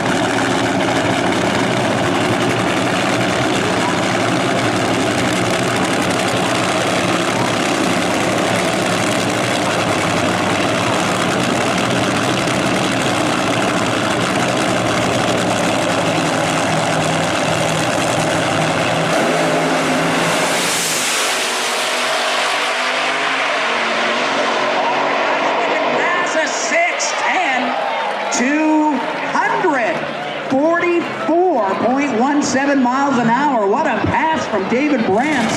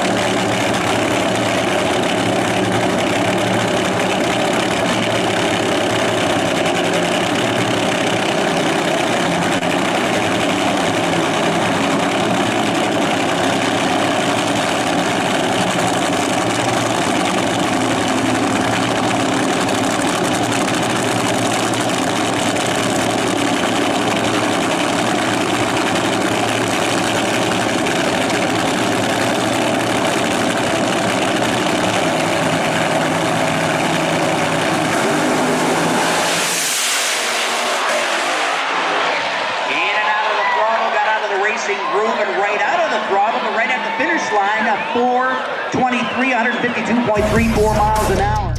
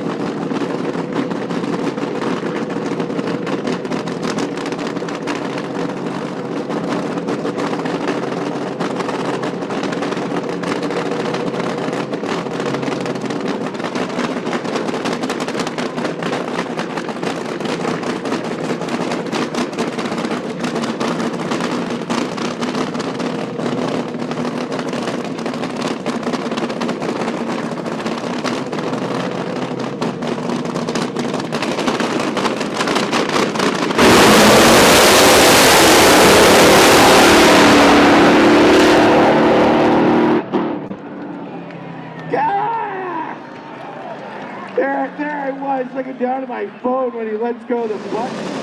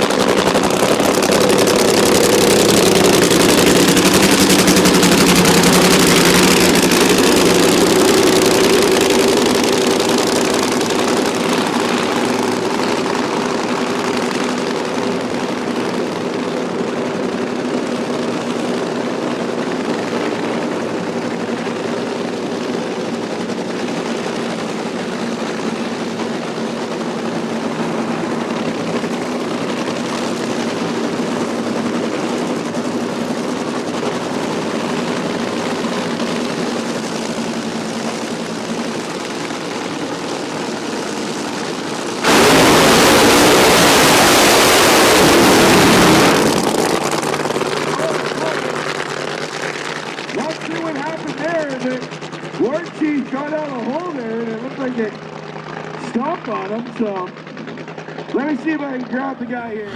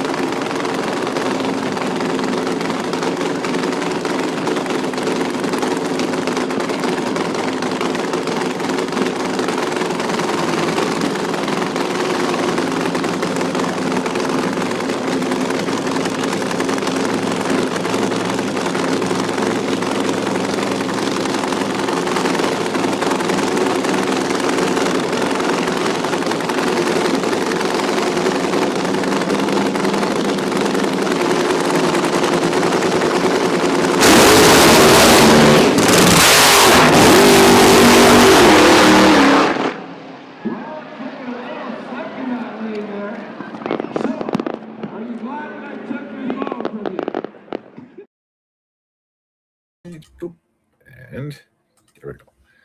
All right. We're going to wrap it up tonight on the live stream, the pre-event live stream for the Hot August Night, the 2026 MIDAS Hot August Night pre-event live stream. I'm Kellen Nitro, talking to you live from Nitromaniac TV HQ. We're going to wrap it up tonight with some jet car action from the past couple of years, and we'll have a special little music video to wrap things up at the end that I did up for David Brandt and the War Chiefs team, just kind of showcasing their brand new altered that they've got that you'll be able to see at the Hot August Night again this year. Is going to make a couple of passes for everybody for sure. So anyways, here's some jet car action. We're going to go to 2024 and check out some jet car action from the Hot August Night, right here on Nitromaniac TV's Drag Files. Again, Kellen Nitro, this live stream powered by Nitromaniac TV.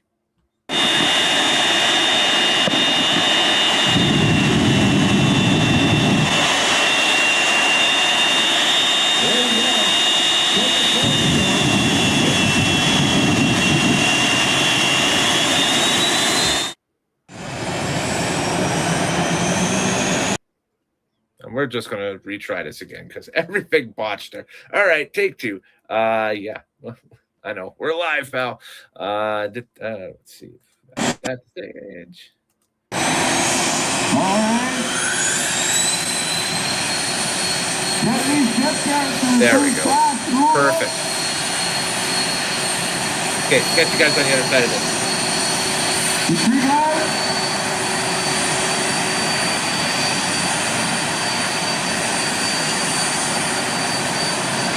And we got the engine start.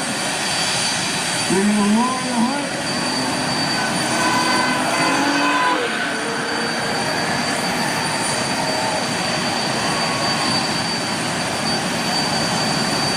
Now,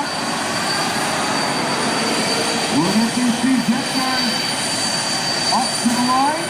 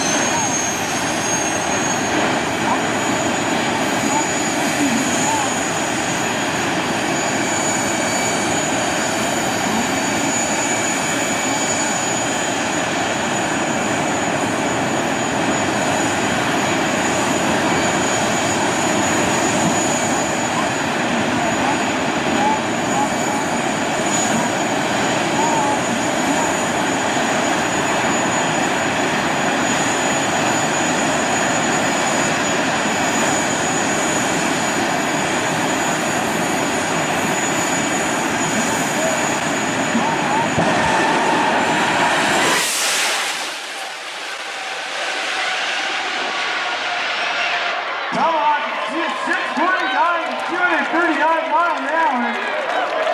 Give it up.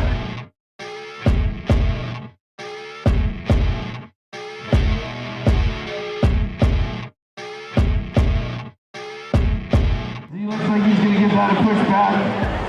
And then we're going to do a little track prep to get ready for the pro show and the opening ceremonies to kick off.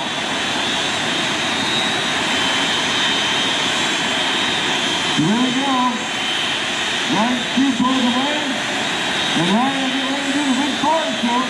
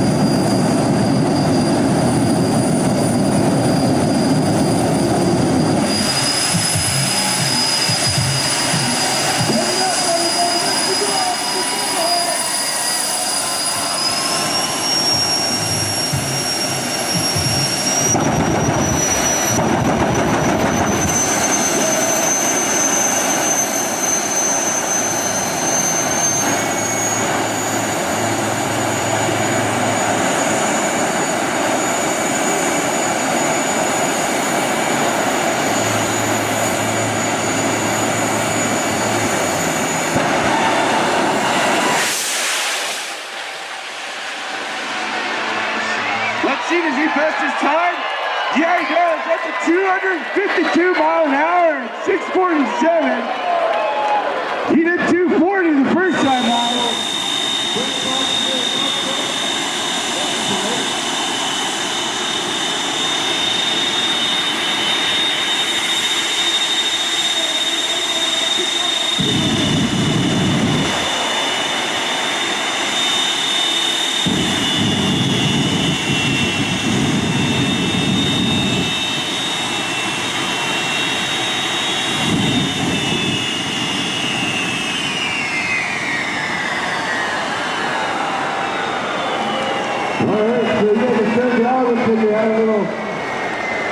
Something going on.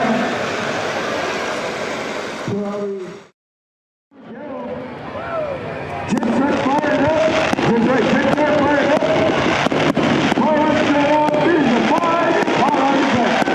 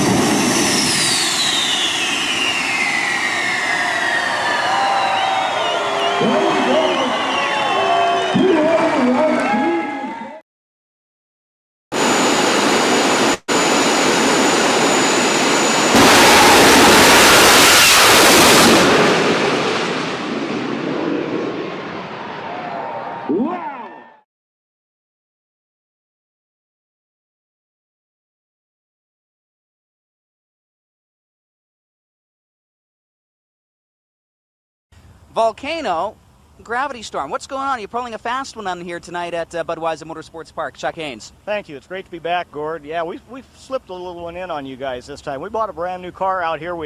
This is the debut of the Volcano jet car. So this is the first appearance in Canada, first appearance on TV as well, and hey, well, first appearance for the fans that are packing the grandstands here at Budweiser Motorsports Park.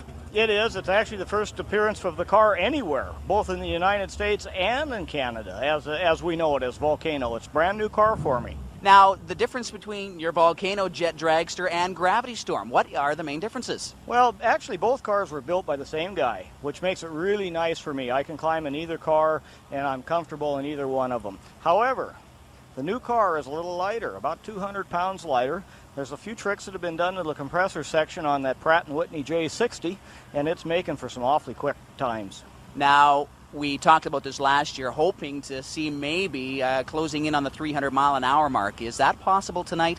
Well, I'd sure like to think so. I won't promise anything. The air is still pretty warm here, and the shutdown area is a little short here, the braking area. So obviously the first run I'm going to ease into it and shut it off a little early, and we'll see how easy we get it stopped. As the night goes on and it cools off and the air gets a little better, that's when we're going to see the big numbers, and we're certainly going to try. Well, Chuck Haynes, good luck in the brand spanking new Volcano Jet Dragster here at the Hot August Night here at Budweiser Motorsports Park. So we got Tyler Jackson with the Volcano Jet Dragster.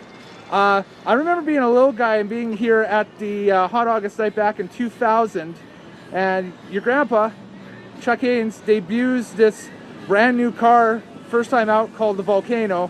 Here we are 25 years later, and you've got the Volcano. It's got to be a thrill, eh? It is, and it's great, and it's an honor to get to drive the car that he drove here 25 years ago. You know, unfortunately, he's not with us anymore, but it's cool that I get to carry on, and my whole family gets to carry on his legacy. How many dates per year do you make with the car? It depends on the year. 2023, we were pretty busy. We ran Denver 5 times, and then Billings twice. And that was kind of the end of it for that year. Last year, we decided to take a little bit of a break, slow down. Yeah. And we only did Billings, and we did a car show in North Dakota.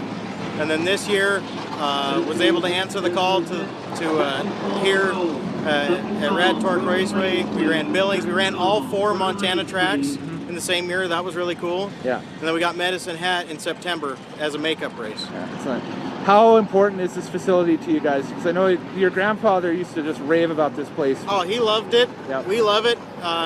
When we raced here in July, that was my first time getting to actually be in the car and go down the track. Super nice track, nice long shutdowns. I know that in the past that you guys have made ventures to Australia. You know, as far as Australia goes, Australia's kind of tricky because they've got to be on board. They usually bring everything over, pay for all the shipping and all that sort of thing. But everything's gotten a lot more expensive over the last 10 years, so it's a lot harder to do those sort of things. But we'd love to return to Australia. Saudi Arabia probably won't happen again. I think that was a once-off thing. Right. But you know, he got to go everywhere. Yeah. And he did it for so long. So, because I mean, he did it for 30 years. You know, yeah. It's wild to get to say you've done something like this for 30 years, and the stories he had. So, but I'd love to go to Australia and get to run this car there. Yeah. It's kind of that was kind of like my whole plan this year was. Yeah. I got to run a lot of the tracks he got to run at, so pretty neat. Yeah, well, it's always an awesome piece. You guys are running, what, the 8th mile tonight, right? Or is it... I think it's up in the air. Okay. I think it depends on how the track surface is, what they determine is safe. Yeah. I hope it comes around to where we can run quarter. Air is pretty good right now, but it's all in safety and what's safe, so hard to say. Right on. If you guys run the quarter tonight, what sort of numbers are you looking at? If the air stays good and the wind dies down, and if I do my job and tune it right, you know, it could be, I'd love to see high 290s. I'd love to see the 390 or the 300. Yeah. But I don't know if we'll see 300. But if we got to run the quarter, air stayed good, all that. I tuned it just right. Somebody was watching out above. Absolutely. That'd yep. be pretty sweet. Well, it's always fun seeing you guys up here. Thanks again. And yeah, it's cool. It's the 25th anniversary of the Volcano Jet Car at this race here at the Hot August Night. And Tyler Jackson, go for it, man. Yeah, thank you. It's great to be back, and I appreciate the facility for bringing us back. Last year we had some, passport issues, and that was on me, and I screwed up a little bit. So thanks to Chevy, thanks to the whole facility for bringing us back, giving us a chance to come bring the car back. It's been a while since we've been here, so I'm glad to be back.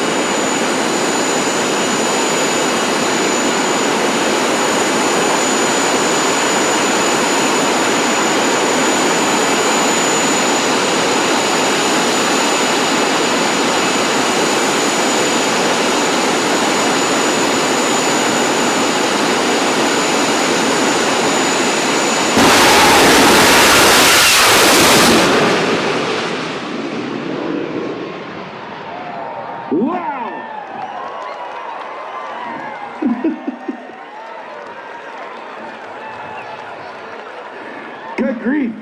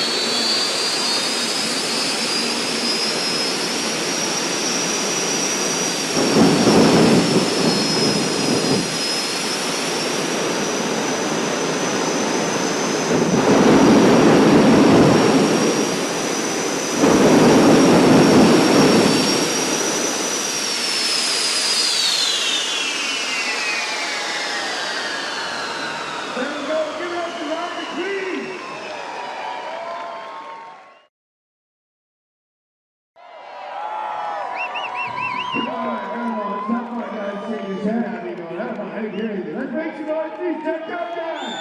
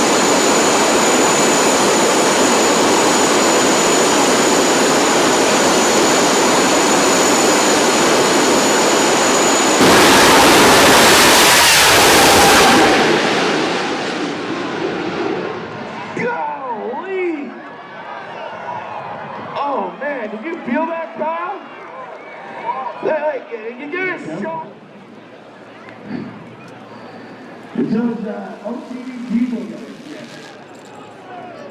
But, you know, I can see these guys fired up and they were going back in, so. Make sure you're inside, don't be sent back again. The music goes down and the turbine just starting to spool. There it is.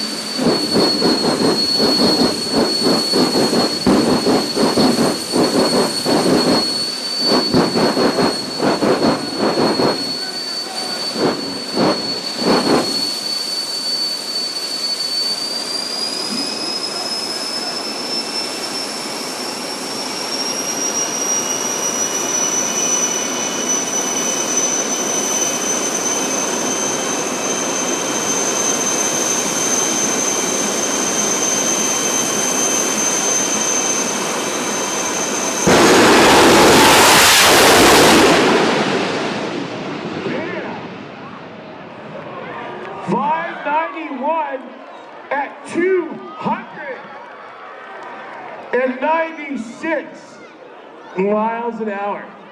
Good golly. Am I seeing that right? Yeah, you're seeing that right. That's almost 300 mile an hour pass here at Rad Torque Hot August night.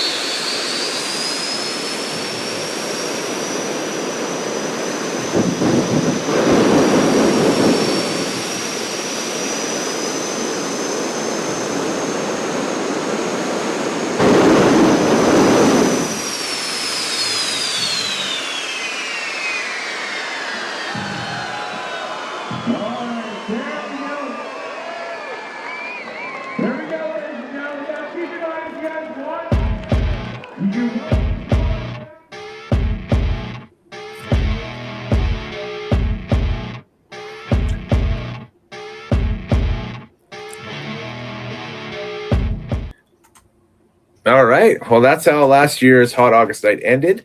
Looking forward to more high-octane action this Wednesday, if the weather allows us, out at Rad Torque Raceway. And we'll be there with Nitromaniac TV. So if you see me walking around, I'll be the big guy with the vest and the camera.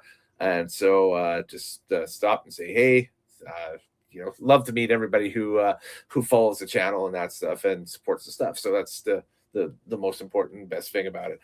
Wrapping things up here for the 2026 MIDAS Hot August Night pre-event stream powered by Nitromaniac TV's Drag Files. I'm Kellen Nitro. Thanks again for watching with us tonight. We're going to leave you with a music video I did for David Brandt and the War Chief and the brand new Fuel Alter. This was its debut at the Rocky Mountain Nationals, and now it's going to make a couple of runs this Wednesday night at the Hot August Night. So again, I think they're opening the gates at about 3 or 4 o'clock on Wednesday. I can't remember exactly which. It might even be sooner than that. I know that there's going to be some on-track activity at 12 noon with the first couple rounds of time trial for Heavy Metal Mayhem, which is the 8th mile series that they run with the bracket cars out there, and a few other things there too, probably some test and tune with some stuff. Yeah, everything under the sun will be running. It's kind of like the all-star game for them out there. So a little samplers of a little bit of everything that Rad Torque Raceway has to offer on Hot August Night again out there, and some freestyle stuff as well too. I think the freestyle Moto X guys are back again, and a Harley stunt team and that stuff. So definitely a lot for everybody. So definitely do check it out if you can. And if you can't make it there in person for XYZ reasons, don't worry. We're going to have as much as we can cover here on Nitromaniac TV's Drag Files on both the Instagram and on the YouTube channel up and running. And we will also have a link to the Rad Torque Raceway live stream as well. So you can, if you're one of those real-time type watchers, you can watch their live stream and then come back and check out our stuff once it's all polished and edited and snazzed up and everything like I love to do with all my content. So again, thanks a lot, folks. Later days, happy drag racing watching. We leave you now with the War Chief music video, David Brandt's brand new Fuel Altered in action, and we'll catch you guys Wednesday night at the track or where else here on the Nitromaniac circuit, I guess. So later days, happy drag racing watching. We'll catch you next time here on Nitromaniac TV's Drag Files. Do take care.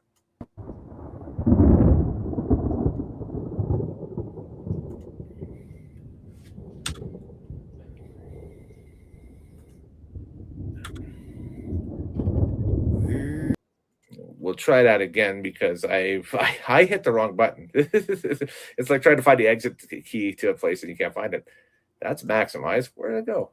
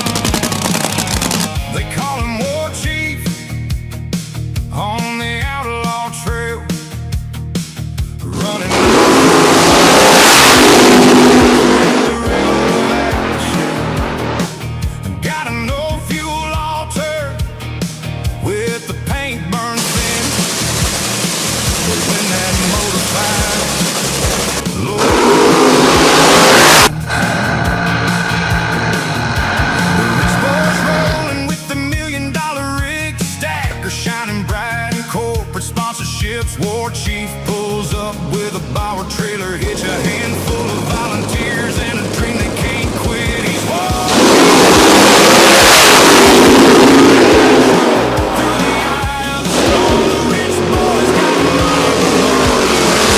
when the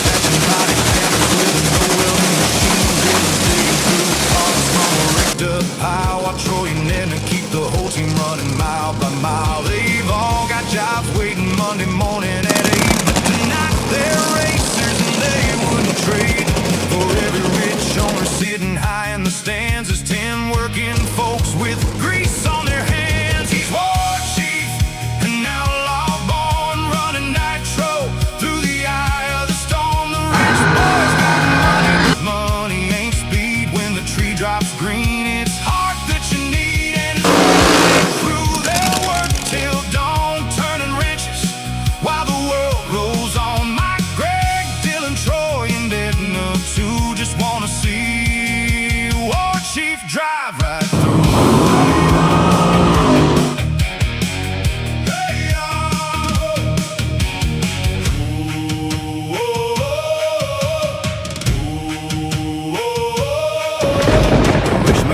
Horsepower with a banker's pen. War chief earned his one boat at a time with friends. One side's writing checks, one side's paying dues, one side fears losing, the other side's got nothing to lose. The crowd gets quiet when the header's cracked and somebody's hero just rode into the shack.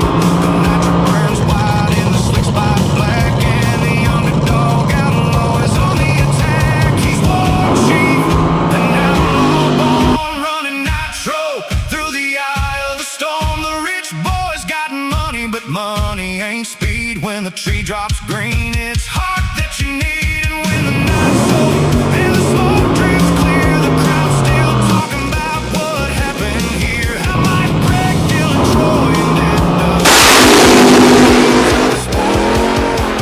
drove right through. Just an outlaw racer and a volunteer crew, proving every weekend what Chief can do.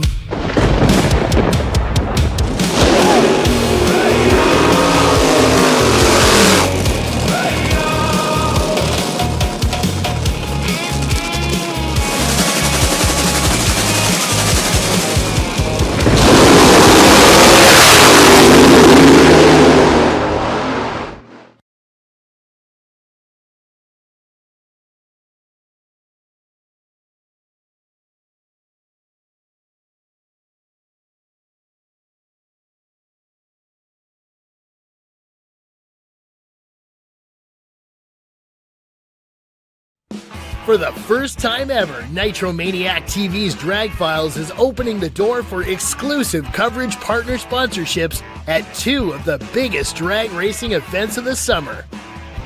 The 2026 NHRA Rocky Mountain Nationals and the 2026 MIDAS Hot August Night from Edmonton's legendary Rad Torque Raceway.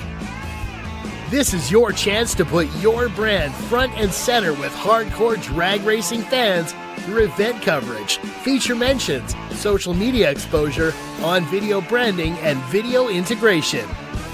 Get a massive reach across Western Canada's drag racing scene.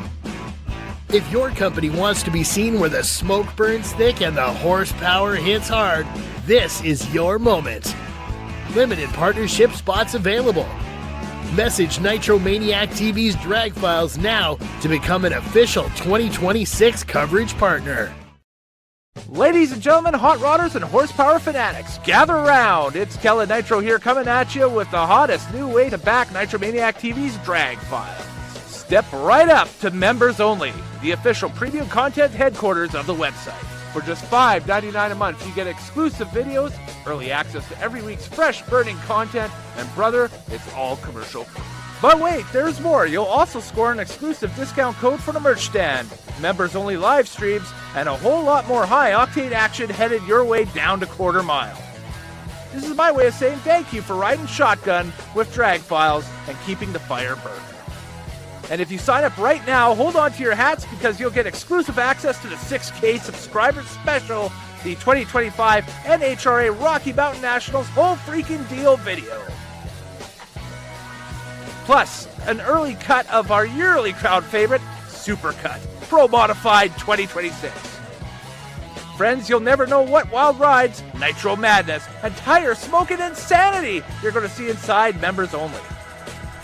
So don't delay. Jump in today and join the club that keeps the cams rolling and the engines thundering. Check it out now at tinyurl.com/drag.